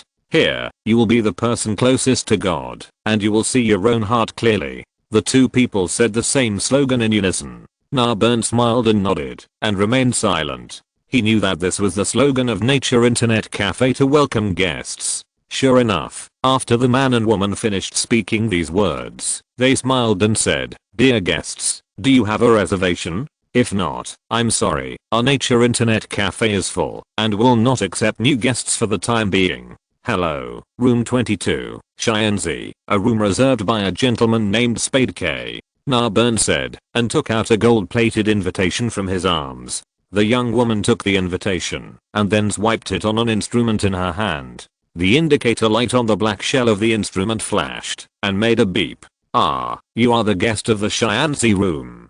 Please forgive my rudeness just now. Please come with me now." The attitude of the young man and woman suddenly became extremely respectful. The flattering smile on their faces reminded people of pugs, as if Narbern was their master. No wonder, in the Nature Internet Cafe, the rooms are divided into 3 levels: heaven, earth and man. The highest level is the heaven level, followed by the earth level, and the lowest is the human level. Ordinary customers can only book a human level room, and they can bring their own female companions, and accept the protection of the Nature Internet Cafe. The price of a human level room is $10,000 per hour. That's right, the reason why the Nature Internet Cafe is called an internet cafe is that in addition to its advanced gaming computers, its billing method is exactly the same as that of the internet cafe, which is charged by the hour. Those customers who spend $10 million in the Nature Internet Cafe for many years will be qualified to book a ground level room after their assets are verified. The price of a ground level room is $20,000 per hour. In the ground level room, in addition to the guests being able to bring their own female companions, the Nature Internet Cafe will also provide female companions for guests to choose. You should know that the female companions of Nature Internet Cafe are carefully selected from tens of millions of women in North America. They not only have excellent looks and proud figures that men can't get into, but also have undergone special training and are proficient in music, chess, calligraphy and painting, which can make men fall into the gentle land of intoxication. As for the heaven level rooms, there are only 5 in the entire Nature Internet Cafe, and only some top nobles in North America can make reservations. The entertainment facilities provided in the room are no different from those in the human level rooms, but the customers of the heaven level rooms enjoy all the rights of Nature Internet Cafe. That is, as long as the customers make a request, Nature Internet Cafe will unconditionally find a way to provide it. Therefore, this young man and woman had such a respectful attitude when they saw Narbern's invitation card. They quickly separated on both sides and invited Narbern to a light golden elevator. The waitress took out a golden card from her arms and swiped it on the identifier next to the elevator. After a crisp beep, the elevator door slowly opened. "Dear guest, please come in." The two invited Narbern into the elevator. As they watched the slowly rising elevator, they looked at each other and breathed a sigh of relief. Although they had received professional training, they had never seen a real guest of the heaven level room. After all, those North American nobles were concerned about their reputation and had many beautiful wives and concubines at home, so they rarely came here. Of course, the elevator just now was a special elevator for guests of the heaven level room. Even if they were internal waiters, they had no right to use it. Narbern took the elevator to the 6th floor. The elevator door slowly opened, and he saw that the corridor was covered with small handmade wool carpets from Persia. This kind of carpet is extremely expensive and there are very few of them. Every year, a large number of customers line up to wait. The Nature Internet Cafe actually laid the carpet in the corridor, which shows that its strength is not weak at all. There was no sound when stepping on the carpet. Narbern came to the front of heaven level room number 1 quietly and knocked twice on the mahogany door carved with the statue of the Western flying goddess. Half a minute later, the door slowly opened and a blonde middle-aged man opened the door. He was muscular, with faint traces of bulging muscles under his shirt, and a scar on his face that stretched from the corner of his eye to the edge of his mouth. He didn't need to speak, just standing there made people feel afraid. Narbonne was no exception. He looked stern, took a breath, and took a step back, trying to keep a safe distance. "Who are you?" The sturdy man spoke in a muffled voice, like a bell. His big eyes scanned Narbonne up and down, as if he wanted to see him thoroughly from inside out. "I received a notice." Narbonne was frightened, and the words came out of his mouth, but when he saw the sturdy man's face darken visibly with his words, he immediately realized that something was wrong. He slapped his head suddenly, and then he remembered that according to the agreement, he should say the code now. Before the strong man rolled up his sleeves, he licked his face and smiled. "I'm me." The strong man's gloomy face was slightly relieved. He nodded almost imperceptibly, pursed his lips, and then asked, "Then who am I?" "You are me." This time, Narbonne reacted very quickly and answered quickly. The code was exactly right, and the gloom on the strong man's face completely dissipated. He stretched out his strong hand full of blue veins and grinned. "I'm number 2. Which number are you?" "Number 2. This guy looks so wild, like a wild bull, but he is only number 2, so who is number 1? Thinking about it, Narbonne quickly stretched out his hand and shook it, and smiled. "I'm number 3. "Well, number 3, very good, come in." The strong man opened the door, stepped aside, let Narbonne enter the room, and then stuck his head out to look in the corridor, and then carefully closed the door. For privacy reasons, the floor where the sky level room is located does not have any monitoring equipment installed. Chapter 768. Narbonne entered the room and couldn't close his mouth. Although he had known for a long time that the facilities in the Shuxian room were luxurious, he didn't expect it to be so luxurious. This is no longer a room, it's simply a small villa. That's right. The Shuxian room is a duplex. Below is a living room of more than 200 square meters, and above are 6 guest rooms side by side. The floor is covered with carpets inlaid with gold threads, and all the furniture is made of mahogany, with a shiny surface. The air is filled with a faint fragrance. The most eye-catching thing is that there is a huge crystal lamp hanging on the roof. The light is scattered along the crystal clear glass, making the whole hall look magnificent. Of course, this is also due to the gold foil on the wall. This room can be said to be extremely luxurious. Even the mansion of the richest man in New Covenant City can only be like this. This made Narbonne immediately have a strong interest in the owner of the Nature Internet Cafe. However, his thoughts were fleeting, because the 3 people sitting on the brown calfskin sofa turned their heads and looked at him. This should be the teammate of the Zero Action team, but according to the details of the plan explained by Chen Shuxian, there will be 5 members participating in this operation, and there is 1 less. Just as Narbonne stood there, trying to figure out which of the 3 was the captain of this operation, a burly Asian man took the initiative to stand up and pointed to the empty seat on the sofa next to him. "Member number 3, please sit here. We are discussing the details of the plan. Are you number 1? Narbonne walked forward and asked casually. In fact, he had just realized that this Asian was the person in charge of this operation. The reason is very simple. Just because he is Asian, and Liemo, the director of the Earth Defense Bureau, is famous for only trusting his own people.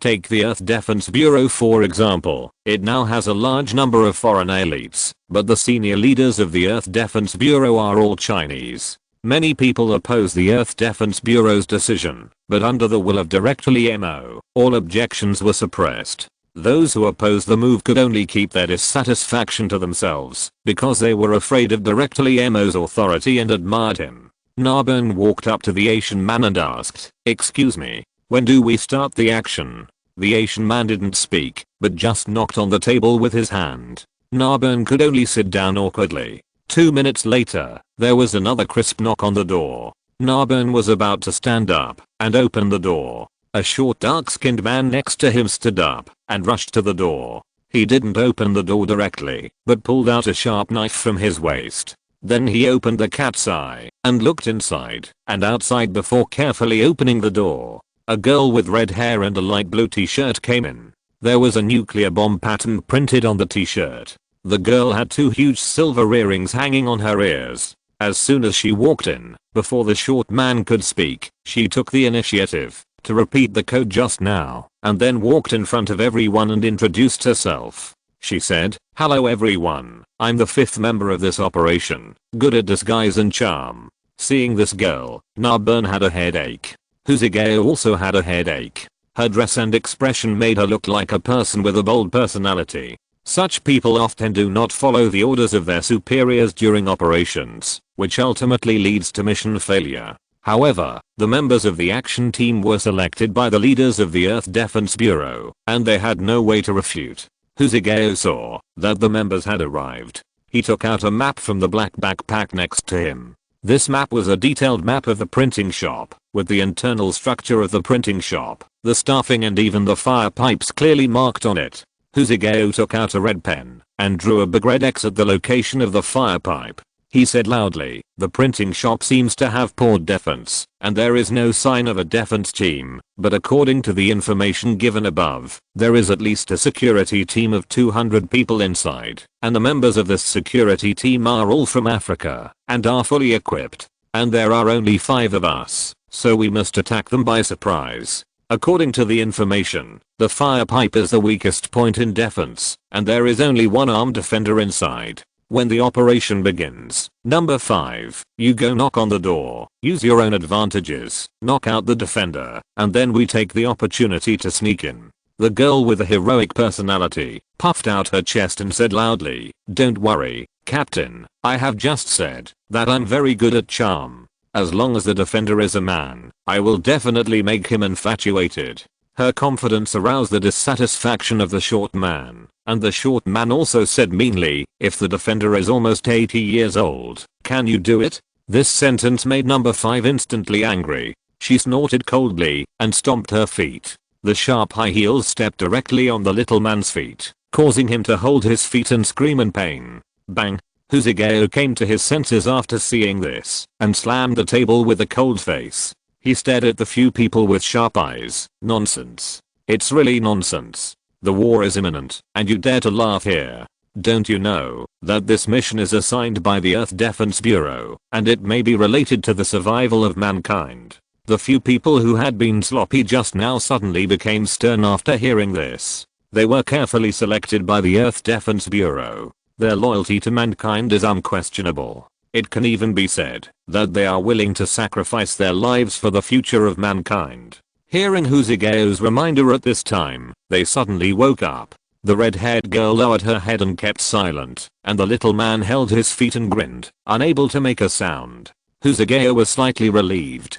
People in North America have been advocating freedom since childhood, and they are not as disciplined as the Chinese, so they are difficult to lead. However, these people seem to be a little reliable. "Now check your weapons and prepare for the upcoming battle," Huzigeo said, taking out a black dagger from his arms and grabbing the white silk towel next to him to wipe it carefully. The weapons of the short man are a dagger and a Desert Eagle pistol, and there is a silencer inserted in the pistol. Narbern's weapon is a ballpoint pen. Of course, this ballpoint pen is not an ordinary ballpoint pen. It contains resin that can kill people instantly. As long as you press the pen cap lightly, the pen tip will fly out under the action of the internal spring and inject resin into the enemy's body. The enemy will fall to the ground and die within a minute. Another North American who looks like a butcher took out a butcher knife from his leather coat. Yes, it is indeed a real butcher knife instead of a prop. The black paint on the outside of the butcher knife has been worn away, revealing white steel, and the surface is covered with a thick layer of grease. It can be seen that many piglets have died under this butcher knife. Seeing the surprised eyes of the crowd, the butcher raised the butcher knife in his hand, stared with a pair of big eyes, and his lips full of stubble moved slightly. "What's wrong? I'm just a butcher, using the tool I eat. What's wrong with that? Yes, very good, very good. Good weapon. I think it matches your temperament very well, big brother." This butcher knife is a treasured sword handed down from generation to generation. It's incredible. Everyone nodded and praised at the same time, and even Huzigeo said a few good words. "Just kidding. As long as you are not a fool, anyone facing such a butcher knife will retreat." The butcher also realized that his behavior was not right, smiled with his lips pursed, and put the butcher knife back into his waist. Okay, I have explained everything that needs to be explained. Our action this time is just like what I said just now. It may be related to the survival of mankind. We must act carefully and must complete the task. Husageo himself is not good at boosting morale, but considering that this mission is indeed very important, he can only rack his brains to think of a paragraph. He regretted that he did not intern in the publicity department for a longer period of time when he was at Mosey Technology. That's right, every new employee who joins Mosey Technology must stay in various departments for a few days in rotation. This is called job internship. For example, a student who graduated from the Department of Physics applies for the position of a researcher in the physics laboratory. After passing the interview and being assigned a position, the Human Resources Department of Mosey Technology will start a 1-month job rotation system. Within a month, this researcher must select 10 positions from more than 200 positions in more than 10 departments such as the Personnel Department, Publicity Department, Logistics Department, and Security Department, and then intern in each position for 3 days. At the beginning, Husageo thought that this job rotation was meaningless. After all, each position rotated for 3 days, and there was no time to complete the preliminary preparations. It was impossible to learn the essence of the position at all, which could only waste time. However, after experiencing the entire job rotation, he understood the intention of the leadership of Mosey Technology. Although these 3 short days could not learn the essence of each position at all, it could allow interns to have a comprehensive and intuitive understanding of the daily operation of Mosey Technology, which was very helpful for integrating into the work environment as soon as possible. You know, most of the researchers like Husageo are nerds who are not good at speaking. If they are allowed to get along with their colleagues, they may not know each other's names in half a month. In the rotation, in order to get started in just 3 days, the interns must do their best to overcome their inner loneliness and get along with their colleagues. The 4 action personnel nodded at the same time when they heard Husageo's words. Of course, before the action, the 4 people also made perfect makeup, and the makeup artist was girl number 5. She took out various cosmetics from her backpack and placed them on the table, and then took out 5 human skin masks. The human skin mask was provided by Chen Shuxian for number 5 when he assigned the task. It was researched and produced by the medical department of Mosey Technology. It can be attached to the face and can instantly change into another person, and if others do not study carefully, they can't see any flaws. Obviously, girl no 5's makeup skills are very proficient. It only took her more than half an hour to put on makeup for the 4 people and let them stick the human skin mask on their faces. Finally, she carefully put on makeup in front of the mirror. Husageo followed the instructions of girl number 5 and put the human skin mask on his face. He looked in the mirror again and saw a handsome face of a young man. This face looked a dozen years younger than he did. Narbern changed from a naive junior high school student to a middle-aged uncle. He looked very depressed and kept pouting on the sofa. The butcher turned into a pale-faced scholar. He couldn't close his mouth when looking at the mirror. This was too amazing. I don't know if this human skin mask can be reused. The butcher has no wife because of his ugly appearance and the bloody smell all the time. Now this human skin mask gives him hope. With the mask, he only needs to go to the nightclub and maybe the major event in his life will be solved. Just when everyone was thinking differently, number 5 also put on her makeup. She has now transformed into a pure girl with a pink face, rosy, willow-shaped eyebrows, light-colored lips, and the earrings on her ears are gone.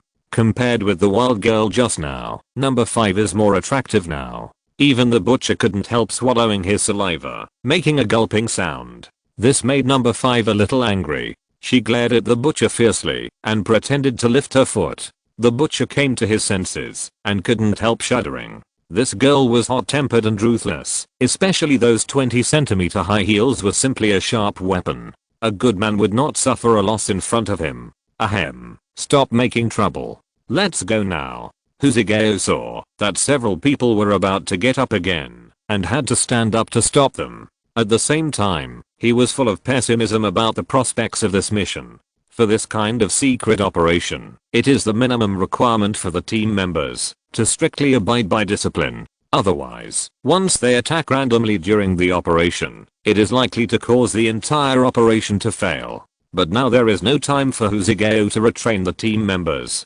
5 completely disguised people left the Nature Internet Cafe carrying black backpacks. The transportation is over there. Huzigao led everyone to a commercial vehicle. He bought this vehicle from a repair shop. After arriving in New Covenant City, not only was the license plate fake, but even the frame number was rubbed off by the technicians at the repair shop with a file. Even if someone found it, they would not be able to find any clues. The glass of the commercial vehicle had long been covered with an opaque glass film, and it was impossible to see the situation inside from the outside. 5 people got in the car, and Huzigao stepped on the accelerator, and the commercial vehicle rushed towards the printing shop.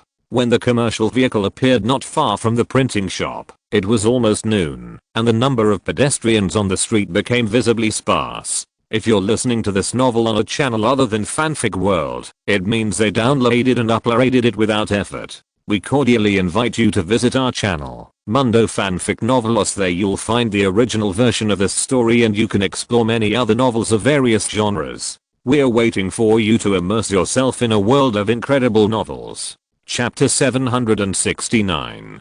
Huzigao parked the black commercial vehicle on the side of the road, turned around and looked at the passers-by who were looking outside. Fear seemed to be revealed in his big eyes under his long eyelashes. Alas, this girl with a seemingly hot temper would also be afraid, but it makes sense. For civilians who have not received any professional training, such an action is indeed extremely dangerous, not inferior to those foreign mercenaries who go deep into Africa to fight. Huzigao's heart was also hanging in the air at this time.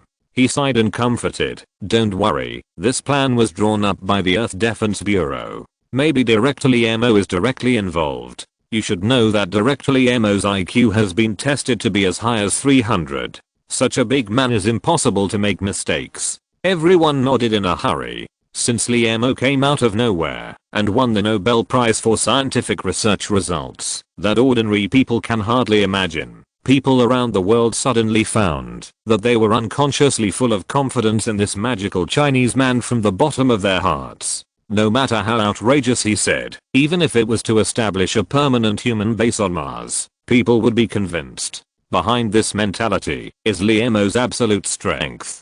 Since everyone has no questions, I will now announce the start of the action. Huzigao wanted to say a few words to encourage the team members before the action, just like the commanders of the special forces in the movies, but he couldn't say it because he felt that compared with the dangers that the team members were about to face, even the most passionate and generous words seemed weak.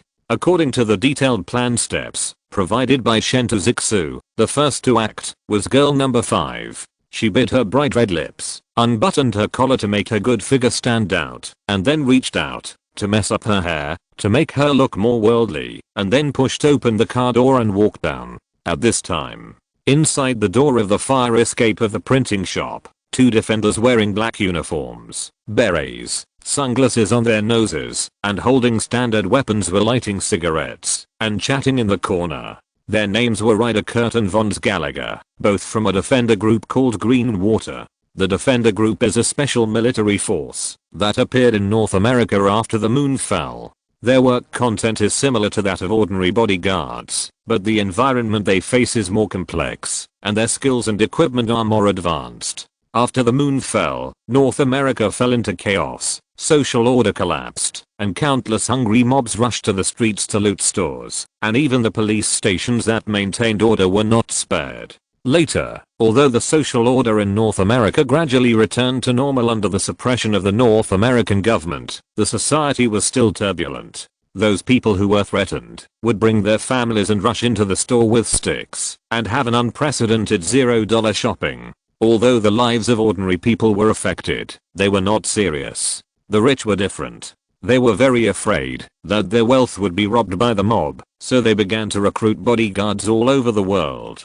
So the Green Water Defender Group came into being. The leader of this group is a veteran who has participated in many battles in Africa. No one has ever seen his true face. Every time he appears, he wears an iron mask, so many people call him Iron Mask. Iron Mask is very good at using experience, winning over high-ranking officials in the North American government, and has a good relationship with the local garrison. Therefore, Green Water Group quickly obtained a large amount of weapons and customer resources. Just 2 years after its establishment, it became the largest security company in North America, with more than 2,000 professional bodyguards and more than 100 armored vehicles, becoming a member of the North American region that cannot be underestimated. Of course, Green Water Group is so famous that it must cost a lot to hire them. It is said that the daily cost of each bodyguard is as high as $10,000. Ordinary companies do not have this ability at all. Ida Curtin von Gallagher joined Green Water Group 3 years ago. They are not North Americans, but from a tribe in Africa. In the tribe, they are not well fed and clothed, and they have to fight hunger every day. Later, the tribe broke out in a war with nearby tribes. The enemy is strong, and we are few. The tribe was occupied by enemies holding machetes. Most of the young and middle-aged people were beheaded, their homes were occupied, and the elderly and children were captured by the enemy. Ida Curtin von Gallagher managed to escape with their lives and began a 2-month wandering life in the endless desert. The desert in Africa is very dry, and the few potholes are surrounded by various wild animals. The two suffered a lot in the 2 months and finally had to survive by hunting small animals. Just when they were exhausted and could not support it anymore, they were discovered by a team that was training in the desert. This team happened to be from the Green Water Group. Since the establishment of the Green Water Group, Iron Mask knew that as a military organization, the most important thing was to keep the soldiers under his command strong enough. So every year Iron Mask would organize several drills and send soldiers to places with harsh environments around the world to let them get training in these places. If in the past, the soldiers of the Green Water Group would turn a blind eye to the locals during the training and treat them as rabbits, or take out their guns and pull the trigger to shoot them at will. However, Ida Curtin von Gallagher were too strong, with bodies like black iron towers, and they looked very capable. Green Water Group was in urgent need of such talents. So the leading lieutenant asked the soldiers to throw them 2 bottles of water, and then looked at the soldiers holding the bottles and drinking like cows and asked with a smile, "Are you willing to join our Green Water Group?" The cold water went into the intestines through the mouth and then moistened every cell. The refreshing feeling made Ida Curtin von Gallagher squint their eyes. When they heard the lieutenant's question, they quickly put down the bottles. Yes, we are really willing. Just kidding. Just looking at the clothes these people in front of them were wearing, the two knew that they had an extraordinary origin, and the two were in a critical situation now, and they might die in the desert because of it. When they encountered this life-saving straw, how could they not hold it tightly? As for the weapons these people were carrying, they looked ferocious, but the two of them didn't take them seriously at all, because in the chaotic places in Africa, the situation was very chaotic, and a large number of civilians died in conflicts every day. For a long time, these people have formed a view in their hearts, that is, the rule of this world is the law of the jungle, the winner has everything, and the loser can only turn into a pile of bones. There is no morality in this world. Therefore, they knew that the industry these people were engaged in must be dark, but they still joined without hesitation. Seeing that the two agreed to join, the lieutenant was also a straightforward person. Without saying a word, he distributed the weapons to them. After getting 2 Uzi submachine guns, the first thing Ida Curtin von Gallagher did was to ask for leave. Facing a request, the lieutenant hesitated for a moment.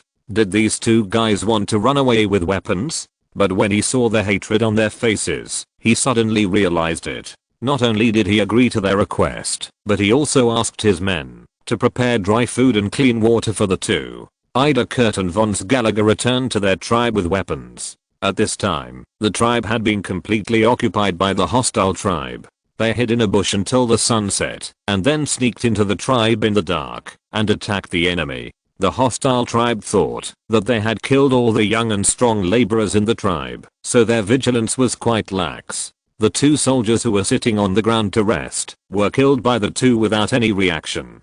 The loud gunshots broke the silence of the darkness. A massacre began. Compared with the soldiers holding machetes, the Uzi submachine guns in the hands of Ida Curtin von Gallagher were like the sickle of the god of death who harvested life. Any enemy who dared to face it would undoubtedly fall to the ground after a burst of fire. It took Ida Curtin von Gallagher less than half an hour to completely kill the enemy. The captured tribesmen saw that they were like gods descending to the earth and defeated the evil enemy. They cheered and rushed up and threw them high, and they held a bonfire party in the tribe to celebrate the victory with the food collected by the enemy. Ida Curtin von Gallagher also took this opportunity to find their respective captured wives and children.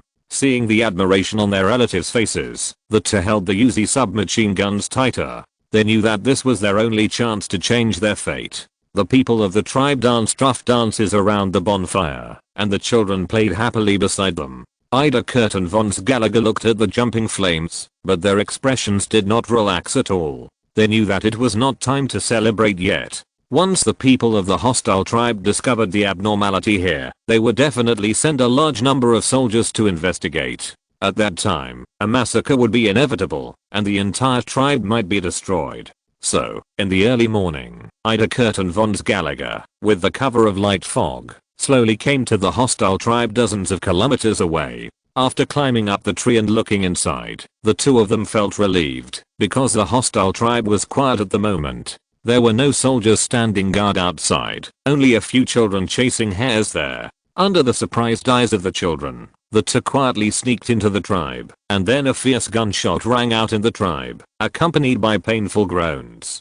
Half an hour later, Ida Curtin von Gallagher dragged their tired legs and walked out of the hostile tribe, both of them stained with bright red. The destruction of the hostile tribe also meant that the tribe would never have a foreign land again.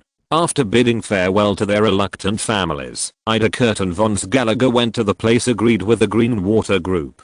After the lieutenant's special training, the two became peripheral soldiers of the Green Water Group, responsible for some unimportant tasks. Just like now, the door they were guarding was a door blocking the fire passage. As long as there was no fire in the entire building, this door would not be opened, so the two seemed very idle. But it's better to be idle. Even if both of them are executioners with blood on their hands, they don't want to lose their lives at any time. Ida Curtin von Gallagher are very satisfied with their current jobs.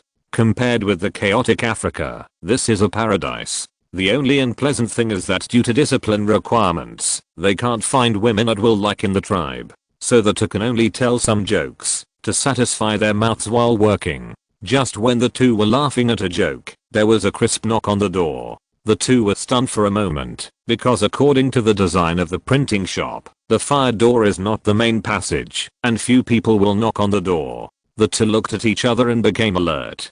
Did something go wrong? They picked up the guns leaning against the wall, and approached the fire door carefully. Who's outside? A crisp and charming female voice came from outside. It turned out to be a woman, and the two were relieved. But they still didn't open the door. Little girl, this is the fire door. You can't go through it. You'd better go through the front door and go through there. The two put their weapons on their shoulders and refused with a smile. You really don't want me to go in? The seductive voice came from outside again, and from the words, it can be heard that the person who spoke seemed to have some other ideas. The two fell into hesitation.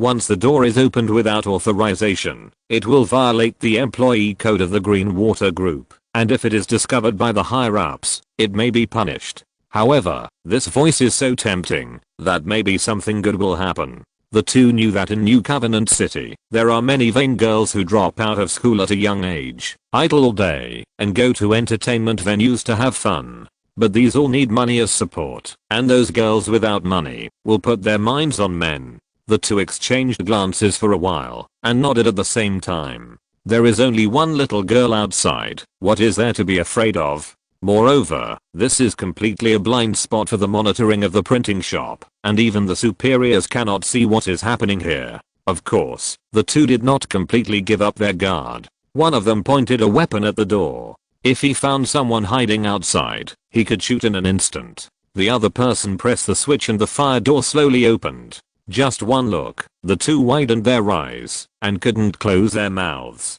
A girl with revealing clothes and fiery red hair stood in the sun outside. She had a curvy figure, two long legs that were eye-catching, and a strong wildness. This girl is really interesting. The two swallowed their saliva at the same time and then smiled and said, "Little girl, this is a printing shop. Are you lost?" Number 5 dressed up as an innocent little girl with her little face raised and asked timidly, "Uncle, can you help me?" Chapter 770. 5's smooth cheeks made Ida Curtin von Gallagher's heart palpitate, and they pursed their lips at the same time. This girl is thousands of times more beautiful than those dancing girls in nightclubs. What's more fatal is that the innocence revealed in her big eyes under her eyelashes makes people want to destroy her. However, Ida Curtin von Gallagher have received professional training from the Green Water Group, so they will not be seduced by number 5 so easily. Number 5 also knows this. She gently unbuttoned her shirt with her slender white fingers and said with a frown, "Oh, this weather is really hot." Her collar is open, and her snow white and smooth collarbone, like a magnet, attracts Ida Curtin von Gallagher's eyes, and they can no longer move. Ida Kurt has lost all his sanity at this time. He reached out and pressed the remote control, and the fire door closed silently. At this time, since number 5 entered the printing shop, Huzugeo has been staring at the fire door. He was a little worried. That is, number 5 is just a thin girl. Can she deal with the guard? The remaining 3 action team members all had the same thoughts, and their faces were full of tension. Suddenly, there was a knock on the car window. Huzugeo's heart trembled. He bit his lips fiercely, using the pain to let himself get rid of the tension. He looked back with the help of the rear view mirror. A traffic policeman in uniform and a wide-brimmed hat was shielding the sun with his hands and looking into the car. Huzugeo sighed that he seemed to be careless just now. He should have asked the team members to be on guard around when number 5 got off the car, but it was useless to regret it now. Once the traffic police found something unusual, he would definitely call for support from his colleagues. At that time, the whole action plan might be interrupted. Huzugeo took a deep breath, and under the surprised eyes of the 3 team members, he took out a pistol from the box on the co-pilot and inserted it into his waist, and then took out a stack of banknotes and put it in his jacket pocket. Seeing the money, the 3 team members took a deep breath and looked at each other. They didn't expect that this Chinese man was a rich man. The stack of money was all $100 bills, which should be at least 20,000 US dollars. In North America, people use credit cards on a daily basis and rarely carry so much money with them. Huzugeo opened the car door, pretending to be calm, and said to the traffic policeman who was leaning on the window with a smile, "Brother, I'm waiting for someone here. I'll leave soon." The traffic police frowned, looked Huzugeo up and down, and said coldly, "The window glass of your car does not meet the regulations. I must have someone to tow the car away. You must let everyone in the car get out immediately." Huzugeo's heart sank. Trouble came. In North America, traffic police often use various reasons to make trouble for car owners. Of course, this kind of trouble can also be solved with money. When the North American traffic police took out the pager to call for reinforcement, Huzugeo took out $200 bills from his pocket and handed them over. Facing the 2 bills, the North American traffic police's eyes flashed with a hint of desire. He turned his head and looked at the telephone pole next to him.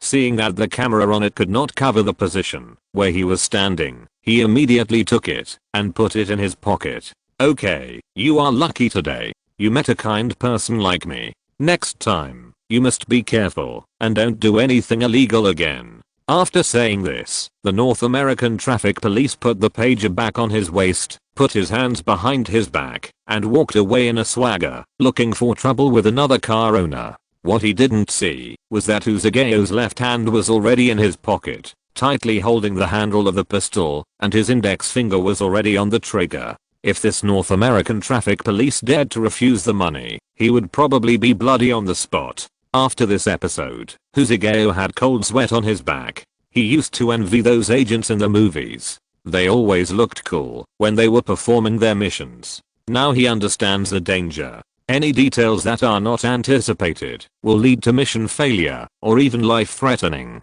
Thinking of the danger to his life, Huzugeo's heart jumped. Number 5 has been in the printing shop for so long. Could something have happened? At this time, the mood of several action team members in the car also began to be uneasy. Although they had just met number 5, and the aggressive momentum shown by number 5 made them feel very uncomfortable, they were teammates in the same group after all. If number 5 got into trouble, they would not feel good either. Captain, why don't we rush in? That's right. According to the established plan, number 5 should have dealt with the defender 10 minutes after entering the printing shop. But now it's been half an hour and she hasn't come out yet. She must have encountered a problem. Captain, we can't hesitate any longer. We can't watch number 5 die in there. As they spoke, the team members took out their weapons and prepared to rush out of the car. Their hasty appearance startled Huzugeo. Stop right now. Huzugeo quickly pressed the lock button on the car door and locked all 3 doors. In the eyes of the team members, his action seemed to be completely disregarding the life and death of number 5. If the team members were still a little afraid of Huzugeo just now, then this fear had disappeared with the imminent death of their teammates. Especially Narbern. He hated evil and hated it. He couldn't tolerate any sand in his eyes. Seeing that Huzugeo actually asked them to watch someone die without saving him, he immediately became anxious. He slapped the sofa seat in the front row and roared angrily, "Captain, our teammates are in danger now, and you actually asked us to sit in the car and do nothing. Your behavior has completely violated the rules of the Earth Defense Agency. Although we are not formal employees of the Earth Defense Agency, we cannot fail to abide by the rules. After the mission is over, I will definitely complain to the higher-ups about your behavior." Hearing Narbern's proposal of the rules of the Earth Defense Agency, Huzugeo suddenly had a headache. This kid's head is really on. He is now facing a dilemma. If he rushes in to save people now, the mission is likely to fail. Although Huzugeo doesn't know what the purpose of the mission is, seeing Chen Shuxian's nervous expression, he knows that this mission is extraordinary. If he sits back and does nothing, the little girl number 5 might really fall into the hands of the Green Water Company's defenders. In order to recruit enough defenders as soon as possible, the Green Water Group also accepts those applicants with bad records, so this has caused a large part of the defenders to be beasts in human skin. After thinking it over, Huzugeo finally decided to rush in now, because he couldn't watch a little girl die tragically in front of him. Everyone, get your weapons ready. After we rush in, we must ensure that we kill the enemy with one shot, and don't let the enemy react. Huzugeo pulled out a pistol from his waist and shouted loudly. The team members nodded heavily, their faces full of tension. After all, they were just team members who had undergone simple training, and most of the defenders of the Green Water Group had blood on their hands. After seeing that the team members were ready, Huzugeo no longer hesitated. He suddenly opened the door of the commercial vehicle and prepared to lead the team members to rush in. At this moment, the fire door slowly rose, and number 5 walked out from it with a triumphant smile on her face. The sun shone on her fiery red hair like a blazing flame. Huzugeo and the team members looked over No 5's shoulder and looked inside. In the dark corner, there were 2 bodies in uniforms, and black blood flowed from their noses. It was obvious that they were poisoned. There are actually 2 guards. Huzugeo was so shocked that he couldn't close his mouth. According to the intelligence, there should be only 1 guard behind the fire door, so Huzugeo dared to send number 5 to perform the mission alone. After he came to his senses, he immediately looked at number 5 with concern. "Are you okay? Did you kill these 2 people by yourself?" As soon as Huzugeo finished speaking, he knew that his question was a bit stupid. He laughed and said, "I'm not questioning your ability, but you are just a girl, and those 2 people are obviously strong men from Africa. As a qualified captain, Huzugeo must always pay attention to abnormal situations in the operation, especially when he is not familiar with the members of the action team. He should be more careful. It is abnormal for number 5 to kill 2 strong men who are several times heavier than her by herself. If the number 5 in front of him is not the real number 5, but is disguised by the enemy like them, then the whole mission will be a failure before it even starts." The clever number 5 knew Huzugeo's intention as soon as her eyes turned, so she was not angry at all, but took 2 steps back, bent her knees slightly, and suddenly exerted force on her calves, kicking out in the air. The sound of a flying kick cutting through the air was immediately recalled in the air. An expert can tell whether it is effective or not as soon as it is kicked. Husageo has learned kung fu, so he naturally knows that if this kick hits the enemy's neck, the enemy will be unconscious at the lightest and may even die directly if it is a bit heavier. And from the angle and strength of No 5's kick, this girl must have undergone special training, which made Husageo a little confused.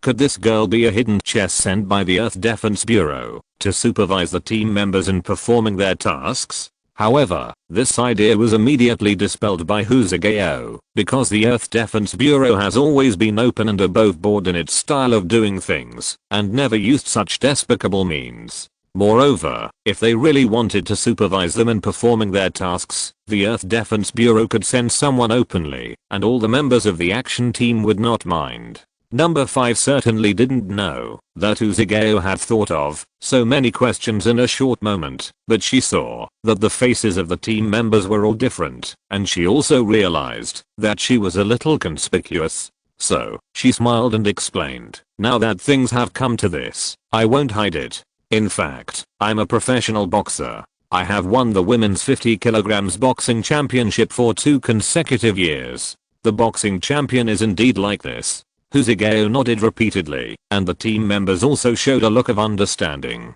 Number 5 pointed to the fire door and said, "Captain, should we rush in as planned next? Although there is no monitoring equipment here, I'm afraid there will be mobile patrol posts in the printing shop." Husageo nodded. "Okay, then, according to the original plan, act." Although there was no information related to patrol posts in the intelligence provided by the Earth Defense Bureau, Husageo still decided to be careful. After all, the danger just now was caused by an unexpected situation. Under the leadership of Husageo, the members of the Zero Action team bent over and sneaked into the printing shop. At this moment in the printing shop, the general manager Old John was sitting in the spacious office, scolding an employee who made repeated mistakes. He was smoking a Colombian cigar, and he lifted his feet onto the table, looking coldly at the employee, who shrank his neck and looked like a quail. "Ernest Frederick, tell me, how many times have you made a mistake since you entered the printing shop?" He took a deep puff of his cigar, blowing out a cloud of smoke, and his serious and scary face was looming behind the thick fog, looking even more terrifying. "The 5th time, butler." Ernest Frederick lowered his head and hesitated. "The 5th time. Impossible. According to my records, you have made a total of 6 mistakes to date, and 2 of them were completely wrong in the order of the code." Old John stood up, took out a document with Ernest Frederick's name on it from the drawer, and threw it hard in his face. Ernest Frederick lowered his head, letting the document slide from his cheek to the ground, without saying a word. He had to face what he had to face, but he didn't want to accept it. "According to the agreement you signed when you joined the company, the printing shop can terminate the contract without liability for any employee who has made 6 mistakes. So pack up your things now and leave the printing shop. The finance department will settle the remaining salary for you within a month." Old John nodded helplessly when he saw Ernest Frederick's dejected look. He was not a hard-hearted person. If it was something else, such as leaving early or being late, he could still help cover it up, but the mysterious woman hated the wrong code and would not tolerate any forgiveness. Thinking of this, Old John couldn't help but look up at the camera installed in the corner. Although the red light on the camera did not flash, Old John knew that the mysterious woman must be sitting on the monitor, watching the slightest movement in the printing shop quietly. Thinking of the mysterious woman, Old John's mood suddenly became complicated. According to common sense, he needed to thank the mysterious woman, but for some reason, he was both afraid of and hated the mysterious woman. The story began 10 years ago. At that time, Old John, who was over 40 years old, had just been fired from the factory and lost his job. Old John had to support a wife and 3 children, and his life suddenly fell into trouble. Chapter 771. Especially since his eldest son was about to go to college, that was another huge expense. Seeing the bill in the mailbox, Old John wanted to die, but everything changed drastically after a phone call. That day, Old John was walking on the cold street with 2 big hamburgers in his arms. These were the specials he bought at McDonald's after queuing for 2 hours. Suddenly, he heard a quick phone ring in the cold wind. He turned his head and saw that the ring was coming from a phone booth on the roadside. Old John was in a hurry to go back and give the still warm hamburger to his wife. He was in no mood to pay attention to these. He stepped on the frost and made a crunching sound and walked away quickly. The ringing sound became farther and farther away and was gradually covered by the wind. Old John's nervous mood calmed down a little. 2 months ago, his finances were already in a dilemma. He received many calls every day asking for money. Those from the North American tax department were okay, and they would threaten to send him to jail, but wouldn't he be even less money in jail? So old John was not worried that they would do that. But those loan sharks were not so easy to talk to. They threatened to cut off old John's fingers on the phone. This really made old John feel nervous, because those guys were always cruel and might really do that. So now old John has formed a conditioned reflex. When he hears the phone ringing, his heart will skip a beat. Oh, don't think about it anymore. Let's go home quickly. The hamburger will not taste good if it gets cold, and Chris's stomach is not good either. Old John sorted out his scattered thoughts and walked home quickly. But when he walked to another street, ding ding ding ding, the phone rang again in his ears. Old John turned his head and saw the public phone on the street that was tortured by the bad boys, making a rapid beeping sound. Is this thing still usable? As soon as the thought came out of his mind, it was replaced by fear. Wherever I go, the phone rings. Is it a prank? Old John's heart jumped, and he hurriedly continued to walk quickly. He was no longer in the mood to joke with those bad boys. But before he took 2 steps, the phone not far away also made a beep, beep, beep sound. Old John was stunned. He looked up and looked around. There was no trace of those troublemakers around. What was going on? According to old John's personality, he should ignore the ringing of the phone and go home directly. However, he was at the lowest point in his life at the moment and urgently needed something to turn things around.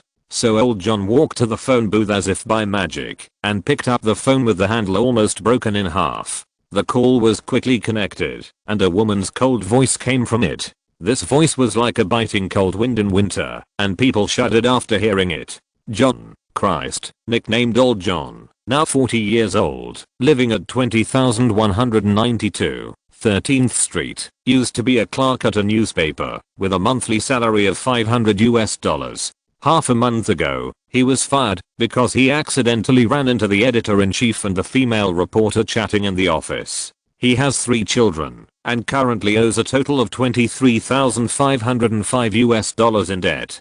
If you cannot raise the money by the end of this month, your house will definitely be confiscated by the bank and you will be blacklisted and may even go bankrupt. The cold woman mechanically spoke a long paragraph without waiting for old John to speak. This paragraph shocked old John completely because the information in it was exactly his personal information and even the debt was calculated clearly. But no, I only owe $23,000 in debt. You are wrong. Old John is an honest man and he knows his debts very well.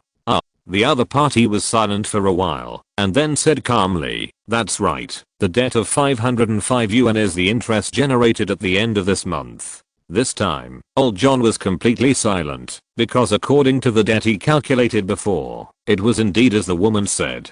The woman continued, I also know that you are holding 2 hamburgers in your arms now, bought from the hamburger shop on 5th Avenue, using coupons picked up on the roadside, and spent a total of $2.05. How do you know everything? Old John raised his head in shock and looked around. Are you hiding there and staring at me? I'm everywhere. The woman's words were full of unquestionable. This unquestionable feeling made old John, who was originally suspicious, feel indescribable at this time. It was as if this woman was the god of this world, and her bright eyes were enough to see everything in the world clearly. But why would such a big shot come to him? Question mark. Old John was a smart man. He realized the problem immediately. He calmed down and asked, "Dear lady, what can I do for you?" Perhaps old John's calmness was beyond the woman's expectations.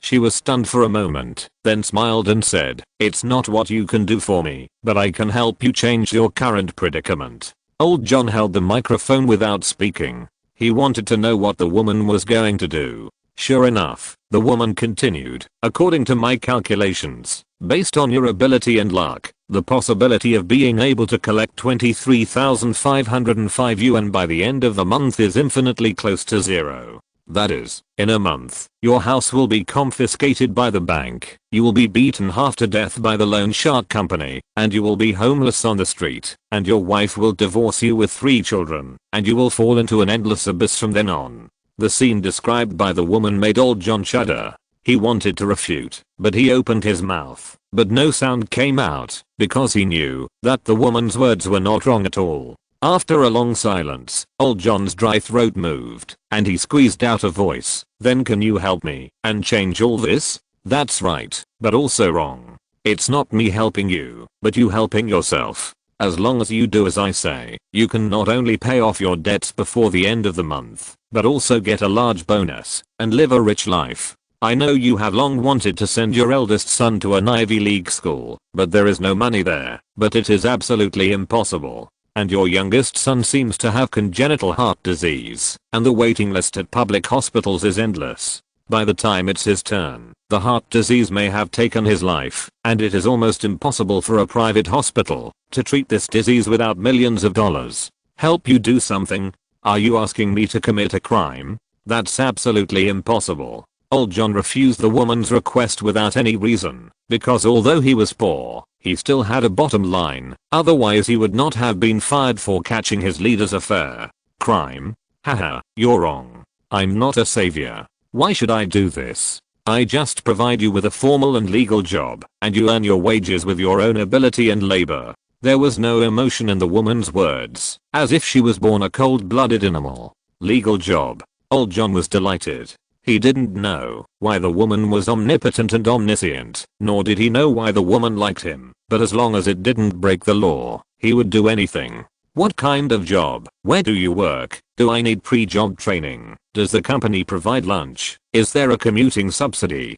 Of course, no lunch and no subsidy are also okay. Old John asked hurriedly. For a man who has to support a family, what a job means is self-evident. As if shocked by old John's enthusiasm, the woman was silent for a while and then said, "Let me introduce myself first. My name is a secret, but you can call me the wise man, the omnipotent wise man." Wise man? Or the omnipotent wise man? Old John was just surprised for a moment, but did not refute, because for him, the most important issue now is to find a job quickly and repay those debts. As for the woman's name, it is not important at all. After all, for employees, as long as the boss pays wages on time, the boss's name is not important at all. But he had to not be impatient now, and could only smile and ask, "Okay, Ms. Wise, what do you want old John to do for you?" "I want to set up a printing shop, and I need you to be the supervisor of the printing shop, responsible for the daily operation and personnel recruitment of the shop." Printing shop? I'm the supervisor? But I was just an ordinary clerk before, and I can't run a shop. Even when the kind-hearted old John was about to fall into the abyss, he was still afraid that, because of his incompetence, he would cause other people's business to suffer losses. But his worries were completely dispelled by the words of the wise man, and were replaced by endless doubts. "I only heard Ms. Wise say, this printing shop is not for profit, so you don't have to worry." Not for profit? Although old John was not a business elite, he knew that no matter when, investing in a company was to make money. No one would waste their money. Even many of the wealthy people who did charity were doing it to avoid taxes, or for the future of their children.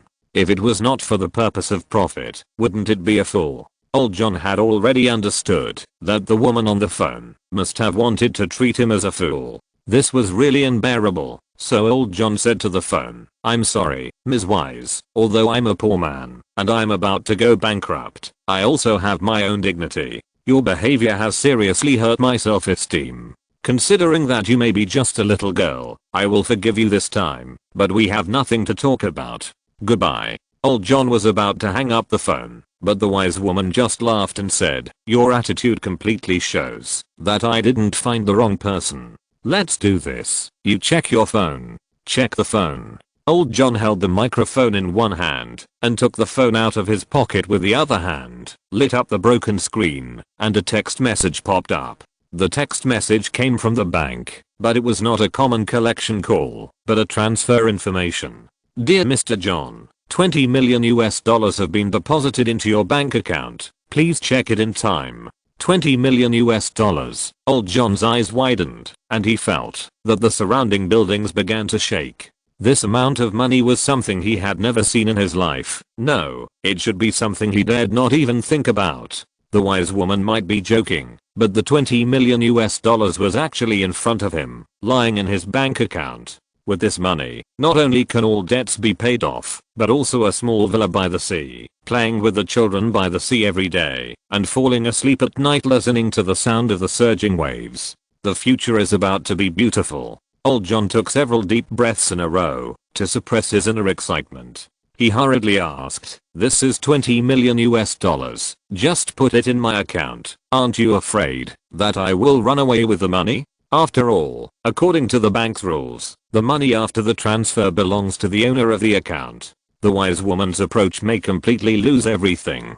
HMPH. The wise man sneered from the receiver of the phone, and then a sinister voice came out, "You can give it a try, but I can tell you clearly that you are not the first person I invited. There are 3 others in front of me. They all secretly had bad intentions and wanted to steal my money, but now they are all lying on the bottom of the sea." Old John couldn't help but shudder when he heard this. Yes, how could a person who can transfer $20 million it will be a fool? Since she dared to do this, she must be fearless. Unconsciously, Old John imagined this mysterious wise man as the leader of a criminal group from South America. In TV dramas, such plots can often be seen. In order to turn the money obtained from crimes into legal money, the leader of a criminal group sends people to various places to open laundry companies. This is called money laundering. The wise man must want me to help her launder money. Old John had no psychological burden about money laundering. He did not think it was a crime, because as a civilian, he had been exploited by the North American tax department.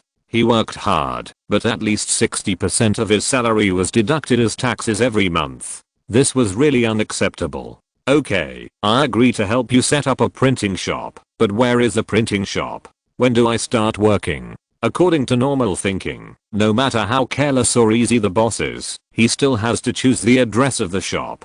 So, Old John thought his question was not funny, but a sinister laugh came from the receiver again.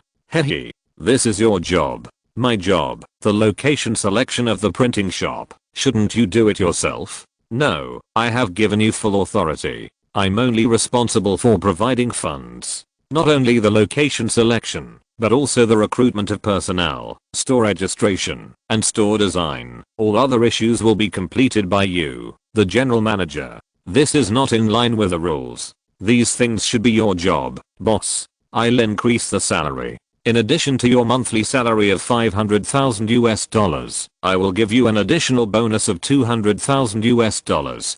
Chapter 772. I did it. Don't worry, boss, I will definitely complete the task successfully. In this world, there is no unfinished task. If there is, it means that the chips offered are not enough. Old John agreed without hesitation. The salary of $500,000 a month is enough for him to risk his life. Then the wise woman explained some precautions, such as keeping her identity information strictly confidential to anyone. The legal representative of the printing shop must be Old John. The main task of the printing shop is anonymous orders from a big customer, and there is no need to receive customers from the outside, and when customers come to the door, they must even be driven away. The printing shop must have strict security and protection measures. She has spent a lot of money to hire the Green Water Group. Once the printing shop starts business, the bodyguards of the Green Water Group will move into the printing shop. These requirements seem unreasonable. For example, is there a store in the world that drives customers out? But Old John has already linked the printing shop with the South American criminal group in his heart. As a money laundering organization, the printing shop must not be like a normal store. So, he agreed without hesitation. After hanging up the phone, Old John was in a very good mood. He turned to the store on the corner and bought more than 10 pounds of ribs. The children had not eaten meat for more than half a month. Today he wanted to give them some meat. When he got home, Christ saw that he brought back so much food, and his mouth was suddenly wide open. They were now in a difficult situation. Their daily food source was free food, provided by the street. The price of ribs was not cheap. Old John, did you find money? Good thing. I encountered something happier than finding money. So old John told his wife what happened just now, but he was afraid that his wife would be frightened, so he concealed all the abnormal things and just said that a company was going to hire him as a supervisor with a high salary of $5,000 a month. Hearing that old John had found a job again, and the salary was so high, Christ was immediately excited. She lit the gas stove and stewed the ribs. After a short while, the ribs in the ceramic pot began to bubble, and the whole house was suddenly filled with the unique fragrance of ribs. The 3 children smelled the smell and ran out of the room. When they saw the ribs in the pot, they were all surprised. Aren't we going bankrupt? Why would we buy ribs? Mother, you didn't sell the necklace that grandma gave you. What nonsense. Your father found a new job and makes $5,000 a month. $5,000. So much, Dad, you are awesome.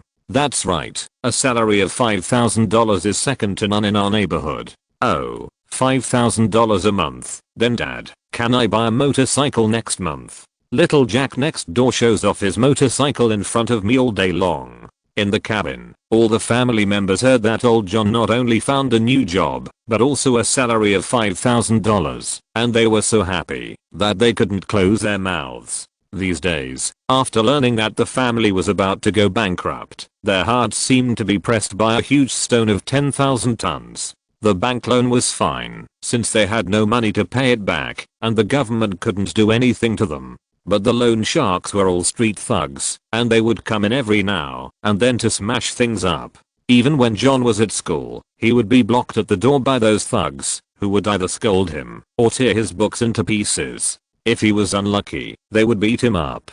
John had a few good friends at school, but he could only pretend not to see those big and strong ruthless guys. Especially Louise. When he talked about Louise, John felt a pain in his heart. Louise was his classmate, with a fair face, light brown hair, and delicate features. She looked like a movie star. When she wore that fiery red dress, she would attract the attention of all the teachers and students in the school every time she appeared. She was known as the school's beauty. Although John was average looking, he was of decent height and had a very sweet mouth. But with his eloquence, John spent 2 years of hard work and unremitting pursuit before Louise agreed to get along with him. Sweet campus love is plain as water, but sometimes it is passionate. Seeing that Louise was about to agree to go to a small hotel outside the school with little John, she ran into those thugs on the road. Louise looked at little John in surprise at first, and then that surprise turned into contempt, because little John once told her that his family conditions were good.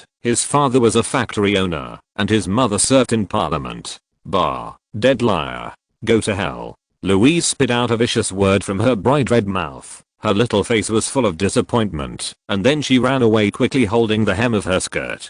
Her fiery red figure was reflected in little John's eyes, seeping into little John's heart, and then bursting out with high temperature, burning little John's whole body without any intactness. What about the pure love that was promised? What about the 3 lives and 3 worlds that were promised? Everything is nonsense. Little John fell to the ground and was kicked hard by those thugs, his mouth closed tightly without making a sound. Looking at the happy faces of his children and wife, old John rubbed a few hairs on his forehead excitedly. For him, nothing could make him more excited than seeing his relatives happy. Old John originally felt a little guilty for helping the South American criminal organization, but now that guilt has been washed away by the happiness of his relatives. The next day, old John woke up in the morning and the first thing he did was to call the bank. He heard the clear voice of the bank customer service on the phone. Dear sir, hello, there are currently $20 million in your bank account. According to our bank's policy, you will now be upgraded to a black card user and you can enjoy an overdraft of $1 million.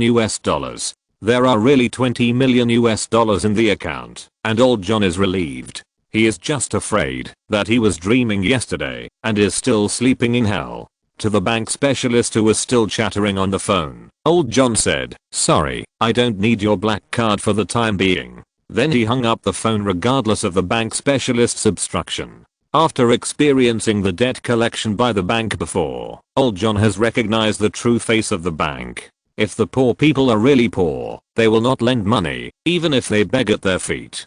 For those rich people who don't need money, they will beg for money. After confirming that there are $20 million in the bank, old John is also full of confidence. He found the best clothes from the closet, and then took all his documents, and took the bus to the government of New Covenant City. First, he applied to set up a printing shop, and then he was guided to the government's tax bureau to handle tax documents. There is a saying in North America, that is, there are two things that are inevitable in a person's life. One is death, and the other is paying taxes. The tax department in North America is a powerful department. They are not only equipped with armed forces, but also use all the information they have to suppress those who dare to evade taxes. There was once a big drug lord who thought he was very powerful. There were more than 500 armed men with submachine guns guarding his villa, but he didn't expect that the armed forces of the tax department would rush in with armored vehicles. This frightened the drug lord.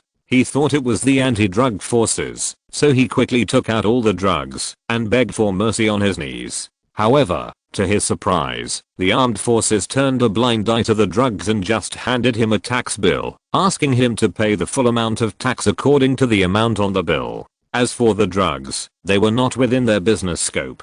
Therefore, the first thing that everyone who opens a company in North America should do is to hire an accountant to avoid accidentally missing the tax to be declared. After the tax affairs were completed, old John was exhausted.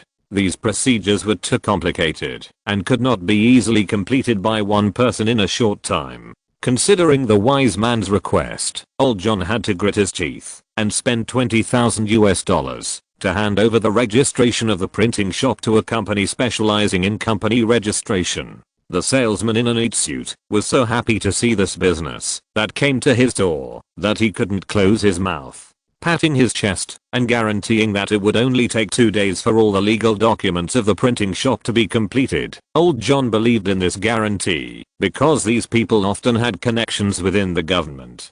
Documents that normally took half a month to sign might only take a short walk for them to get done. As for the location of the printing shop, old John had already made a plan in his mind. Although the mysterious wise man did not limit the budget of the printing shop, old John still found a storefront not far from 13th Street in the spirit of saving money. There used to be a Mexican restaurant in front of this storefront. Originally, the food was authentic and delicious, and the restaurant's business was also very good. However, the boss didn't know what went wrong in his brain and actually offended a big brother on 13th Street. In fact, it was not an offense, but because the business was booming, the hungry big brother waited for 2 hours. This was like stirring up a hornet's nest. In the following period, the restaurant was blocked at the door every day, and trash cans filled with kitchen waste were thrown at the restaurant door from time to time.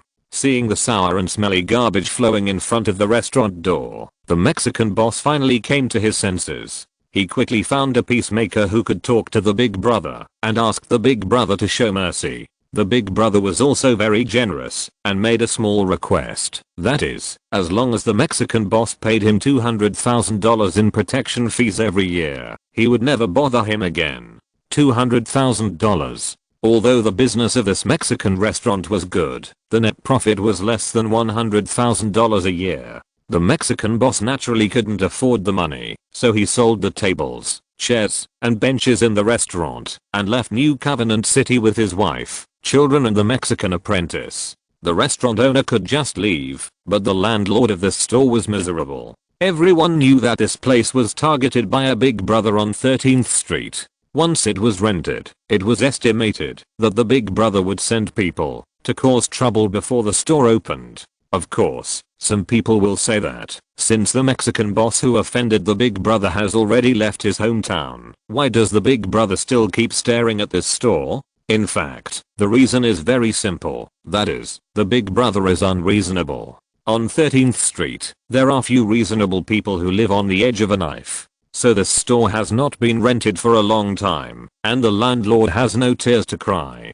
He can only reduce the rent from the original $10,000 per year to $8,000 per year. Even if the rent is 20% off, no one will rent it. So the landlord can only grit his teeth and reduce the rent to $5,000. In the end, no one can rent it. Finally, the landlord has no choice but to grit his teeth and reduce the rent to $1,000. Although this location is not very good, it is also a street-facing storefront, and there are several large office buildings around. Old John once visited the restaurant and knew that there was at least 2,000 square meters inside, which was enough to place those printers. Such a small rent is rare, so Old John decided to take it, which can save a lot of money and return the monthly salary of up to $500,000. As for the unreasonable big brother, Old John didn't take it to heart. Although he was kind-hearted, he also grew up in 13th Street and knew how to deal with unreasonable people. So he came to the door of the store and directly dialed the number on the rental notice. On the phone, the landlord, who wanted to cry but had no tears, burst into tears when he heard that someone was willing to rent the house. 10 minutes later, a black book stopped in front of Old John. "This is the key to the store. This is the contract. This is the water and electricity card. This is the access card. Goodbye." The landlord was afraid that Old John would go back on his word, so after getting the rent, he handed all the documents to Old John and immediately got in the car and ran away. This was in line with Old John's wishes. After all, he was exhausted after running around for a few days and was too lazy to talk to others. With a store, it is natural to recruit people. Old John learned his lesson this time and entrusted the task of recruiting employees to a special headhunter. Of course, they were not talents, as long as they could type. The requirements for the printing shop staff were personally drawn up by the mysterious wise man. They seemed normal, such as being able to type, having a clean record, and no criminal record. However, there was one thing that Old John found very strange. That is, if a typist made 6 wrong typing mistakes, he must be fired immediately. As long as you are a human being, you will always make mistakes, and it is normal to make typos. At the beginning, Old John thought that the mysterious wise man wanted to use this method to save costs, just like some companies always fire employees at the end of the internship period. But when he saw the black and white words behind the terms, even if the employees were fired, they had to be paid in full. This made Old John confused. Chapter 773. Although the mysterious wise man's requirements and behaviors were very strange, and some even exceeded the normal thinking mode, Old John decided to bury all his doubts deep in his heart, and then carefully follow the mysterious wise man's plan to build a printing shop. In North America, where money is the main thing, everything is easy, as long as you have money. It took less than 2 weeks for the printing shop to open. After connecting all the printers to a mysterious website according to the key sent by the mysterious woman, Old John was ready to announce the official opening of the printing shop. After a short training, the typing error rate of those employees has been reduced to 0.1%, which can fully meet the requirements of the mysterious woman. Listening to the crackling sound coming from the store, Old John felt very comfortable. Although he didn't understand why he had to print those weird codes, as long as he could meet the requirements of the mysterious woman, he could get up to $500,000 in salary every month. This was enough for Old John. With $500,000 a month, he could change to a big house by the end of the year, and he could also pay his and his wife's pensions. Life began to be beautiful. Just as Old John was sitting in his bright office, imagining a bright future, a junior clerk ran in with a nervous look. He stammered, "Boss, something bad has happened. A group of people came outside our store and shouted that they wanted to close our store."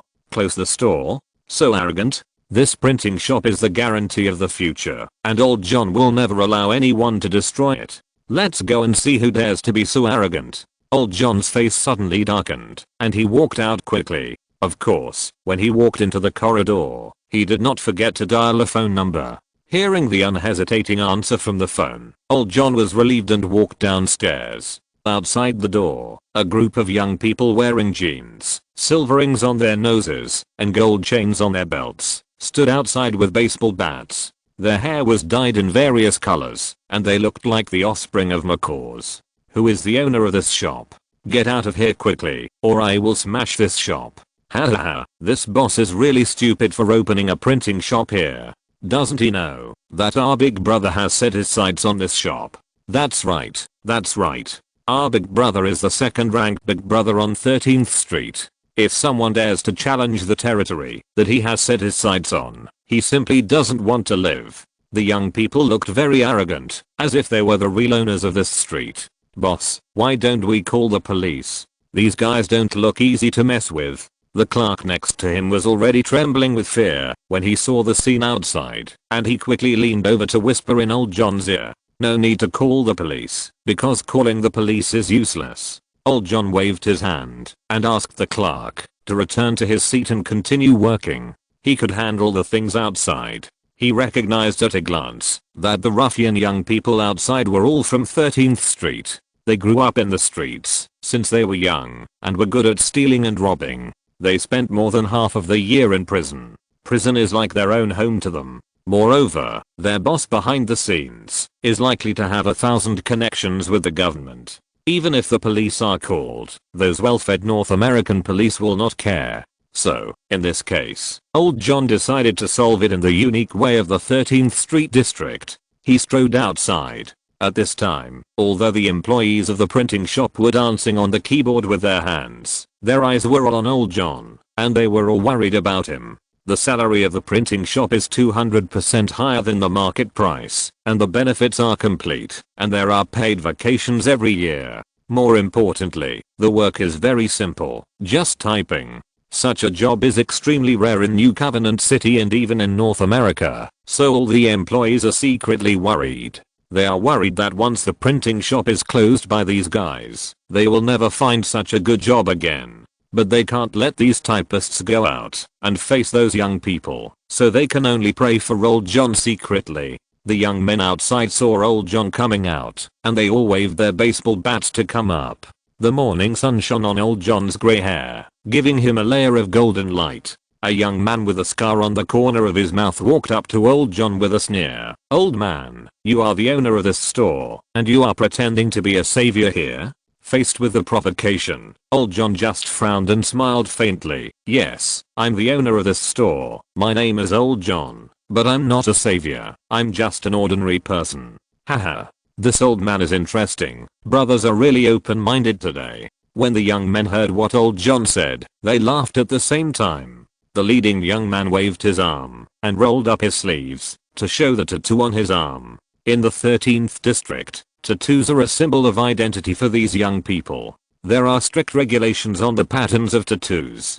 Generally speaking, the more complex the tattoo pattern, the higher the status of the person in the district. However, if any young man dared to be ignorant and mistakenly tattooed the pattern of his superior, the ending would be very miserable. At the very least, he would be beaten and driven out of the block, and at the worst, the tattooed arm would be chopped off with an axe. The glaring sunlight made old John squint his eyes. He saw that the leading young man had a vulture tattooed on his arm. Judging from the size of the vulture, his status in the block should be a middle-level person. According to the default rules of the 13th block, a middle-level person can lead 30 younger brothers and own 5 stores, so he can be regarded as a leading figure. No wonder he is so arrogant. But old John was not timid at all. He knew that when facing such a rogue, he had to be more ruthless than them. Old John strode forward and reached out to grab the baseball bat. "Hey, you old man, have some strength." The leading young man felt that the baseball bat seemed to be clamped by a clamp, and he couldn't move it, even if he pulled hard.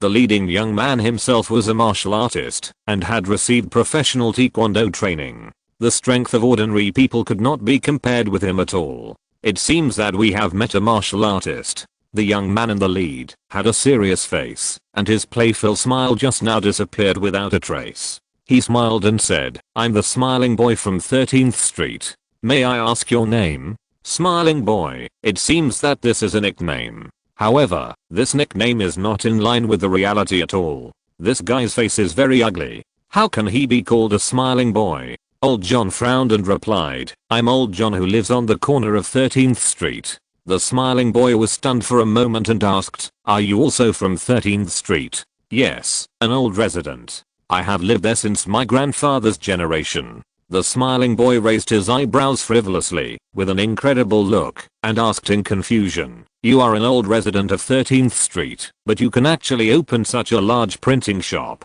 It's rare, isn't it? 13th Street is the slums of New York City. Most of the residents there do not even have formal jobs. They can only do odd jobs for the rich in the city, look after children, and wash clothes. Few people can open a shop. Moreover, such a big shop. The smiling boy had already inquired before he came to cause trouble. The rent plus the equipment and personnel costs would cost at least $5 million US. It was really surprising that a person on 13th Street could have so much money. However, all this had nothing to do with the smiling boy. He just had to follow the order of the big brother and extort a large sum of money from the printing shop. Mr. Old John, although we are from the same neighborhood, according to the rules, you should still pay protection fees. How about this? The original protection fee was $200,000 US a year. I will take your initiative and only charge $150,000 US for your neighbor's sake. The smiling boy put the baseball bat on his neck and looked at Old John with a smile. It was too casual to reduce the price by $50,000 US all of a sudden. Although Old John knew that these guys who did business without capital would extort as much as they could from those shops, they would extort as much as they could. But it was still beyond his imagination that it was so casual. $15,000 is not a lot. Old John can afford it now with the support of the mysterious wise man, but he knows the system well. Even if he pays the smiling boy a protection fee of $15,000, the smiling boy will not let the printing shop go. There is a high probability that he will continue to blackmail. The thugs on 13th Street only care about money, and the so-called credibility does not exist at all. Thinking of this, Old John frowned. Smiling boy, it's not that I don't give you this face, but all my money is invested in the printing shop. All the money is invested in the printing shop. The smiling boy was half believing and half doubting. If it was another store owner, he would have rushed up with a baseball bat, but the strength shown by Old John just now made him hesitate. The little face boy turned his eyes and smiled. We are also civilized people. Now it is a high-tech era. We 13th Street must keep pace with the times. How about this? For the sake of our neighbors, I will let you pay in installments. Installment payment? Old John was stunned. It was a bit unbelievable to hear this word from a little gangster. Yes, you pay a down payment of $100,000 US first, and then the remaining $50,000 US will be spread out every month. In this way, the operating pressure of your store can be reduced. The smiling boy licked his face and smiled. This method was thought up by him and has been recognized by the leader. Moreover, they are not afraid that the shop owners will not pay on time. After all, no store wants to be messed up all day long. Unfortunately, although the smiling boy's method is good, Old John has made up his mind. He smiled and said, I'm sorry, I can't take out $150,000 US. Please go back. When the printing shop makes money, I will naturally visit your boss in person. These words made the smiling boy angry. In his opinion, this old man was completely lying. It was easy to make a store look like it was losing money. Moreover, this old man wanted to talk to the big brother in person, which was simply a joke. Old man, don't be shameless. I just respected you because we are neighbors on 13th Street, so I kept trying to give in. You should also go and ask around. I, the smiling face boy, am also a top figure on 13th Street. Every year, there are at least 80 people who are disabled under my command. From now on, all the agreements just now are invalid.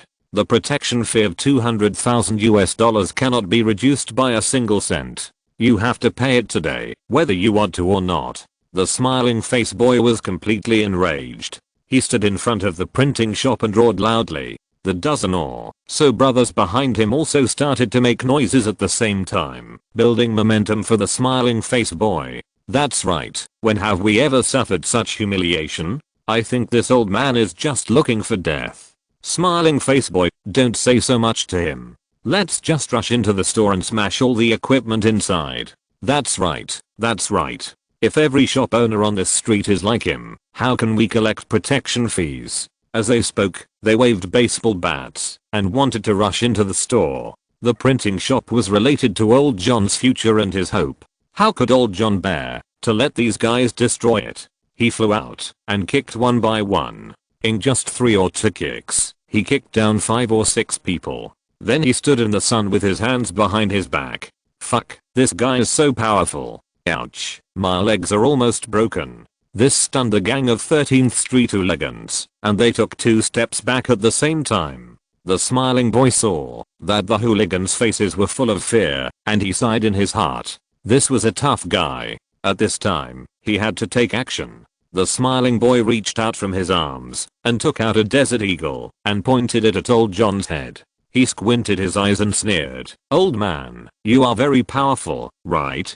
Try to move again. Believe it or not, I will make you have an extra hole in your head." Seeing the boss took out a pistol, the hooligans were all happy and laughed. This is stable. Generally speaking, small hooligans like them are not allowed to use guns when they are in action, because although their big brothers have a good relationship with the North American government, they will not deal with ordinary fights. But once they use guns, it is inevitable that someone will die at the muzzle of the gun, and in that case, the impact will be great. Facing the black muzzle of the gun, old John seemed calm, but he was nervous in his heart, and he kept shouting in his heart, "Damn old Jess, why hasn't he come yet? Is his leg broken?" Just when he was about to surrender to the smiling boy, a motorcycle roared over. The violent roar instantly attracted everyone's attention. Even the smiling boy was no exception. Riding on the motorcycle was an old man with gray hair and a skinny body. The old man was wearing a helmet and sunglasses, and his face could not be seen clearly.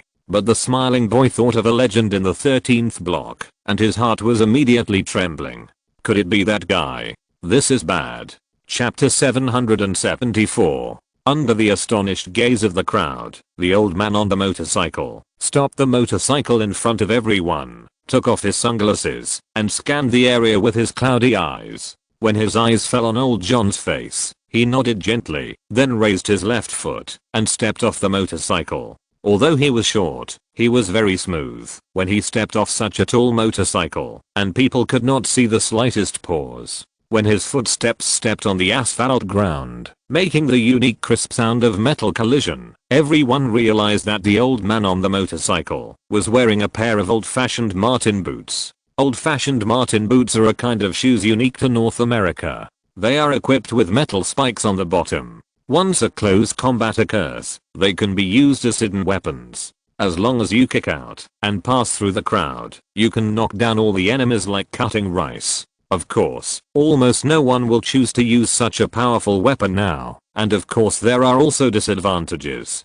The biggest disadvantage of old-fashioned Martin boots is that they require extremely high skills when using them. If you are not careful, you can easily hurt yourself. Everyone shifted their gaze from the shoes to the face of the motorcycle man, and immediately took a breath. The motorcycle man had prominent cheekbones, sunken eye sockets, and the skin on his face was like the bark of a tree. The whole person looked like he was half buried in the loess. It was this old man half buried in the loess that reminded everyone of a legend on 13th Street. According to the legend, on a night 10 years ago, an old man riding a motorcycle rushed into the headquarters of the largest gang on 13th Street, the Gillette Gang. At that time, the Gillette Gang was preparing for a party, and all the high-level and middle-level cadres of the gang were present. For a time, the magnificent hall turned into a hell on earth. The next morning, more than 500 bodies were carried out from it. No one cared why the Gillette Gang offended the motorcycle man.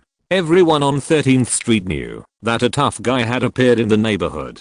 Although the photo of the motorcycle man has not been passed down, his general appearance has been passed down through people's mouths. It is exactly the same as the newcomer. The smiling boy quickly put the Desert Eagle back into his pocket, looked at the motorcycle old man and smiled. "Old man, you are." The motorcycle old man looked cold, as if he didn't see him. "My name, you don't deserve to know." When has the smiling boy ever been so angry? He stretched out his hand to put it in his arms, but when his fingers touched the cold handle of the gun, he suddenly woke up. Facing such a person from hell, am I not looking for death by doing this? To be able to become a senior executive of 13th Street, the smiling boy is not the kind of person who only knows how to act recklessly. Otherwise, no matter how good his marksmanship is, he would have become ashes in the suburban cemetery. The smiling boy chuckled twice and said with a flattering smile, "Brother, I'm the smiling boy of the Jack Gang.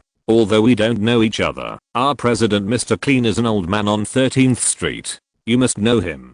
Give our president a face today." Just pretend that you didn't see anything, okay? Didn't see it? What are you kidding, kid? The old man standing opposite is my longtime friend. You are slapping my face by saying this. The motorcycle old man curled his lips and said disdainfully. At the same time, he took a step forward intentionally or unintentionally, just standing between the smiling boy and old John.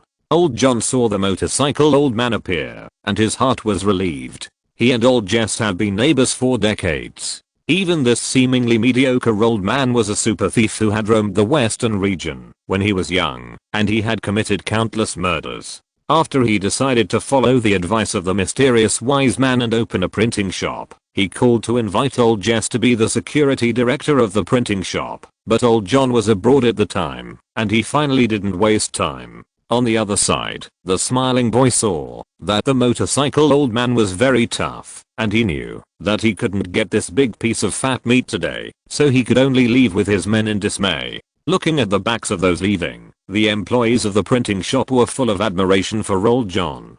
As people from New York City, they knew how powerful these rogues on 13th Street were. Old John then invited old Jess into the office. Looking at the magnificent furnishings, old Jess, who had been in the military for half his life, was full of doubts. He knew this old friend very well. Not long ago, this old friend was just a down and out laid off worker who almost went bankrupt. How could he become the owner of a printing shop in a blink of an eye? And he looked like he didn't lack money. However, he carefully kept this doubt in his heart and didn't ask, because he knew that everyone has secrets, but some are small and some are bigger. Moreover, he knew that, although old John was poor, he had good character and often helped his neighbors and would never secretly harm him. This was enough. Soon, old John reached an agreement with old Jess. Old Jess, a notorious thief, became the security supervisor of the printing shop with a monthly salary of $100,000. Of course, it was impossible for such a large printing shop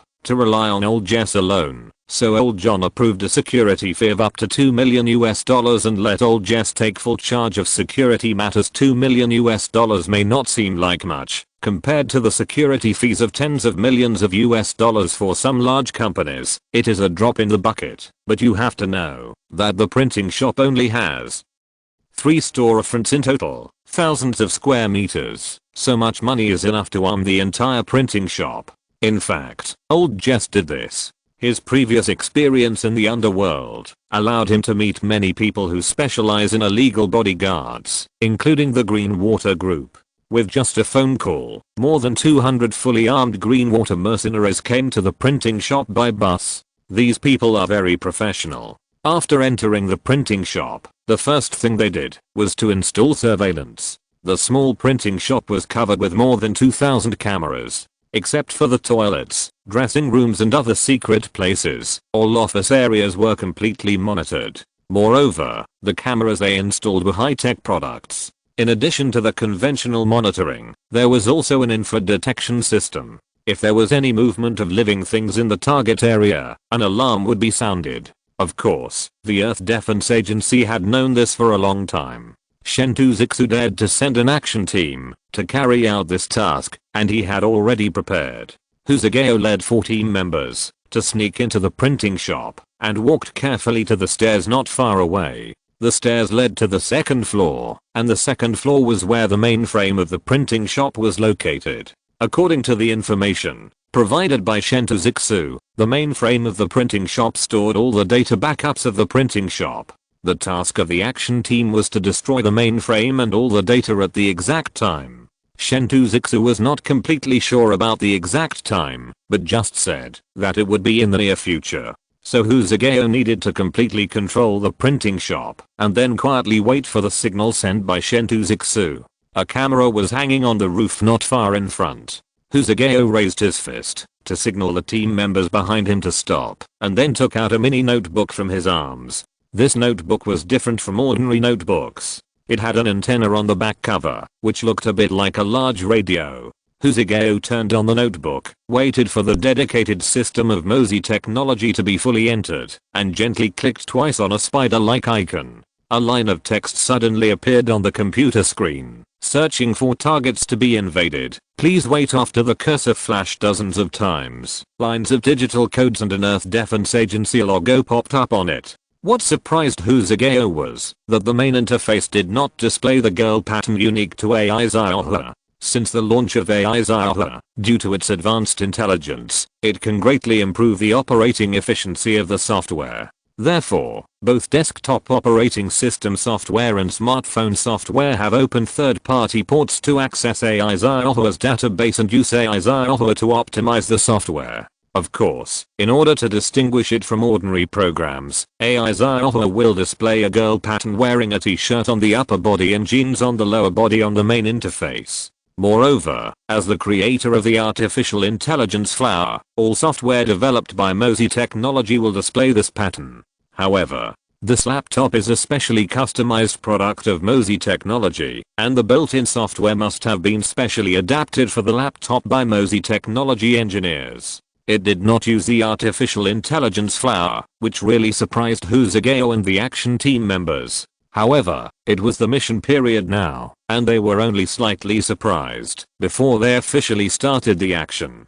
Huzageo entered a line of keys on the laptop, and the antenna on the top of the laptop began to rotate slowly and emitted a harsh low-frequency buzzing sound. More than 10 seconds later, 2 snowflakes flashed on the laptop screen, as if it was affected by electromagnetic interference. At the same time, a cry of surprise came from the printing room not far away. Oh my god, why is the network offline? I just type so many words, it won't be uploaded to the host, right? That's terrible. Yeah, me too. This has never happened before. What should we do? What should we do? Of course, report it to the supervisor quickly. Call the phone. It's bad. The phone has no signal. The supervisor should be in the office now. I'll go call him. Listening to those screams, Huzageo was relieved, because he had just used a special notebook to interfere with all electromagnetic signals within a radius of 5 kilometers, so that even if someone was monitoring the printing shop through a camera behind the scenes, they would not realize that something had happened in the printing shop.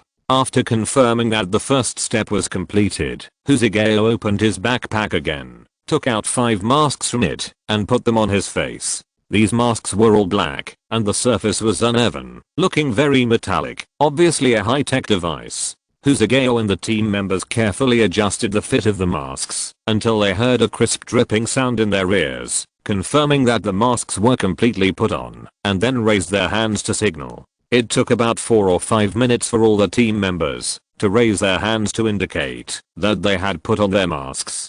Huzageo looked serious and carefully took out a silver metal cylinder from his backpack. The surface of the cylinder was completely smooth, with no trace of welding. There was only a red button on the top. Huzageo placed the silver metal cylinder on the ground, then took a deep breath and gently pressed the button. The lid of the metal barrel, which had no cracks at all, slowly popped open, and a nozzle-shaped object stretched out from it. The LED light on the surface of the metal body flashed twice, and a light white smoke was sprayed out of the nozzle. This smoke became extremely thin as it spread, and it became almost invisible in just a few seconds. Huzageo raised his wrist and pressed the counter 201,918 as the counter jumped. 2 plop sounds were heard not far away, as if someone had fallen to the ground. 151,413 The plop sounds became more and more, as if an invisible sickle was harvesting indiscriminately in the printing shop. Office of the printing shop manager. Old John was scolding the employee who made the mistake. He felt a palpitation for no reason. He vaguely saw the employee standing opposite him shaking twice and then falling to the ground. Old John immediately realized that something was wrong. He bent down and wanted to touch the red button at the bottom of the table. The red button was connected to the alarm device, which could notify old Jess, who was wandering around New Covenant City. Although old Jess agreed to be the security director of the adult printing shop, he was born not to like to go to work step by step, and he didn't like to stay in a pigeon-like office, so old John had to agree to let him go out at any time. Of course, in order to avoid not being able to find old Jess in an emergency, old John specially customized this alarm system. However, before his fingers touched the button, his heartbeat accelerated violently. He felt that the blood in his body seemed to start boiling, and the surrounding scenery began to spin. With a feeling of nausea and vomiting, he gradually lost consciousness. Even so, he still tried his best to open his eyelids and looked at the red button unwillingly. Old John was not a fool. He knew that someone must have attacked the printing shop. He also knew that, if the attack succeeded, the mysterious wise man would definitely take his anger out on him, regardless of whether the printing shop was actually inspected or not. After the printing shop officially opened, old John gradually realized the true identity of the mysterious wise man through bits and pieces of abnormalities. For example, if he wanted his family to go on a trip, he only needed to tell the destination to the camera, and he would receive a call from the airline 2 seconds later. On the phone, the airline staff would tell him that he had won the grand prize, so he won 5 luxury class tickets, and the destination of the tickets was of course the address he just said. When old John was driving on the road, he never waited for a red light. As long as his old book approached the zebra crossing, the red light would flash twice and then turn green. All of this must be the masterpiece of the mysterious wise man. Of course, old John did not think that the mysterious wise man was helping him. On the contrary, in old John's view, the mysterious wise man was showing his powerful strength and warning him by the way. Chapter 775. After knowing the power of the mysterious wise man, old John paid more attention to the management of the printing shop. In the past, this was just his job, to support his family and earn money, but now he has to do it. If he doesn't work hard, he might disappear silently. Imagine what will happen if old John happily drives his family through the traffic light. Just as he starts, the green light turns red in an instant, and a heavy truck on the opposite side of the road rushes straight over. At that time, even if the government wants to investigate, it will definitely not find any traces of human intervention. This is simply killing people invisibly. Now the entire printing shop is filled with poisonous gas. Although he doesn't know the source of the poisonous gas and how many people have invaded the printing shop, it is certain that there must be a major change in the printing shop this time. Even if old John can survive this attack, he can't escape the pursuit of the mysterious wise man. On the other side, Huzigao knew that the X-toxin had taken full effect after hearing the continuous sound of landing. X-toxin is a non-lethal toxin developed by Mosey technology. It can paralyze the target in an instant. It has the advantages of fast onset and long duration of action. It is generally used by the Earth Defense Agency to deal with thugs who refuse to surrender. Although Huzigao is very confident in X-toxin, he still asked number 5 to go ahead to investigate. When he saw X raised his hand to indicate that everything was done, he ordered the team members to move forward. When he came to the hall, Huzigao saw typists lying on the workstations in the cubicles one after another. Their hands were still on the keyboard, and they seemed to be still working. Their eyes were closed, but their faces were filled with strange smiles. This is another feature of X-toxin. While making the target person fall into a coma, it will release an element that can make people excited, thus making people fall into pleasure. This can also be regarded as an alternative humanity of the Earth Defense Agency. Huzigao made a gesture, and the team members immediately formed a warning formation and walked towards the wall next to them. The walls were painted with white ash, very smooth, and without any gaps. Nothing unusual could be seen at all, but all this changed after Huzigao tapped the wall twice. The members of the action team were surprised to find that a door on the wall had slid open silently, and behind the door was pitch black, like an endless hell. Could it be that this was where the mainframe of the printing shop was placed? The team members cast doubtful eyes on the captain Huzigao. Huzigao still did not say anything. He pointed to a short team member, and then pointed to the door of the printing shop. The short team member nodded, walked quickly to the door, and casually picked up a sign that said temporarily closed, and hung it on the door. Then he took out a plasma gun and guarded in the corner.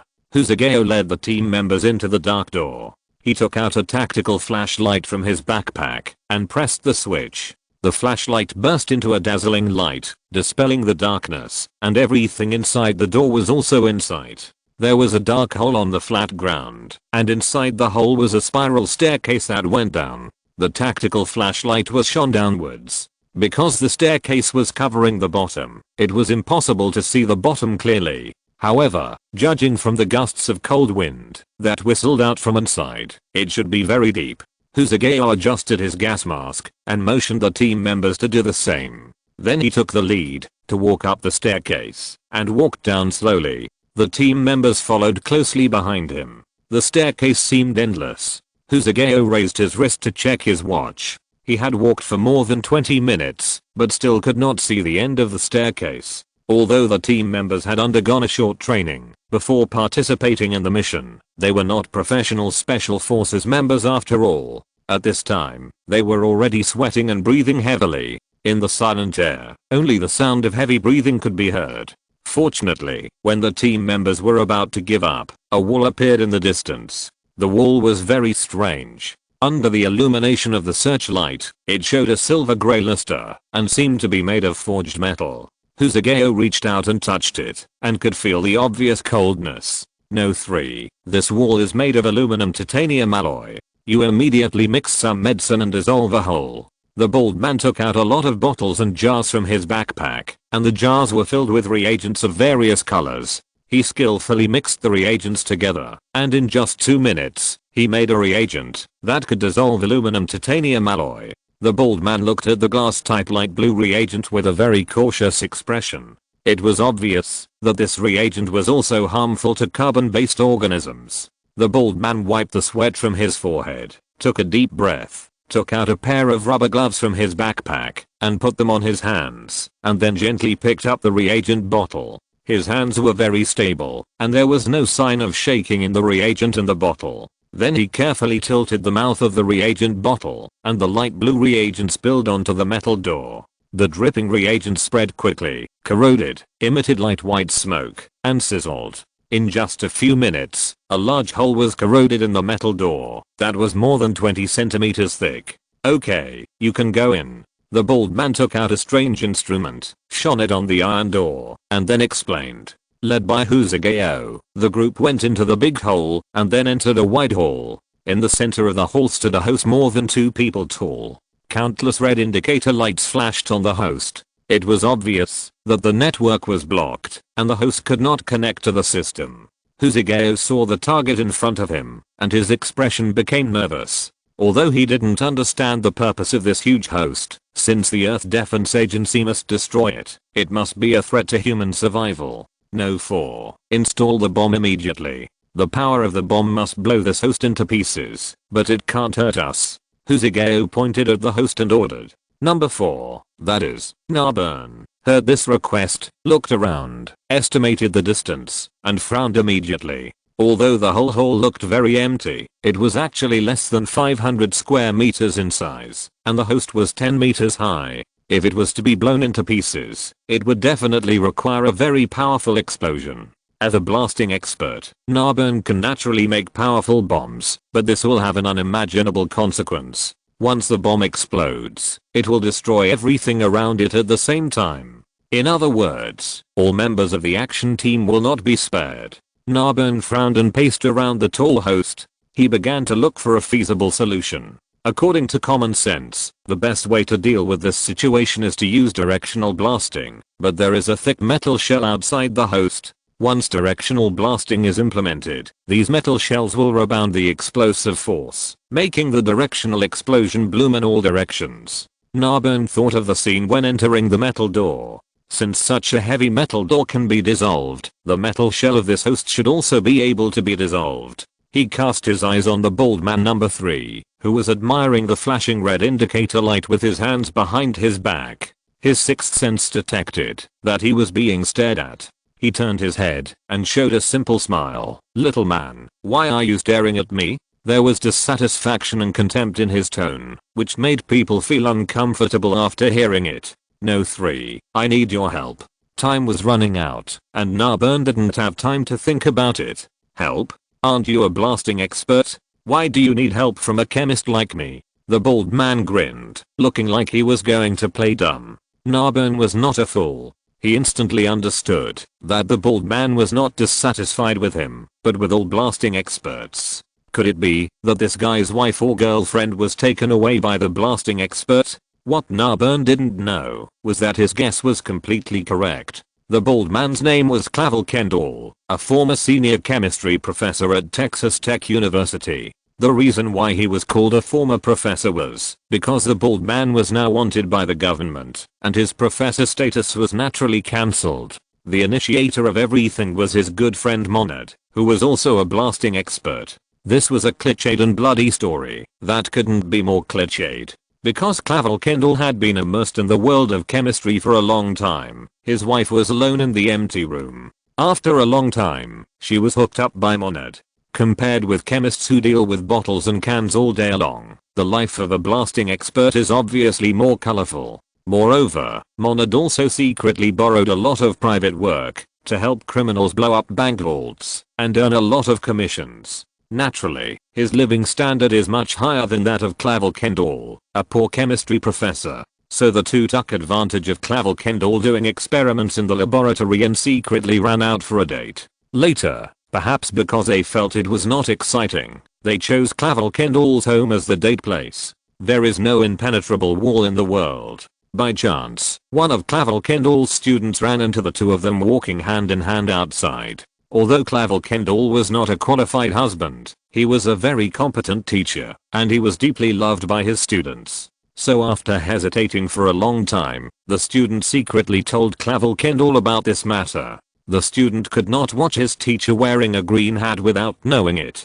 Clavel Kendall was very surprised when he heard the news. He didn't believe that his wife would really cheat. After all, they were childhood sweethearts. Their parents lived next door to each other. They grew up together, went to elementary school together, went to junior high school together, and finally went to college together. In the eyes of all relatives and friends, they were a perfect match. But the student who told him the news was always known for his honesty, and no one would joke about such things unless he didn't want to continue going to school. Clavel Kendall gritted his teeth and drove back home. When he kicked open the bedroom door, he almost fainted with anger. How dare they do this in their own home? But the final sobriety told him that he couldn't just let this pair of dogs and men go. In anger, Clavel Kendall took out a reagent bottle from his pocket, unscrewed the lid, and sprinkled the light brown liquid inside on the two. His next class was to tell students how to use aqua regia to refine precious metals. When he heard the news, he subconsciously put the reagent bottle into his pocket. Aqua regia is a chemical agent that can corrode even metals, and the aqua regia used by Clavel Kendall was not diluted and had a high purity, so the fate of the couple can be imagined. Although they were lucky enough to be sent to the hospital in the end, they were not rescued because their aortas were corroded by the aqua regia. In this way, Clavel Kendall turned from an excellent chemistry professor into a wanted criminal. The culprit of all this was a blasting expert, so he disliked Narbonne so much. Huzagao, who was standing next to them, saw the two people arguing there and couldn't help but get a little angry. What a joke. The plan they are executing now may be related to the survival of the entire world, and these two team members actually have the leisure to quarrel. He walked up with a cold face and shouted angrily, "What are you doing? Don't you know what time it is now? Do you want our mission to fail completely this time?" Narbonne and Clavel Kendall also realized this at this time, and both hung their heads and said nothing. Huzagao looked at Narbonne. "No, I just ordered you to prepare to blow up this host. Why are you still standing here? Have you encountered any technical difficulties?" Hearing Huzagao's question, Narbonne breathed a sigh of relief and whispered, "Captain, I did encounter difficulties. I have carefully calculated that to blow this host into pieces as you requested, it would require at least 20,000 equivalents of TNT explosives. However, the space here is very small, and there are metal walls all around, as if it were sealed. Once such a powerful explosive explodes, we will not be able to survive." Huzagao listened to his analysis and nodded continuously. The objective difficulties were not Narbonne's fault. However, this mission was of great importance and must be carried out immediately. And since the Earth Defense Agency chose Narbonne as a member of the action team, there must be a reason for it. He smiled and asked, "Have you thought of a corresponding strategy?" Of course, the method is actually very simple. Just let this big brother destroy the shell of the host. Without the shield of the metal shell, I can use a smaller bomb and easily destroy the host, Narbonne said confidently. It turned out that the quarrel between the two was because of this. Huzagao immediately understood and cast his eyes on the bald man. Now it was the bald man's turn to be embarrassed. He could only laugh twice. He cursed in his heart. The blasting expert is really not a good thing. You asked me to help with the mission earlier. How could I refuse? Now he will be criticized by the captain. End of this chapter. Thank you very much for reaching the end. Don't forget to like. Looking for more exclusive content and immediate access? Subscribe to our Patreon. Remember, every like, subscription, or donation encourages us to continue. Thanks to everyone. See you in the next video.